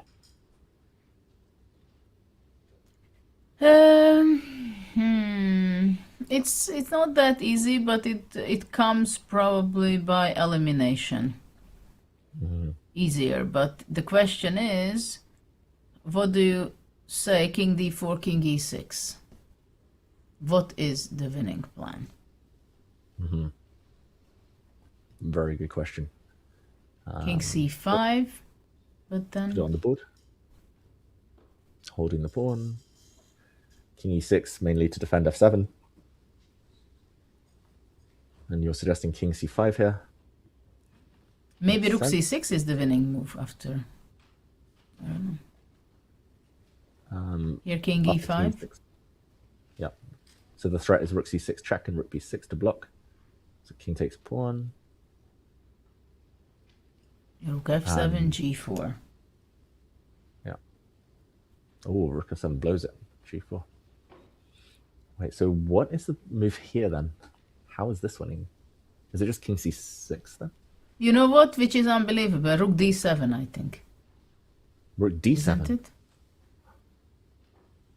With the idea rook d5 check and rook d4, rook d6, rook b. Wow. That is easy to miss. It's very easy. I'm not even sure that it's winning. It's winning, yeah? The eval bar shows us it's winning.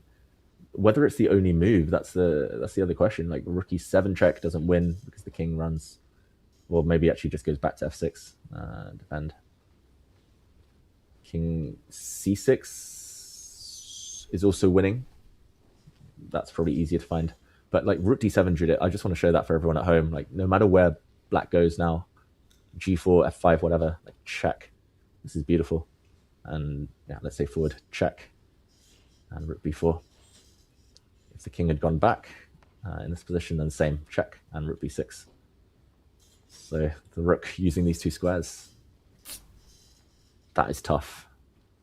That is tough. But king d4, I think, is very findable. Because you don't want to drop the e5. But I mean, rook d7 is not so easy to find when you're sitting there. Mm-hmm. So king e6, king c5. And what else was winning after king e5, king c6? Yeah, king c6. And then it's a race that has to be calculated. It's less winning, but winning is winning. So, It's less winning. so no, g4, let's say f5. Yeah, rook h7, I guess. Rook h7, I don't know.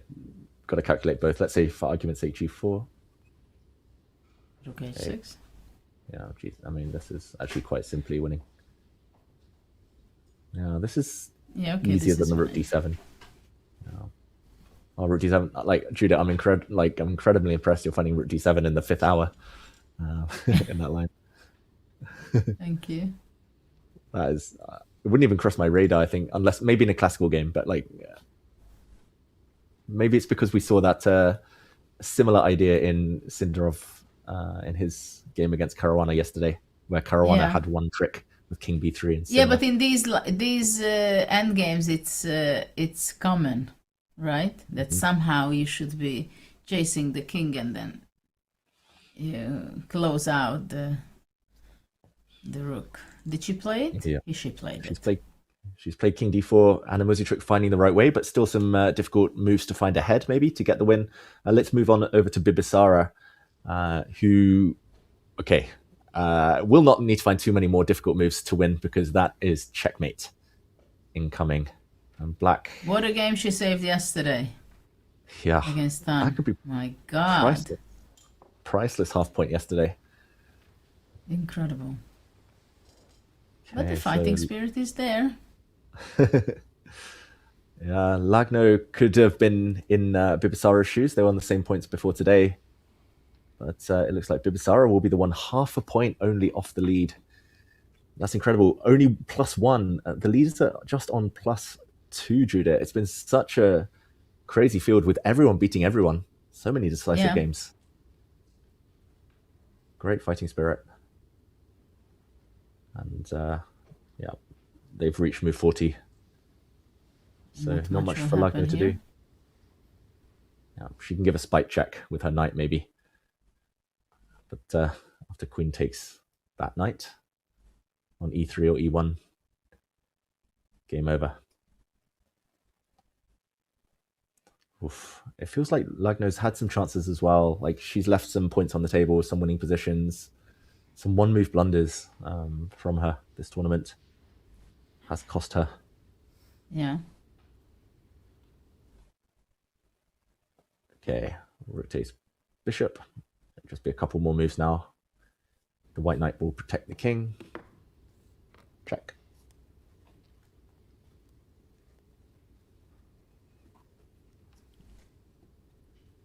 Yeah, where to hide? G3? King G3. Queen d6, there's knight e5 to block. Queen c7. I thought king g2.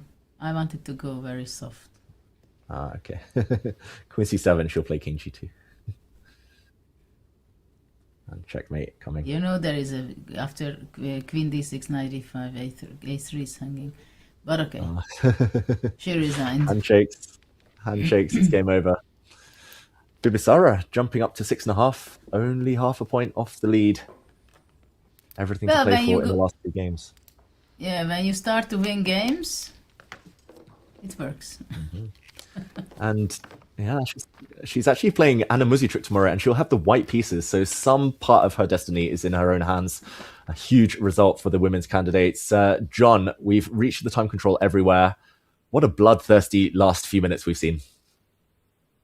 My goodness, I feel like we can't even down tools and survey the landscape yet, because frankly, the positions that are remaining are still that volatile. Folks, we're going to a break almost out of necessity here, simply because I don't want to be missing any of the action when we come back. This has been beautiful for the standings in the women's candidates, and in the open, well, we're still fighting. Can Giri press against Weii to try and close the gap on Sindarov? I feel like all of these stories are starting to come to their peak today. You won't want to miss any of this. Grab yourself a drink and we'll see you in a few.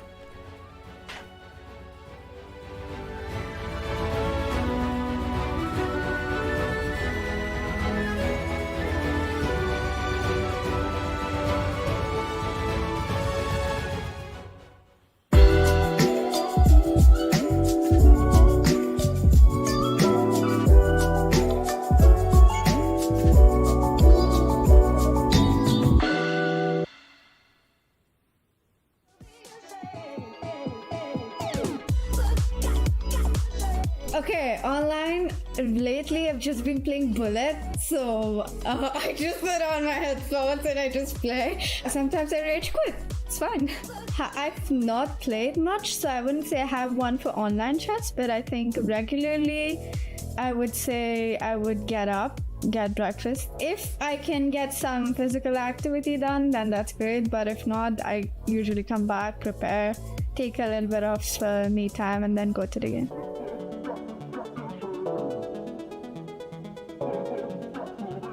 Definitely my parents and my family. Usually they do travel with me everywhere. And also I would say my grandmother, she watches each of my games.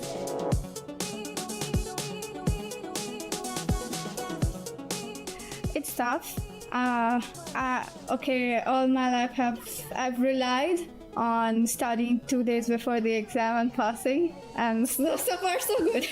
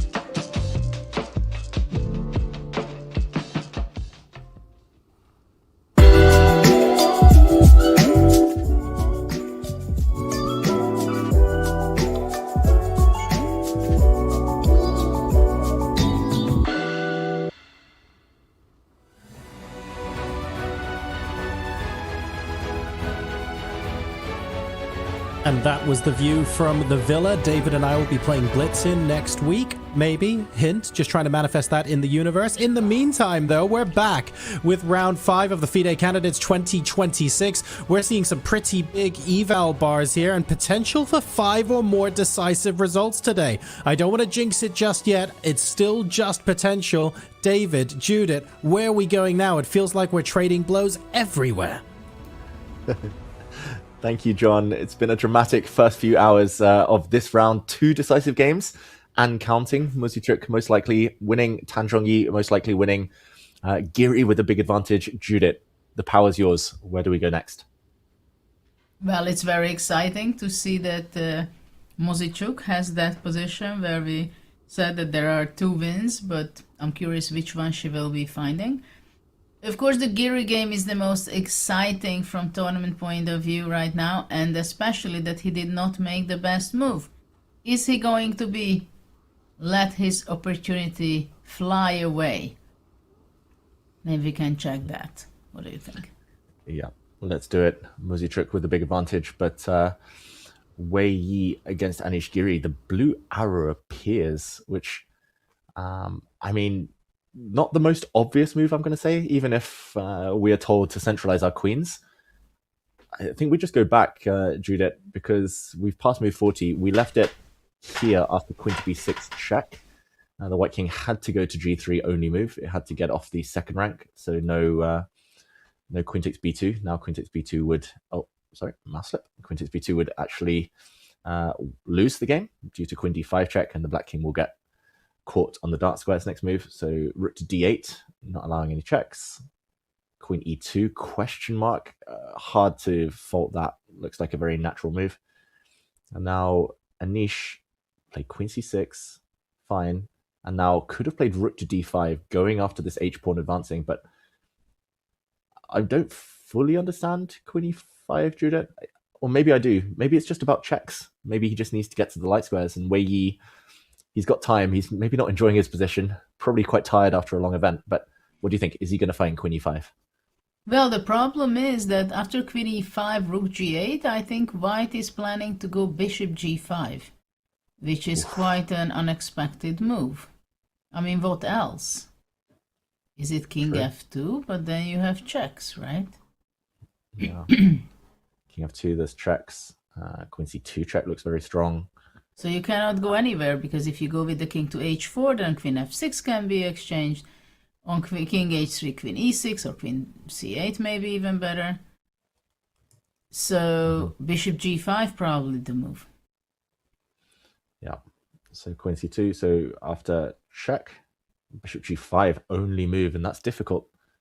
I guess because queen e7. Yeah, threatening mate. Oof. Okay, visually difficult.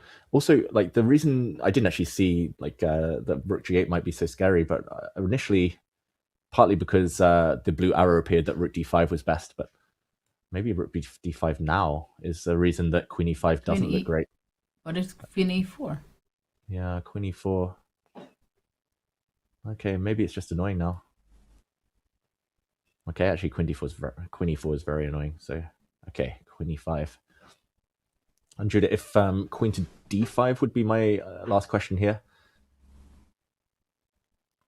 We said that queen exchanges probably lead to a winning endgame for black. Yeah, queen d5 is a cool move. But maybe queen c7. Mm-hmm. And you want to go round? Queen c8. No. Okay. Queen c8. So we're going to keep my queen tied down. Now there's no more rook g8. That is very smart. Somehow the bishop on f4 is extremely well placed, and also the h5 pawn controls some important white squares like the g6, and also it has its place for the king if necessary on h4. Mm-hmm. Well, okay, you can go rook e7, let's say. Rook e7, and the game continues. Yeah. Yeah. What are your predictions now that we've reached move 40, Judith? Do you think Weii is going to be able to defend, even if it might take a while? I'm not sure he will be defending. Because as we've seen, there were inaccuracies every 3 moves. Mm-hmm. True. Like, it's not that they are losing it or they are blundering a piece or material, but it's going on, and it's, of course, it's not so easy to find. Like now in this position, actual position, queen e5 is on the board because okay, Weii is one of the world's top players, so he finds it. And but I'm not sure after queen d5, queen c7, the line we just looked at, that it's so obvious, because sometimes you can think of the queen move to go here or there or the third place. And it very much depends on how much time they're going to be using in the next few moves. For example, now I believe that Anish will be very surprised on queen e5. Yep. And he's going to be spending 5 minutes at least. Yeah, So maybe these 5 minutes, what do you think to go on the bird's eye view and maybe check the other guys? We haven't seen the Caruana game. What is going there? I know it's irrelevant for the top of the cross table, but still. End games are so tough. You're absolutely right. Yeah. That's why I love them so much. It tests us to the limit. Let's jump in and check out some of those games. Matthias Bluebaum against Fabiano Caruana first. We're going to see some exchanges in the center. Judith, who do you think is enjoying this position more, Fabiano or Matthias? Well, I think it's Matthias who is playing for a win, or who could play for a win. After f takes e4, the pressure is on the d5 pawn. So the question is whether can white put real pressure? What happens? Goes king f6, really? Just gives up the pawn. Wow.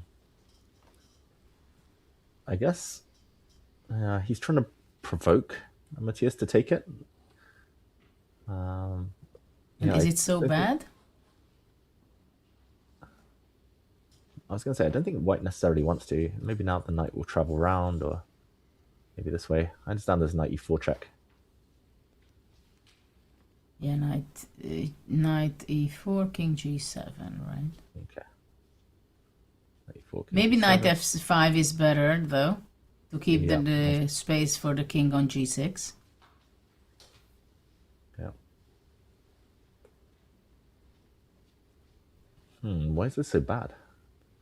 Because probably he thinks that the knight is better on f4 for counter chances, not on h4. Maybe here there's a check and d6. Coming in behind. Yeah, this could be scary. What do you think for Matthias, if he's trying to win this game and get his first win of the tournament, like, is he going to take on d5, or is he going to somehow try and keep the tension? e5 probably less productive, although I think he should take on d5. Okay, and while we wait for this decision from Matthias, some breaking news from John. Thank you very much, David. The position was looking a little bit one-sided, but it wasn't completely clear yet. And, you know, until you get the resignation, you're not sure. But Tan Zhongyi has now converted against Divya. And that's very interesting because we've been covering, of course, the Muzichuk-Goyachkina game. If that ends in a decisive result as well, we could see 4 decisive results in the women's candidates today. An absolute bloodbath. Back to you. Thank you, John. An expected result. It looked like Tan Zhongyi was doing well. Just judging from the bar, we didn't go deeply into that game at all, Judith. But that means that I think for Tan and Divya, they're both pretty much out of the running now. They're both 2 points behind the lead with 2 games to go. And considering there's so many leaders, almost zero chance. So, yeah, tough for Divya. She's had a very difficult second half of this event. Yeah. One bad game and then things can fall apart. And okay, maybe we come back to this game as Matthias has a lot of time on the clock. I'll just take us over to the other game that we left a long, long time ago, Judith. It was a fascinating opening, but it's fizzled out to this endgame. What do you make of this? Esipenko against Pragg. Well, it's still quite a hectic position. Because, well, white took the h7 pawn, which was defending the g6 pawn, which is going to be falling off. And then the big question will be who is going to be faster, right? The h pass pawn or the b pawn. it seems not so easy for black because the white passed pawn seems to be faster. Seeing at first. Agree. What are the options? If the knight isn't moving, the last couple of moves, I see in Esipenko on the camera, he's so expressive. He gives so much away. Normally that body language means he thinks the game might end. And just to show the last few moves, Judith, we did see, like you said, in this position, rook after knight b4, rook takes h7, knight takes d3. I guess knight c4, knight c5 check is a big threat, and bishop takes g6 is knight f4 check. So the white king stepped out of the way, king h2. We saw check, king g1. The other question is, what happens if black keeps checking? Can white dodge the perpetual here? Yeah, that's possible. That just perpetual check. Oh, that's why Esipenko is leaning back, because he understands that it's going to be a perpetual check. I think black does not want to play further. Play for the loss by moving the knight away. But quick question, like after rook a2 check, why is white not going king f1? Because now rook check, the king e2, and the king runs away.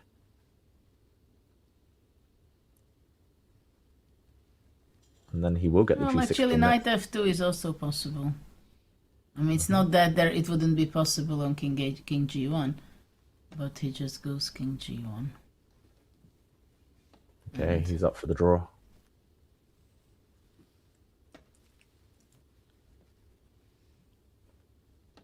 Here we go. Handshake, Judith, and this game does end in a draw. Looks like a very high quality game. Despite the opening, it was 98%, almost 99% accuracy for both players.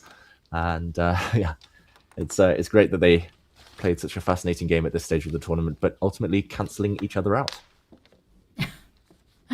Yeah. Well, they both played some very interesting games, especially Pragg was really trying so hard in some of the games, and he had winning. And I'm wondering that why it is not working out for Praggnanandhaa in candidates. Because in the previous candidates in Toronto, he was also so good. He had such a fantastic preparation in many of the games. And here also we can see that he has incredible preparation, incredible calculation skills. He has the concentration, but still something is missing.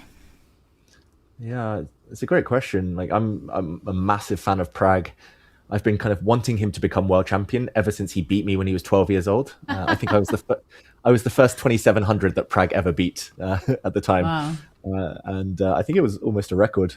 So that's my place in history. I turned down a draw, which I regret in that game, but I got punished for it. And ever since, I've been a huge fan following his career. But it did feel like when he first got into the top level, he was much more solid. He was taking less risk. And in the last 2 years, I've noticed he is taking a lot more risk in the openings with the preparation, but also going into these wild positions. Like we saw against Sindarov, he was punished both games against Sindarov because he went into this tactical mess. And I'm not sure that's kind of his ultimate style. So maybe a bit less pressure on himself. Killer instinct hasn't been here, like not finishing off the promising positions. That's been the biggest disappointment. But yeah, like you said, he's maybe still testing his boundaries, and he's going to come back even stronger.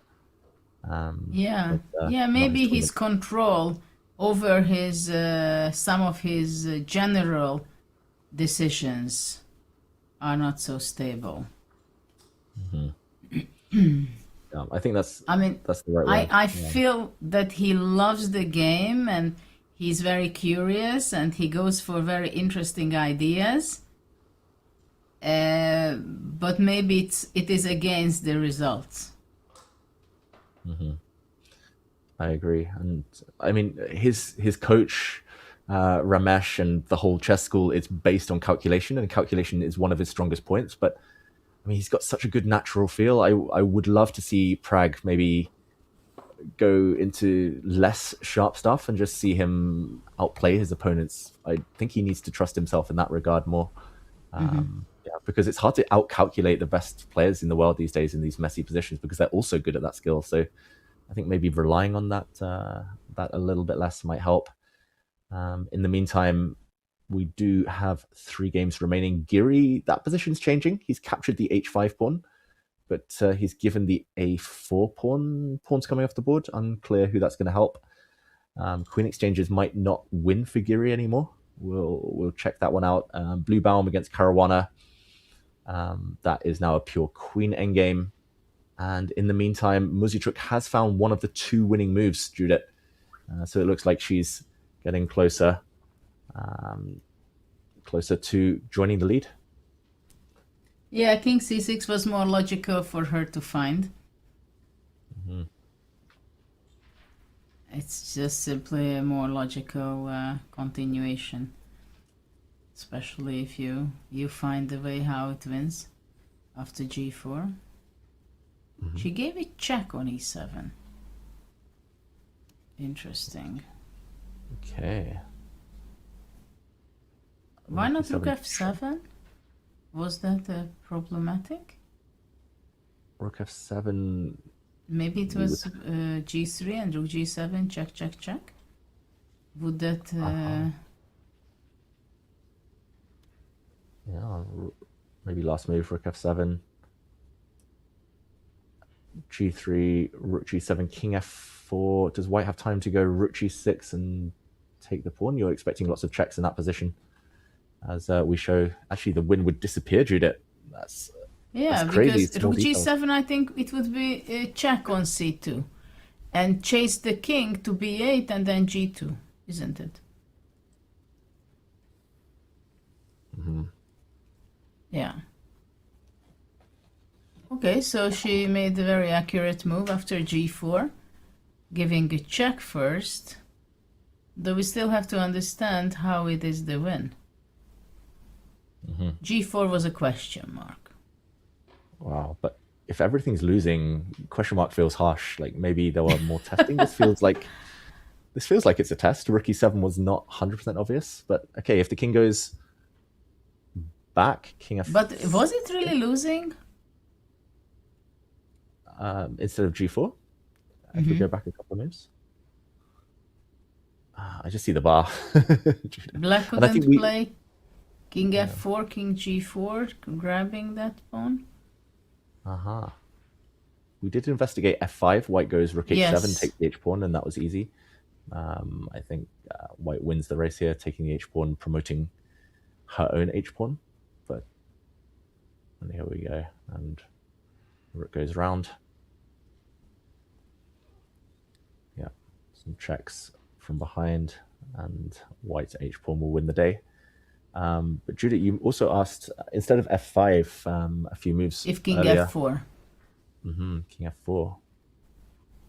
Great question. Well, probably black is incredibly slow. Rook f7, king g4, rook f8.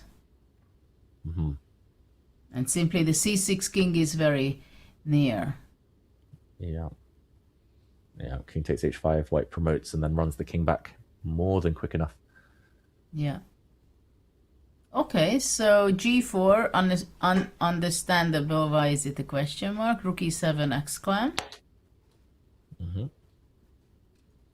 Okay, so now we have to figure out why this is still so winning. Like king f6 or king f4? What do I you would think? go king f4. I don't mind to give the pawn. I don't know why. My instinct says the same. King f6 is probably rook e8. But maybe just rook f7, king g5, rook f8. But is that so Oops. clear? Oopsie. The pawn is so quick now, maybe. King takes h5 or not? Well, I think we have to. Yep. And then we see the bar. I knew that would happen, Judith. Like, the most obvious moves somehow are never the best ones in these positions. But how can F5. you make a draw if you don't take? I don't understand. Probably g3 first. It's just so that the rook f5, But rook what b5 is doesn't g3? exist. David, g3. Because king f5, rook b5. Sorry. Huh? No, it's But also. not G3. Wow.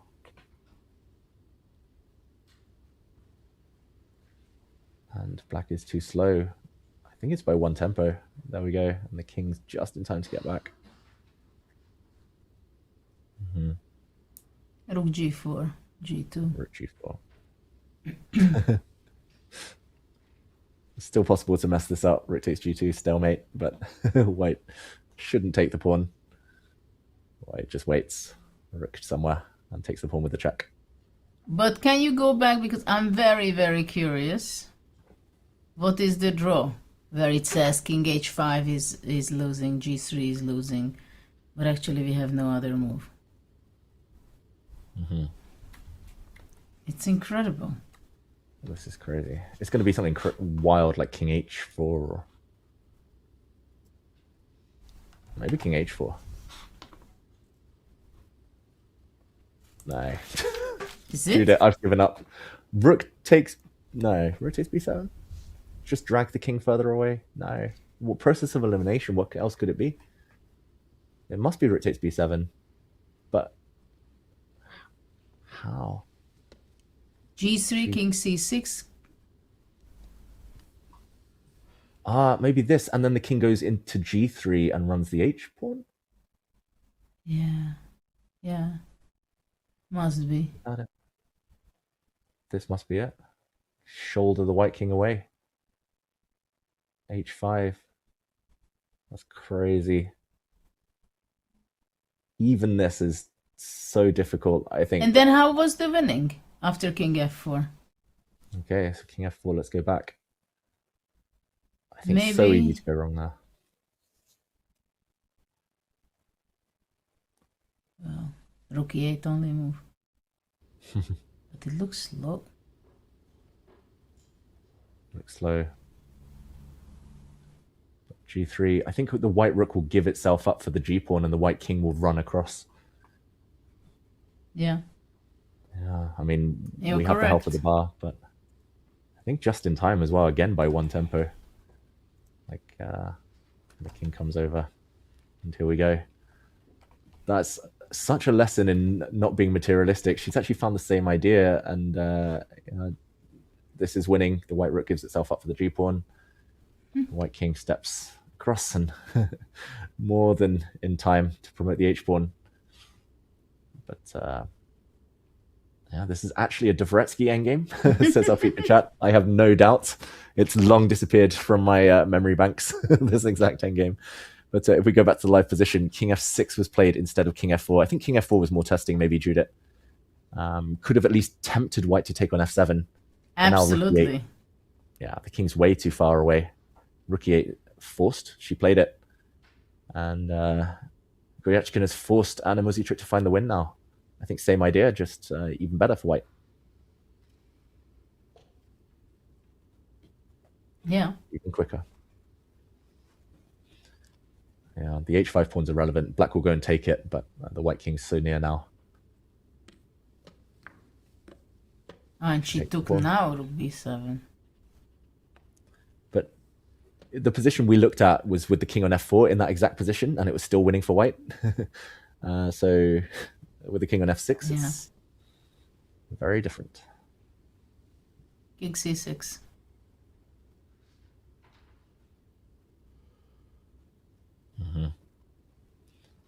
Yeah, I think we'll see a handshake here soon. There's not much left to play for. The white king is so near. The black pawns are so far. Yeah. She might still try this king h4, king g3 idea, but the white rook will come around and check from the side once the king's back.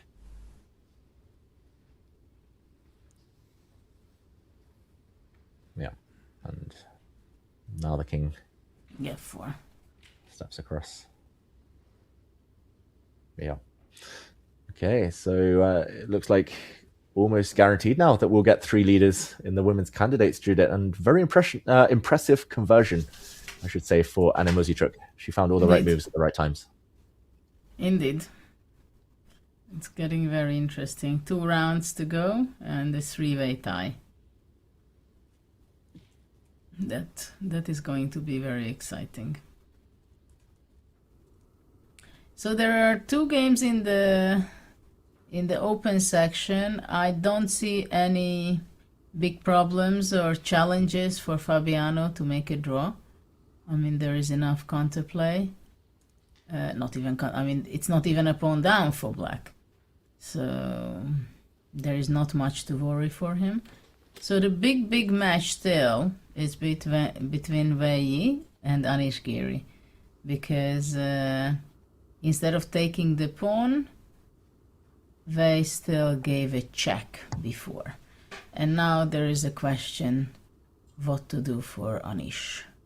Should he be moving out with his king to f8, or should he be playing queen f7, but then queen c8 probably can be kind of unpleasant. Maybe we can see that line, how it can be played out. After queen f7, queen c8, king g7, bishop e5. You think he just comes back? No, maybe queen c3 is better. Yeah. It's simpler because it's forced draw, right? King g6, Yeah. queen c6. Oh, white apparently winning. Oh, because bishop h6. Bishop h6, Oops. exactly. And it's quite pretty. There's if the checkmate here. If the king had come forward instead of going back to g7, it would also have been checkmate. Either after queen c6, either king h5, queen h6, or king f5, queen e4. Wow, what a beautiful nice mate. Queen e4, queen e5, queen g5. Yeah, this is mate. Check, check, check. Quite unpleasant Mate. surprise. Oof. Suddenly Giri might have these variations in his mind, and not only is the advantage gone, but or mostly gone, but suddenly you might see the fear of ghosts. So Is this the basically, king after forward? queen c4, queen f7 is a draw. So queen to d5. Yeah. Yeah. It's queen d5 or king f8, I guess you could consider, but queen takes a4. Take the Rook pawn, I guess. g7. Yeah. And king f2, I think it's Mm-hmm. dodging all the checks. Yeah, because queen c5, bishop e3, and the queen on a4 covers the c2 important square. And we do have a question from the feature chat. Doesn't Weii have perpetuals already? Or is there a way out? Was the second half of that question. Does Weii have a way to play on? What do we think? Well, after queen f7, there is a perpetual check, but after queen d5, the game is going on. I should mention it's Anish with the way to play out, to play on and escape. So queen d5. Any other ways? Rook d5 just looks way too weird. Looks like it loses all the coordination. But maybe possible. Well, yeah. I don't think. I think queen c8. Queen c8. King g7. I'm not sure black can go out of the checks. Mm-hmm. Queen c7 or queen, I don't know, maybe queen b7, I'm not sure. Yeah, but I want to block with the black queen. And bishop h6? Yeah. King g6? No, maybe you can go sneak out to h5 with the king. Mm-hmm. Exactly. So maybe diagonal checks, maybe queen c3, so there's no block. Hold on, I have a funny question instead of queen c3. Mm-hmm. Can I go bishop h6? Wow, Judah. So I love the idea. It seems like it tells us that it's a stupid move. Queen b7. How about queen b7, king g6? And takes queen g5. No, but I give but I give queen c6 check. And then king h5. Same. That is study like. And just for everyone at home, the queen exchange, the black pawn, the h pawn will distract the white king, and black's king will munch the f pawn and then run. There we go. All the arrows. Thank you to Tadeus for helping with the arrows right now. And the black pawn, the a pawn, will win the game. That would be a trap that Anish could set, maybe. But he's getting low on Yeah, time. but it's only me who comes up with these moves, you know. It's very Weii-esque, though, Judith. I would say bishop h6. He looks for these tactical solutions, and that would backfire. Okay, Yeah, but so probably actually now I'm calculating probably king h6 also wins. I thought queen f8 and king g6, queen g8, but probably that's also win because you can go king g6, king f6, and queen f7.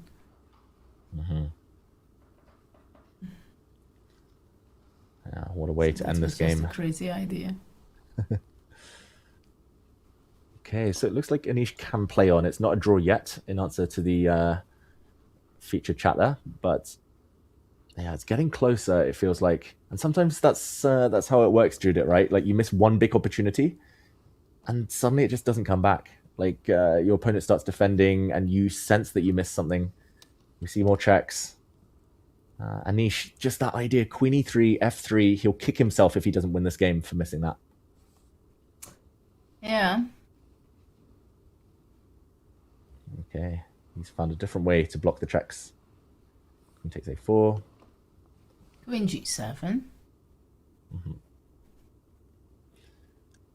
And now my question would be, like, if it's a queen exchange and black wins the b pawn, is that endgame winning? Which endgame? If we exchange the queens?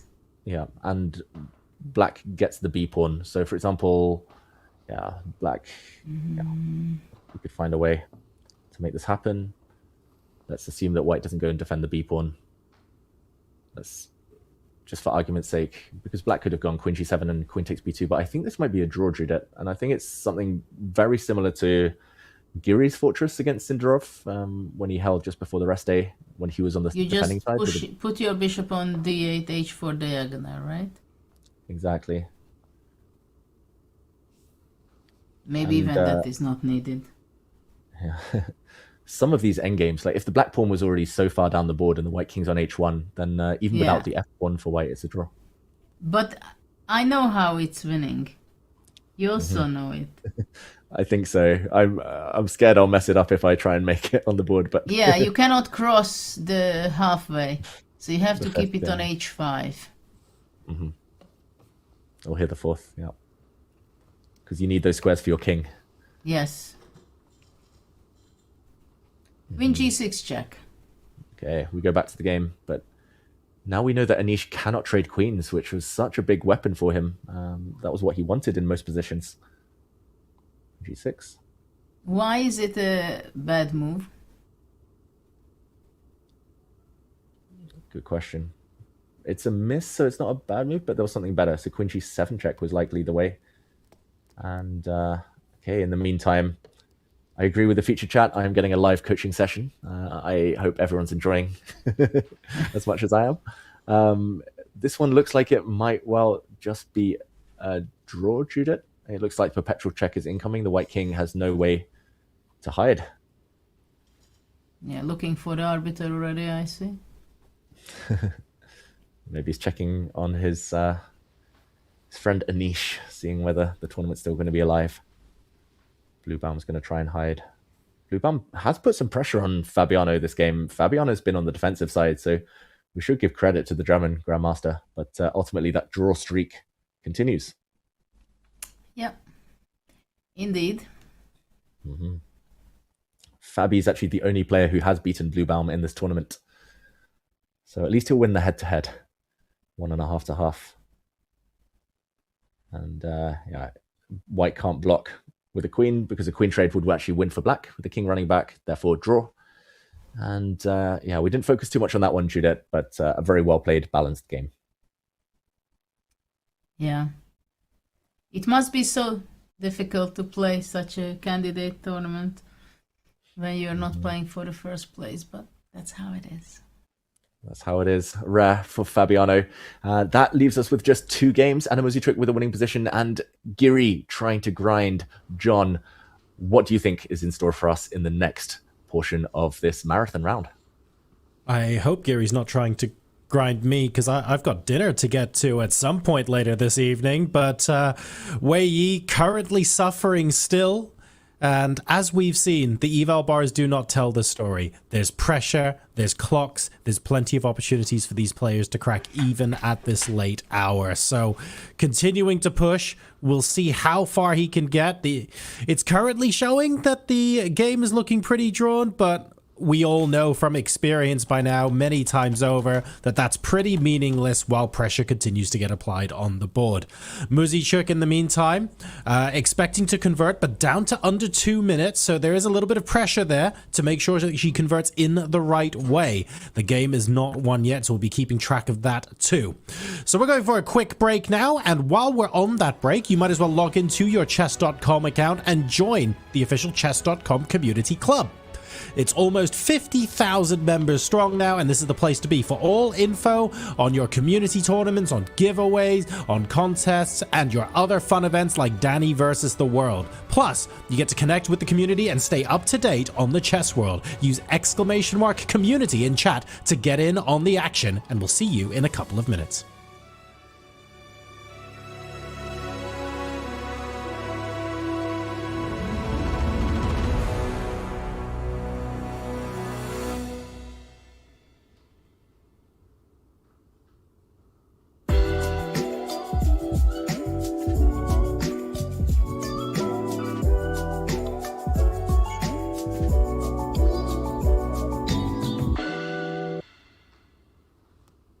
My name is Fabiano Caruana, and this is Google Autocomplete.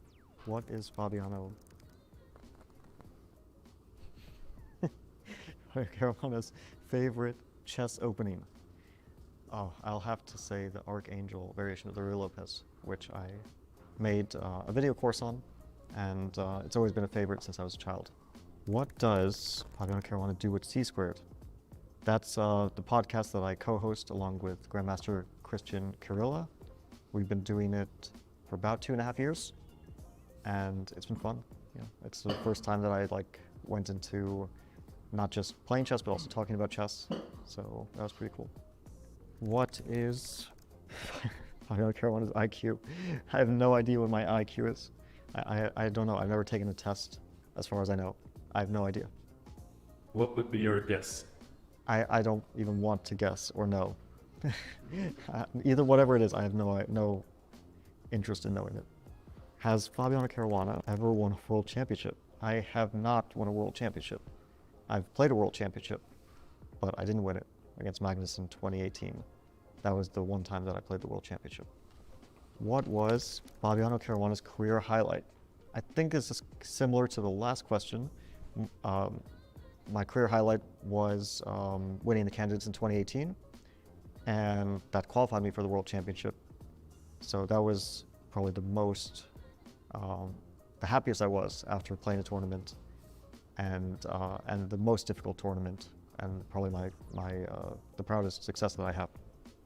How tall is Fabiano Caruana? I think 169 centimeters. I guess that's either 5'6" or 5'7", 169 centimeters. Did Fabiano Caruana go to college? I didn't go to college. I never went to college. I never went to high school. I went to school until I was 12, and then I stopped. I was done with it after that. Is Fabiano Caruana Italian? I have a lot of Italian heritage. I am an Italian citizen. My mother's Italian. I never grew up in Italy. I never lived in Italy, but I have a lot of family there.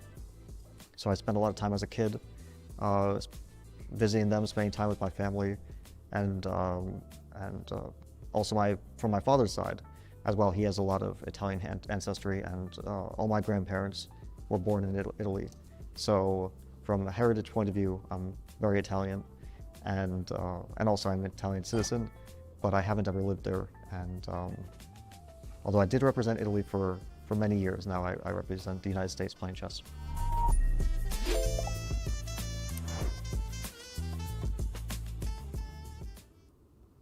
Of course, you've had months to prepare for most of your competitors. Which of these ladies have you gotten historically pretty good positions against? And are there any of them that you've struggled to get a good position against? Actually, I think one of my best score was against Hampi. But now I don't know, because with other players we don't play a lot of games. And about that position, I think it's not depend on which opponent I play. It depends on which form I am and am I sick on the tournament or not. So I'm guessing you did not do this, but when you heard Humpy's interview, did you want to call her on the phone and make sure she came? I don't know.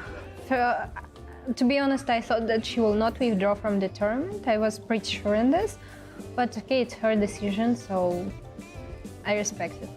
And what about you? There's obviously been some distractions regarding this tournament. Has it affected your preparation at all? I have some fun. It's actually not fun, but for now it's fun stories because I celebrate my birthday in Dubai. And after 2 days, 28 February, I need to go to the camp, training camp. And they were starting everything in the world and all flights are cancelled. And it was really hard to fly from there. And at some moment I even just sit on a bus to go to the Amman. This road takes 12 hours or more. And then I have night in the airport to have a flight to Istanbul. So yeah, for the first these days I was thinking about will this tournament be cancelled or not, but then I think everything become better and now I think here is okay, we need to play finally.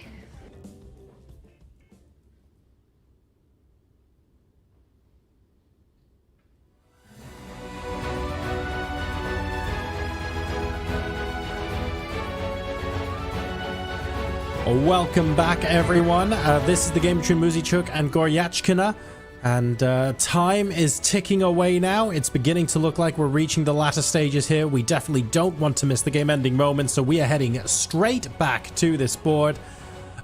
Judith, David, I want to start playing the game across both of our remaining boards. What can go wrong at this point? Great question, John. Putting us on the spot. Judith, we'll definitely find a way, right? We'll find a way to go wrong, especially in a game like this. We've all made mistakes in this one before.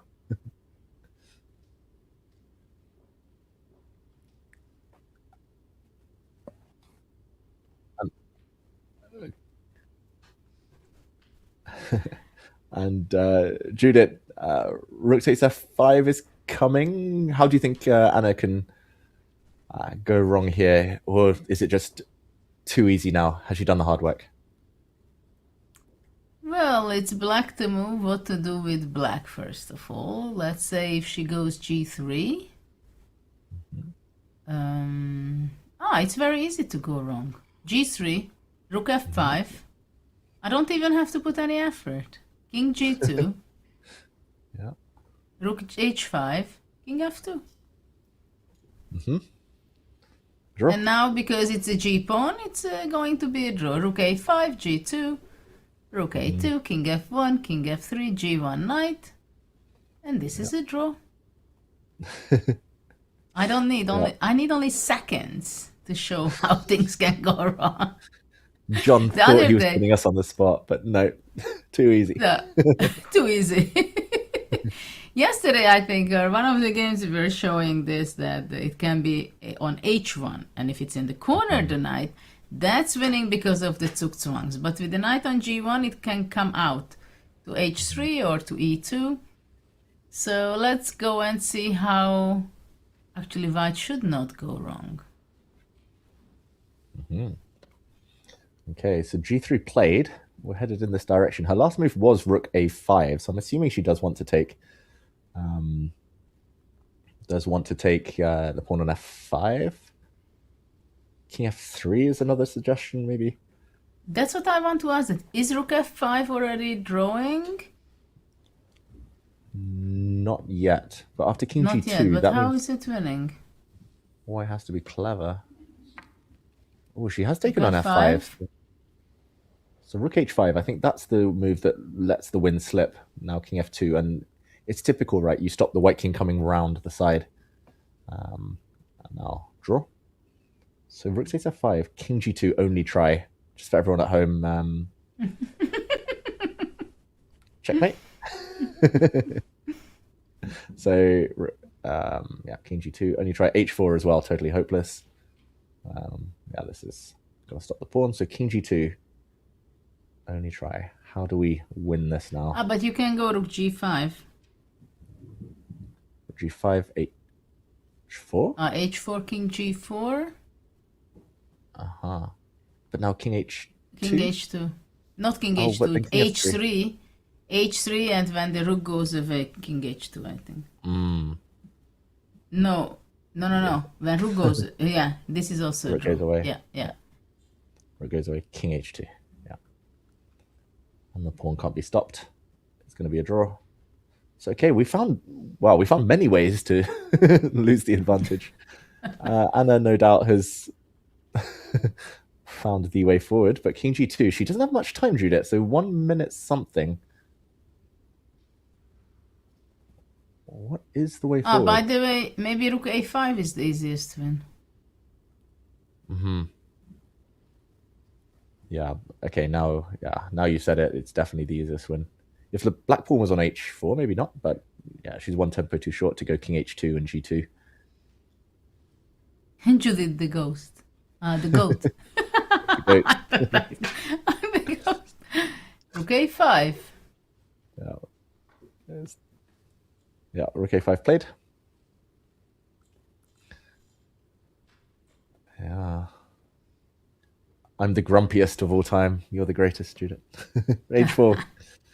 You, the big endgame expert. You can't complain. The grinder of all time. I'll take it. And is she trying one final trick? So, like, rook check. If black king goes to, well, I was going to say to the first rank, then it might be over. But king h3, Judith. Yeah. She's trying one final trick. Yeah. And just for everyone, and it's a G2. good one. Yeah. King f2, king h2, rook a1, h3. And same. Stalemate. Guaranteed. G1. I once missed this exact idea against Maxime Vachier-Lagrave at the end of like 20 move variation. I calculated everything and I was like, oh, I'm losing. The rook gets back to stop. And then I stopped 40 calculating 1 move too early. So if she gives a check, it's a draw. She has to play king g4. Wait. King g4, No. king h2. Oh, she can go wrong. 20 seconds now. 25 seconds, Anna Muzychuk. King g4, I think, is the only win. And on king j2, king h2. Wow. Goryachkina eyeballing her there, staring down her opponent. Oh no, she was going for the king and she's made the draw! Oh! It's stalemate. Anna Muzychuk has blundered, blown the win.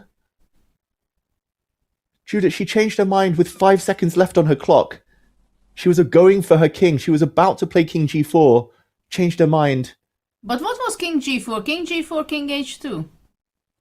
We'll show it. King to g4, king h2. And how was she winning here? A check would have also blown it to g2. How is she winning?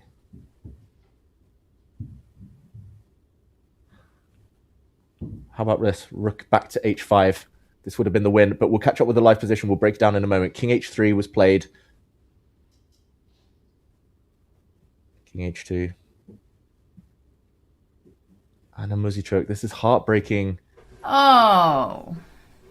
The whole second half of the tournament, she's had chances. She was winning or better against Divya, lost that game. Winning better other games, couldn't convert. This was the most winning of them all, couldn't convert. And now G2 is an immediate draw.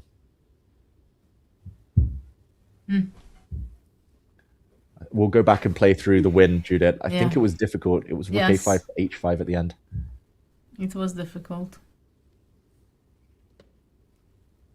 And it was interesting because Goryachkina saw the trap coming. She was staring down Anna as the clock ticked down as well. I think Anna, it was a 50-50. Like, her instinct said reach for the king. She went against her instinct, went for the rook. And hard work. All that hard work. 5+ hours of it gone in one minute. Well, chess is brutal. We know it, David. Yes. We know it. That's why we love it, Judith. It tests us. Beautiful, it's artistic, it's sportive, And it's brutally bloody game. Yeah. Now Anna has to be careful not to lose this. Rook takes h4, she will lose to king f1. King takes, and the pain, the disappointment.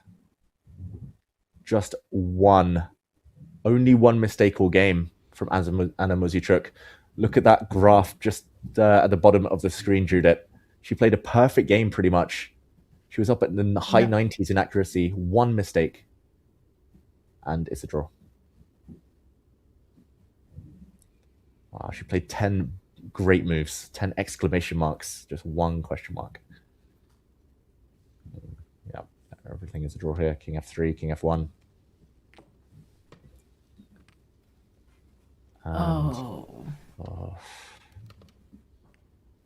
There we go, clock stopped. Still no handshake. Well, maybe the countries. Yes, that is why. And draw at the end of that marathon battle. We will show how Anna Muzychuk could have won at the end. It was difficult. But yeah, Judith, that's so important with the standings. She must have felt like luck was on her side. Got the golden ticket, the last minute entrant, Anna Muzychuk, leading at halfway by a point.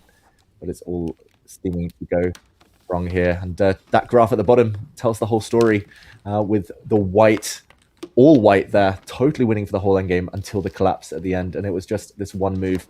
If we go back, Anna Muzychuk had done everything right until this moment. It felt like a 50-50. Clock ticked down. She went for the king. She was going to play king g4. Changed her mind with just 5-10 seconds left on the clock. Gave a check. King g4, though, would have won. And a rook check coming. The difficult part that she might have missed is that king h2 may be the only winning move.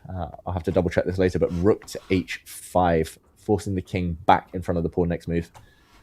G2, and now rook takes pawn, king to g1, king g3, and this check would have clinched it. Yeah, still last trick here, Judith. There's always tricks. Rook f2 would again walk into a stalemate. So the key here in this position would have been, I guess, to wait. And any waiting move, forcing the king check away and out of the corner where it will no longer be stalemated. And the pawn would drop.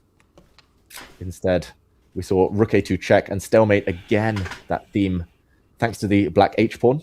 Without the black h-pawn, it would still be winning for white, but king f3, g2, and this would have been another stalemate to end the game. Anna Muzychuk ended up drawing due to this one mistake, the one slip, rook a2 check, and after king h3, the players went on to make a draw. Heartbreaking stuff, king versus king, to end the game. Yes, well, rook h5, if it doesn't come to your head, then you're only calculating, and the patterns don't get into your head. It's a problem when you have only seconds on your clock.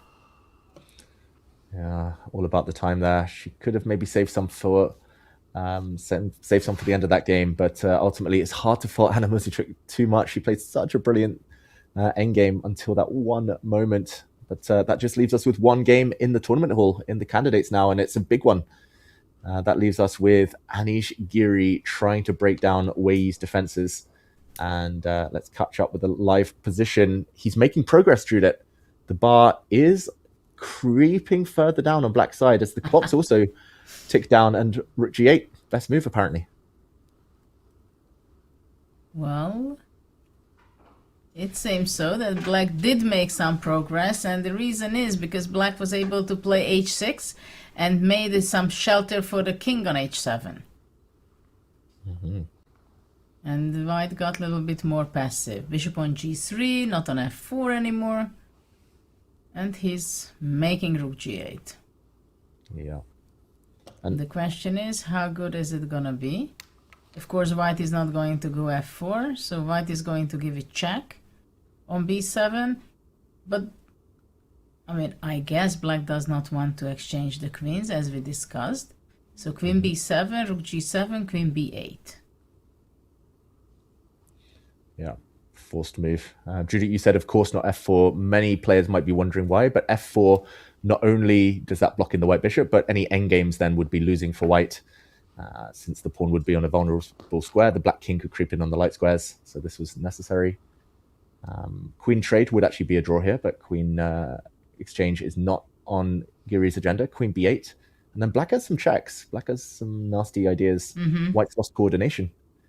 I also think queen c2 can be nasty, though king goes to h1, and when the black queen goes back to f5, then king g2. But maybe something is already winning. Are there any checks? I didn't see any, so maybe rook d7 or... Oh, apparently not rook d7. How is this winning for Giri? Because the other alternative is king h3. Maybe that's the way to go. Maybe forward rather than back. But why is this over immediately? Because queen d1 and the f3 is falling off. Yep. Just check. Not very difficult. We're trying to be so too king clever. h3. Okay.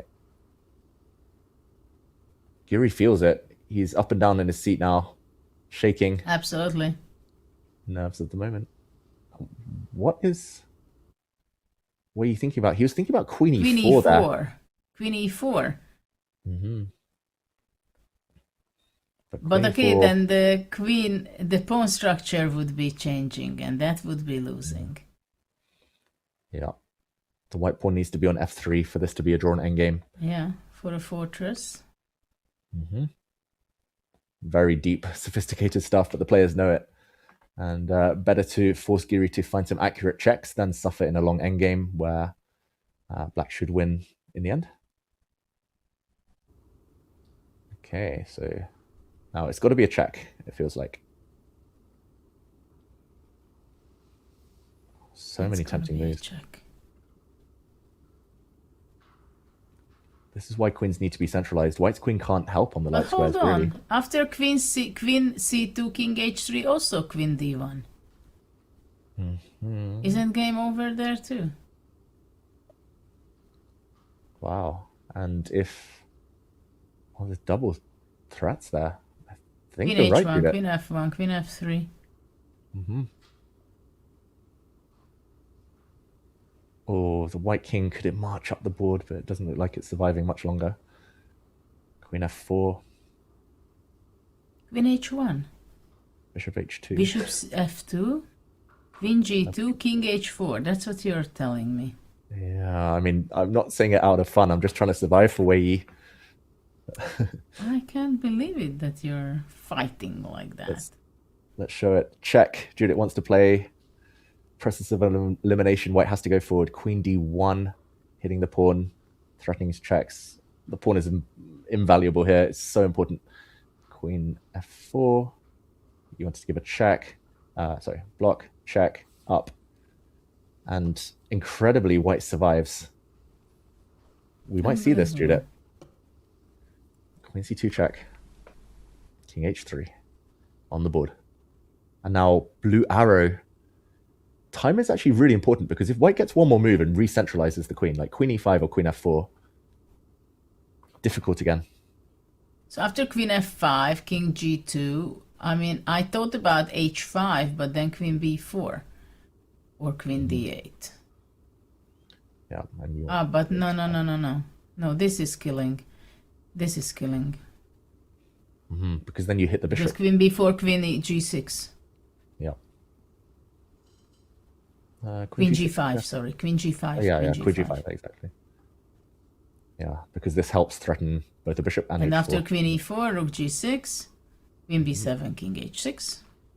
Nice. Shelter. Shelter, and queen b8.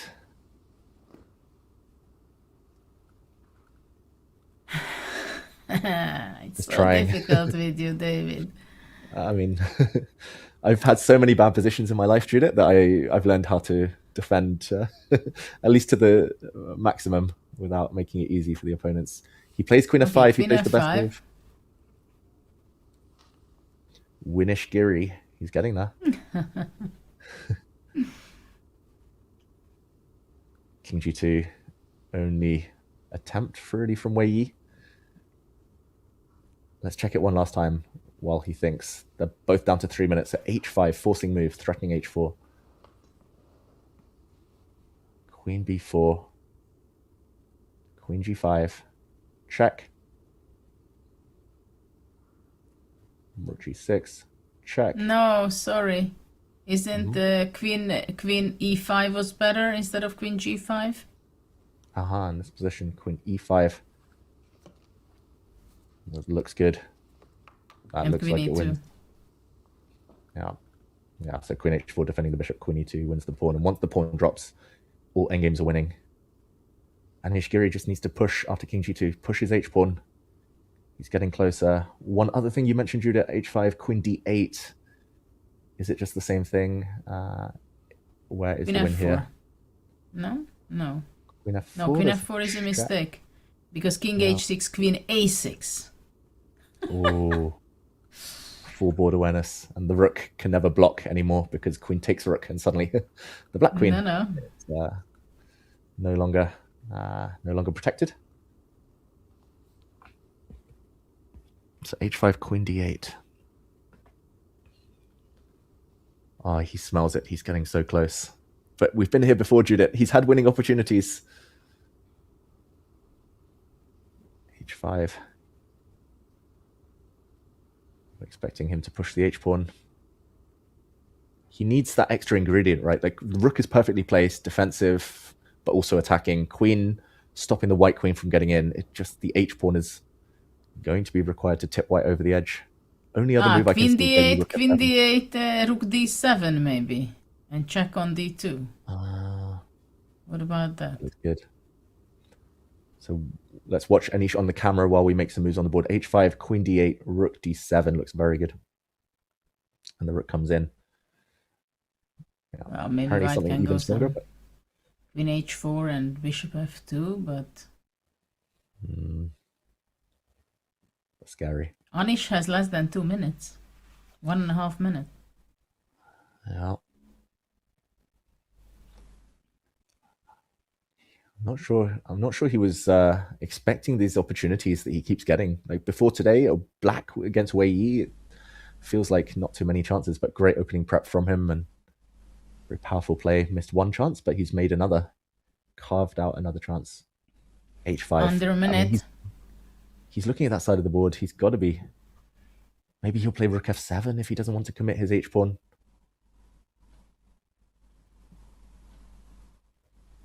Come on, Anish, h5. So many chances. Lots of Anish fans today wanting the tournament intrigue to continue. And he gives another check. He's going to repeat the position. Good practical decision. Gaining 30 seconds maybe on the he's clock. going to go queen d1, which is not a good decision. Oh. Anish. Anish has let it slip. He's gone the wrong way round. And now Weii back in the game after queen to f4.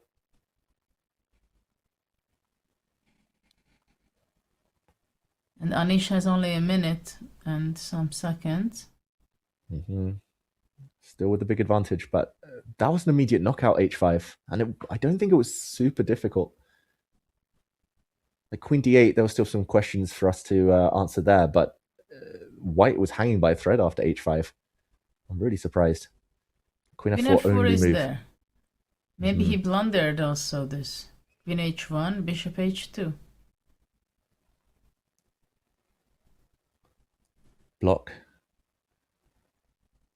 Now Anish has to be careful because white is threatening perpetual check. Well, he's going to go queen g2 and then queen g6 or something. He has to cover the white squares. The blue arrow has appeared saying queen f1 check better than queen g2 check, which is difficult. Not an easy decision. Looks like a 50-50.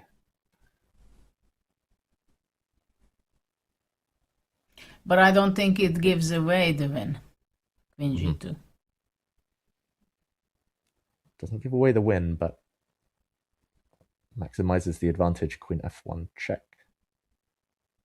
This is a coin toss, and each under 1 minute.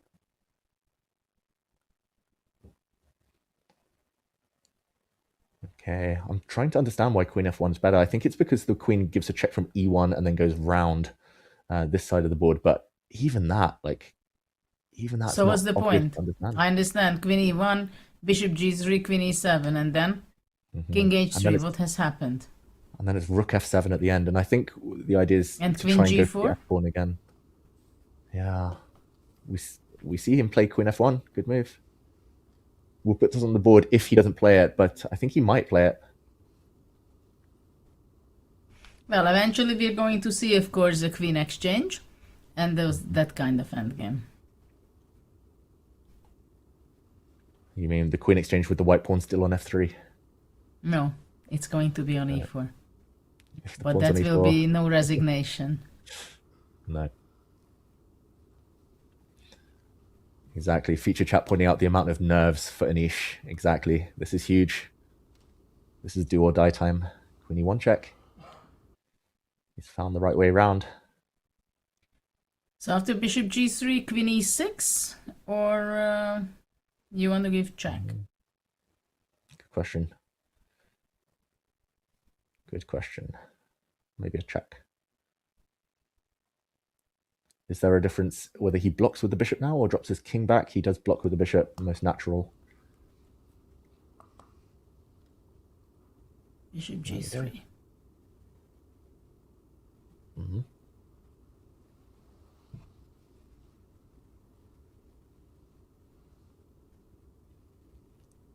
Okay.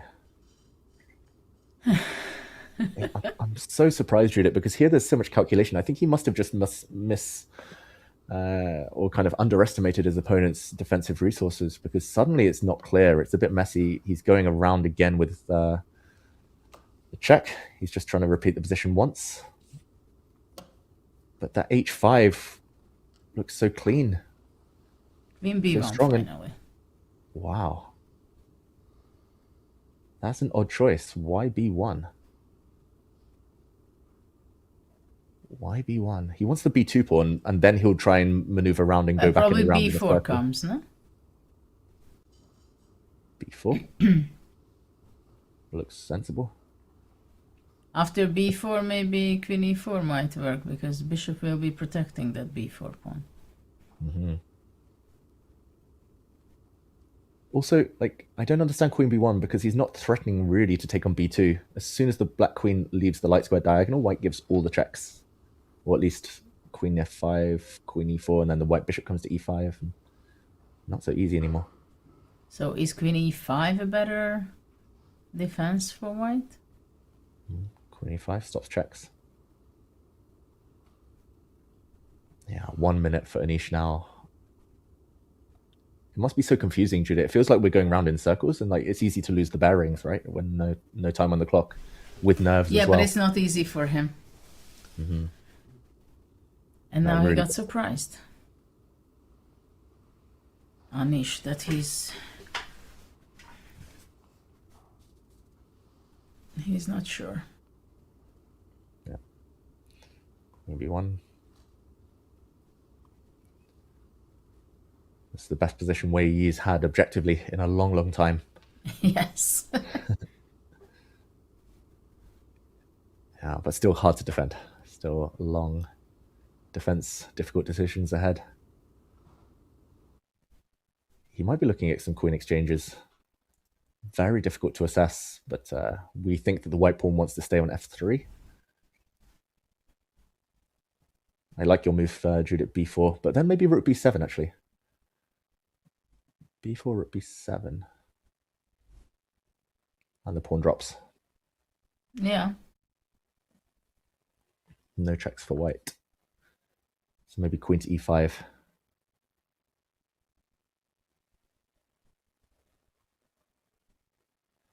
Okay, Anish, he's had so many chances, Judith, but does he get another? That's the question. Objectively now, it looks like it should be a draw with best play.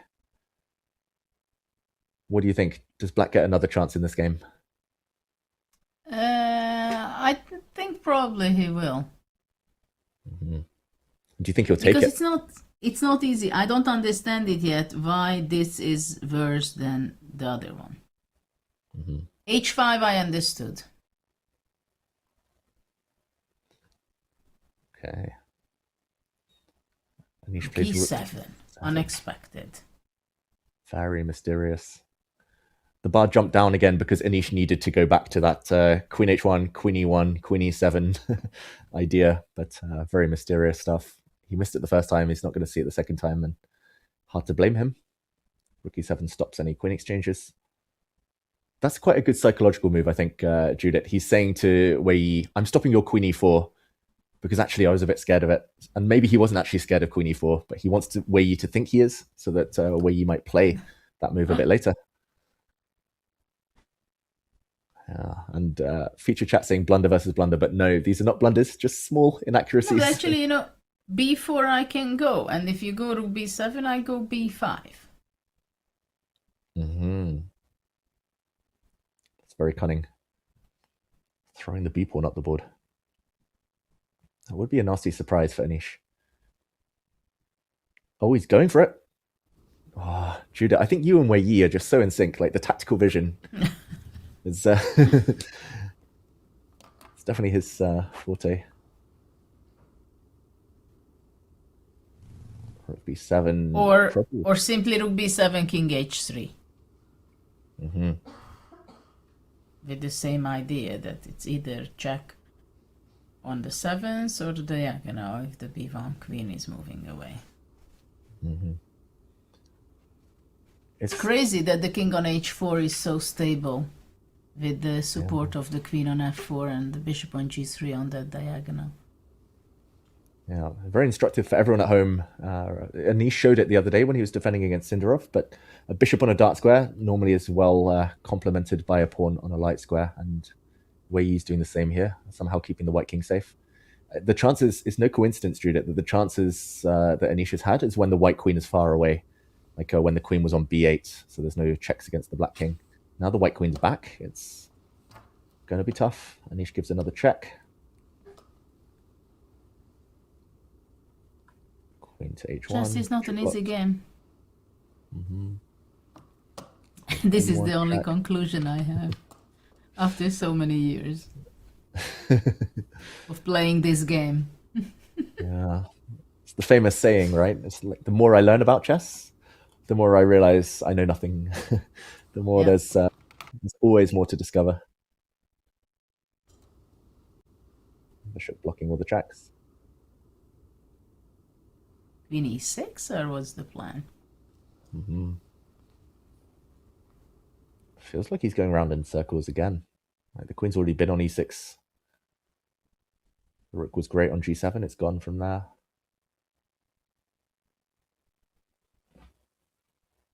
Okay. He's going to bring his queen back. Great camera angle there.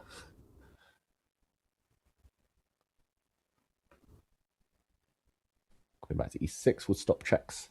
Oh, back to B1. We've had this position, but last time it was black to play, so not a repetition. This time it's white to play. He's asking Weii to pass to make a move. That's a good strategy, Judith. Sometimes, when in doubt, if you can't break a fortress, just say to your opponent, like, what's your next move? Okay, so I go bishop H2. Yeah. And then because you said to me that time I should make a move. I go bishop H2. Mm-hmm. Yeah. Sooner or later, Anish probably should try rook B7. I could also go queen D6, but then you go rook F7, I think. So I shouldn't allow you to put pressure on my pawn on F3. That's true. Yeah, I think all the white pieces are in quite good spots. Like the king feels weird, but probably quite well defended for now. The queen looks nicely placed on F4. And he does make a decision. It is a king move, king back to H3, and also a good pass.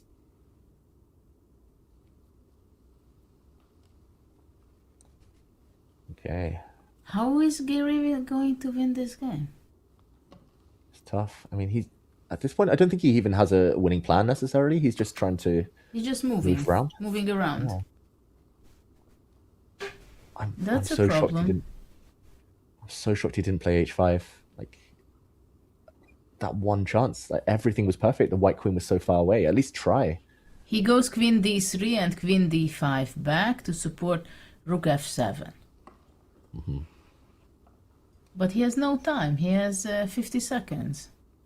Yeah, and he won't have more than a minute probably for the rest of this game. Unless he builds up a time bank. This is where I remember like prime Nakamura would make like 5-6 quick moves, build a time bank, and then stop and slow down and think.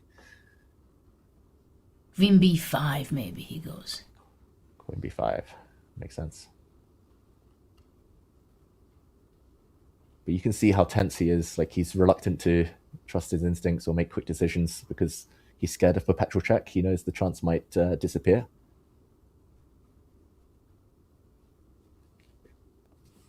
Queen b5. Good call. King h3.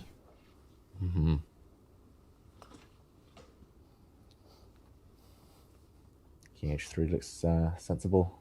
My question, Judah, as well, is like, what if the bishop just comes around now to c5 and says, okay, I'm going to defend that pawn on b4? What do you mean they do that?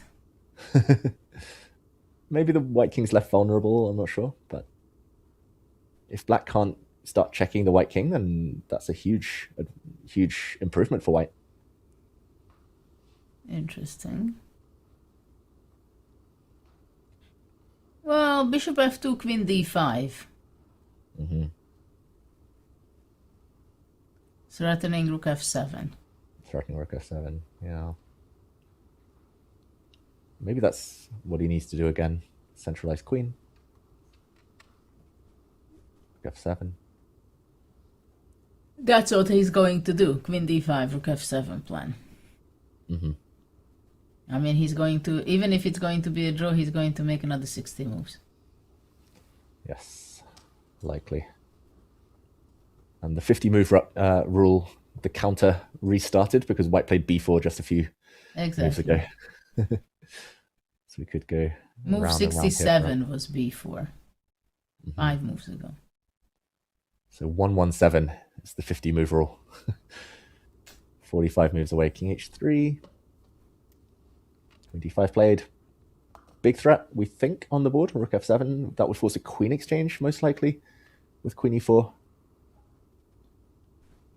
Even that, like now with the white pawn advancing on the b file, has to be calculated a bit, but we think it should be winning for black if the white f3 pawn is forced to move. It's a big threat. Will he go back with his king? King g2, defend that pawn.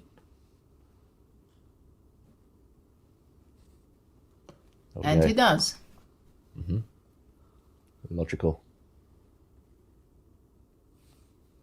Rook check from Giri. Will the king go back where it came from? Will we see a bishop block? Maybe bishop block? Bishop f2. Now white starts to threaten checks again if the black queen ever goes away. This must be incredibly frustrating for Anish. Like, he's calculated so much this round, but just can't find the win. Yeah. The f4 square is incredibly important for the white queen and defense.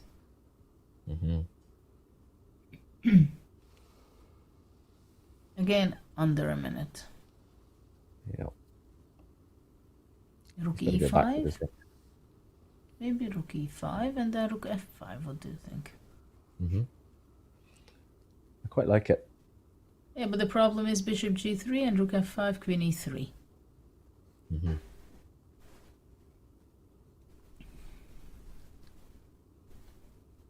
Ooh. e5. He's got 6 seconds left. Oh, he's got a few seconds left at least. Hand still on the rook. And why? Has he frozen Anish? Weiyi's moving. Anish, oh, back to e7. Changed his mind. He had more than 6 seconds. He had 18 seconds when he made that move. But why did he do that? I think he's nervous, like visibly, Judith, like understandably as well. Like he's made no progress. Clock is ticking. He hasn't really made 2 quick moves in a row, and she's stopping after every move to think again, think fresh. Rook f7 coming. So the white bishop should move. The question is, how can he improve his position? Like, he has to come up with something, right? Mm-hmm. I think there was a line earlier. The reason the bar's in the center, like if he kept checking, if he gave that queen e1 check, queen e7 check, there were some lines where he could have won the b pawn for free, and we would have the same position just without the b pawn, and then it's very different. But he's not going to win the b pawn anymore because it's protected with the queen on f4, right? Yeah, so that was why the missed opportunity, or one of the many, has disappeared. Where he's found the perfect setup, defensive fortress almost. Yeah. Oof, Anish. It reminds me of the previous candidates he qualified for when he drew all of his games, all 14, but he had so many chances in that one as well. He had 3 or 4 winning positions, 3 pawns up against Fabiano once, still couldn't win. The conversion against the top guys, it's the hardest part. They defend like lions. Yeah.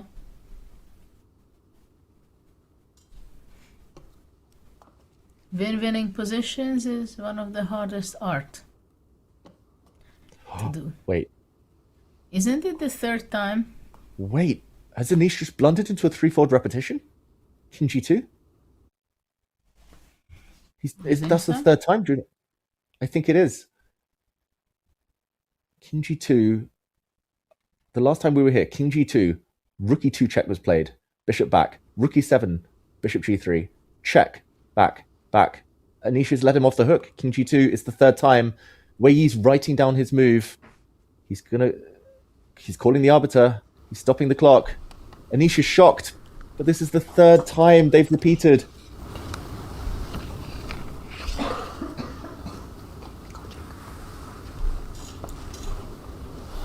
Anish has realized. Look at Anish.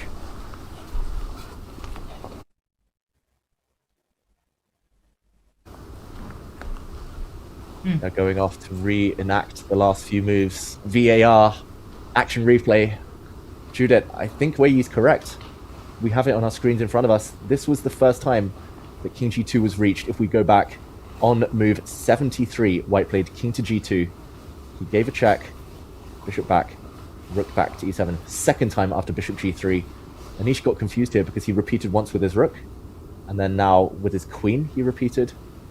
And King g2 is the 3rd time. Yeah. That's careless.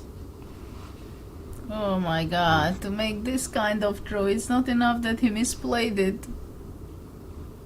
That's the worst way for it to end. Like, maybe it is a draw by now, but he could have, like we said, tortured Weiyi for another 1 hour, and maybe he would have got another chance.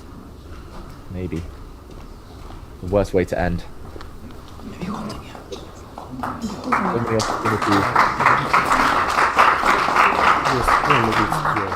opportunity. And now we see players discussing. A round of applause for them, Judith. But a draw has been agreed. Yes, H3.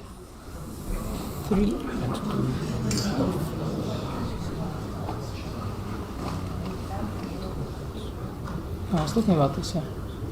Thinking about this. Maybe winning. Queen to g3 or? No.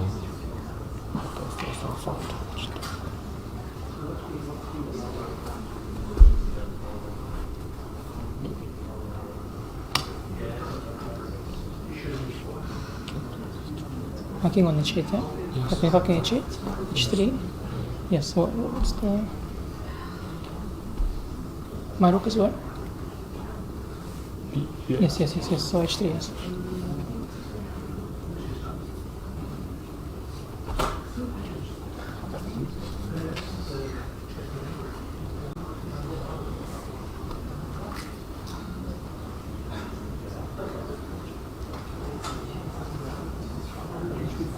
Wait a second.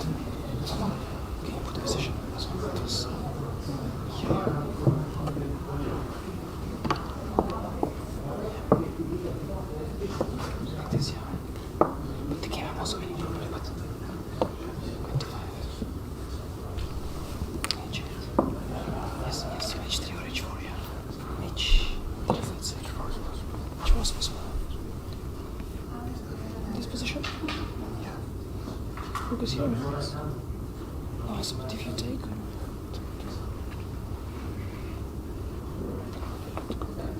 Which one? Yes. So no,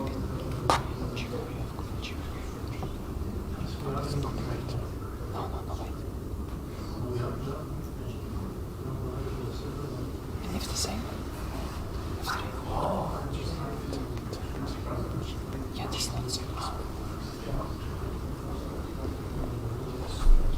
game also winning number. After Cornetto. After Cornetto.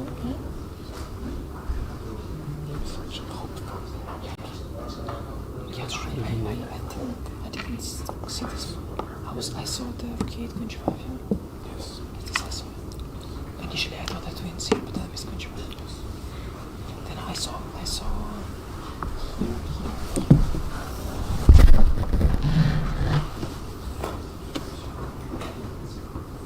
some hands.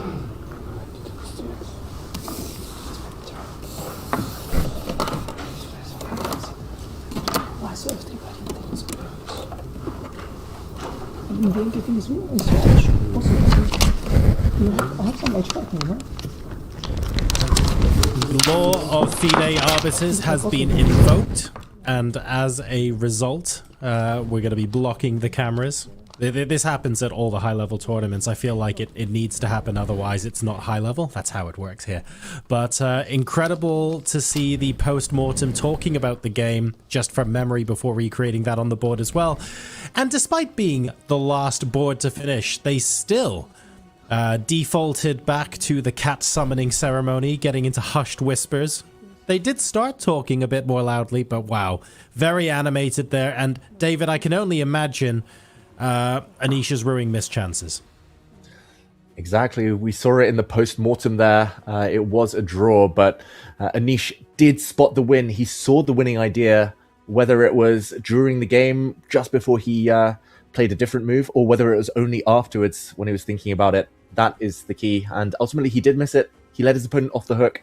Third round in a row that Anish Giri missed some winning chances, or some chances for a big advantage. And yeah, that is so important for the standings. We saw it. Sindarov still 2 points ahead with 2 games to go. Almost finishing line now. It's in sight.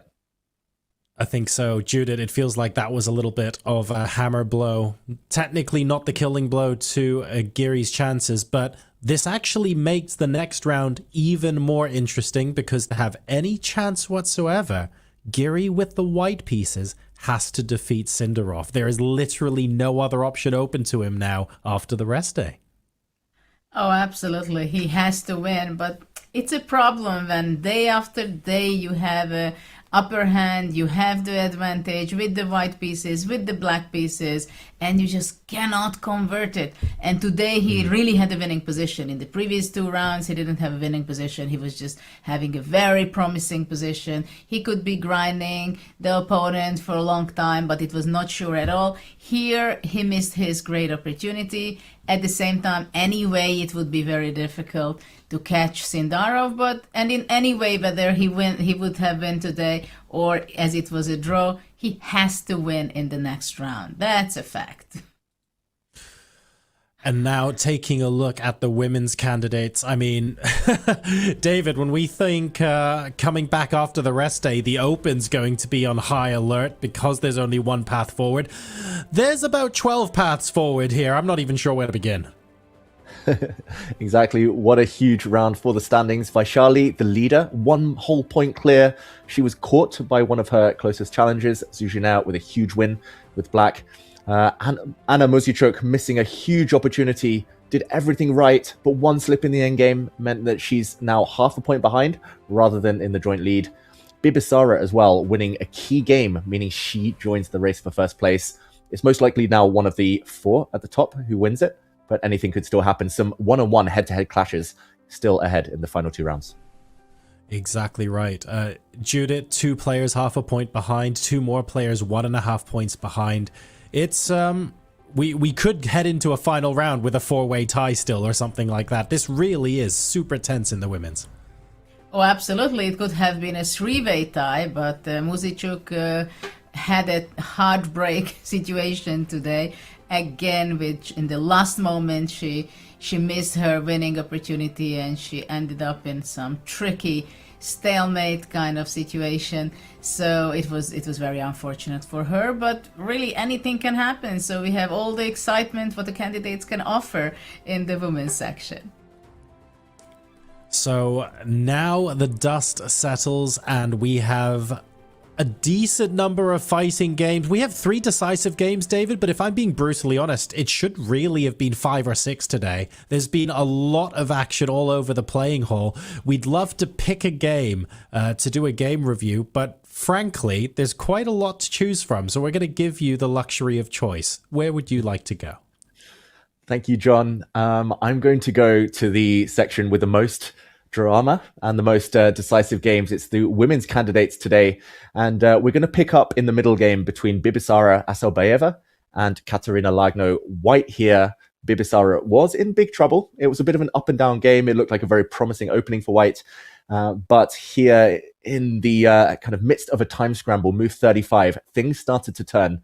Black has a big advantage. It's level material, but Black's pieces are so active, especially these 3. And there was a hit now on the black rook on d2. So understandably, Lagno moved her rook away, rook to d8. But we see a question mark appear and the advantage also just totally obliterated in one move. The key was to play a difficult one, bishop c6, ignoring the hit rook on d2, counterattack on the white rook here. And there are tactics involved. Rook takes e6, for example, would have been met by queen takes e6. And there's a pin on the f-file, queen takes rook now, and this is the whole idea in lots of variations, the black queen and bishop lining up. But after that missed opportunity by Lagno, rook to d8, f takes e6, white got this phenomenal, this powerful passed e-pawn, rook to d1 check, another step in the wrong direction. We saw some exchanges, and after bishop c6, white started going in the wrong direction. Queen f7 was a check, instead e7 would have been strong, but she was forced to find the right idea after giving check, because after this one, black missed the final hope. She could have blocked with a pawn. The blue arrow appeared there, only move. And this looks terrifying, the black king in the corner, but white has no more than a draw with perpetual. Instead, the final mistake, king back to g8, allowing e7, and we saw that white was winning material. This being the key move, a brilliant move. Queen takes bishop, probably missed by Lagno, and white emerged here with an extra piece. If we whiz forward to the final position, it was here that the end was pretty much decided. White about to give checkmate. Lagno resigned just a few moves later after parting with her rook. No more checks. Game over. Huge, potentially, for the standings. Thank you very much, David. Incredible game. And also going down one of the lines that you and Judith, but I'm going to say Judith in particular, spotted during the game. In fact, Judith, even in the Muzichuk game, it felt like you were giving us 10, 12 moves ahead, and then we were watching the players in real time make the exact mistakes, the exact positional pitfalls that you were pointing out. You were on fire today, Judith. Thanks for saying that, but it's such a pleasure to go on the lines and figuring it out with David, who is such a big endgame expert, and he's also enjoying it so much to discover all these nuances and details and all that. So it's really exciting for me as well. I hope for our audience as well, but I'm entertaining ourselves. And look, folks, the candidates inevitably will have winners and losers. Not every interview can necessarily be a happy one. I don't necessarily know what the contents are, but I can kind of guess because Fun Master Mike has managed to get Anish Giri for an exclusive interview. Let's hear what he had to say after that absolute marathon of a game. Thanks, guys. We're here with Grandmaster Anish Giri. Very gracious of you to join us. Very emotional last 2 games, both in the women's section and the open. What are your emotions after fighting for 77 moves? Yeah, I was obviously very annoyed because I think I was winning at various points. Yeah, I didn't quite. Thanks, guys. We're here with Grandmaster Anish Giri. Very gracious of you to join us. Very emotional last 2 games, both in the women's section and the open. What are your emotions after fighting for 77 moves? Yeah, I was obviously very annoyed because I think I was winning at various points. Yeah, I didn't quite see a forced win. Well, to be fair, I thought various points what I did as a forced win, so that was the issue. But I did not see I felt that there is a win at multiple points, and looking back, I'm quite sure, especially in the end, the h5. Although I think already by that point, he had also made mistakes before. I think he was probably back at some point as well. But yeah, it was not so easy. I was trying to calculate first win. I saw quite a lot of things, but probably just not enough. Will you review the game tonight, or will you try to just get out of your mind for your head-to-head with Sindarov in 2 days? Yeah, it's very easy these days to review games. You don't have to be a genius. I can just click through. I don't need the AI coach, right, that everybody is building. I can see it for myself. But yeah, it's reviewing will not be the problem. Other things are a problem. Do you still rate yourself as having some chances to win the tournament? Not really, to be fair. But okay, I want to finish very well. I think my previous candidates, I was on +3 and I've lost last 2 rounds, which is very unfortunate. So I'll try to do well this time. And finally, I heard you say it's a given you have to beat Javokhir. We know that, but you already have predicted what's going to happen in Javokhir's final game in round 14 against Weii. So how will that game go? You want me to tell you the moves? Please. It's a little awkward. It is. How about we save it? Yeah, I can write it on a piece of paper, seal it, give it to you, and as the game will unfold, you can open the piece of paper and see it happen. We're going to get some adjourned move envelopes, and anybody under the age of 45 has no idea what I'm talking about. It was very gracious of you to join us after an emotional game. Thank you, Anish. Thank you. Back to you guys. Oh my goodness, we had the first jump scare at the start of that interview. Sorry about that, folks. But now we have a second jump scare because I remember adjournments, and I remember adjourning a game twice to the second time sealing a drawing move. So I feel like that interview has accidentally taken me back to when I blundered into a draw many years ago now. Of course, no such things exist nowadays. We've had plenty of action today, and technically, the candidates is not yet clinched for Sindarov. He still needs to finish the job, but he's going head-to-head against Giri the day after. Judith, your summary on today. Well, it could have been finished for the open section, right? That we have a winner, but we don't have a winner yet. So the excitement is still there, because no matter how the end will finish in the next round, it's going to be a lot of excitement, or at least that's what I'm hoping for, that Giri will recover, and actually he needs to have recover, but he will have one free day as well to recover that. And then I'm pretty sure, as we've seen in his interview, that he wants to finish well in any case. David, your thoughts on today, and maybe, just maybe, the last bit of that interview is a little bit of a plant and he's actually preparing something completely off the wall that no one's seen before for the final round. Exactly, John. You never know with Anish Giri. Unfortunately for him, it was a case of deja vu today. More big opportunities, probably the biggest of them all. Totally winning position, was unable to put in those finishing touches. Also deja vu for Sindarov. It feels like all results, his own results going his own way, but results elsewhere also helping him. For the women's, though, I'm extremely excited. It's going to be a grandstand of a final 2 rounds after the rest day. So thank you very much, everyone who has joined us for today's coverage. This was round 12 of the FIDE Candidates 2026. Tomorrow is a rest day. We will not see you same time, same place tomorrow, but we will be back same time, same place the day after. There are 2 rounds to go. Sindarov on the cusp of making history at the candidates, and the women's candidates is still completely wide open.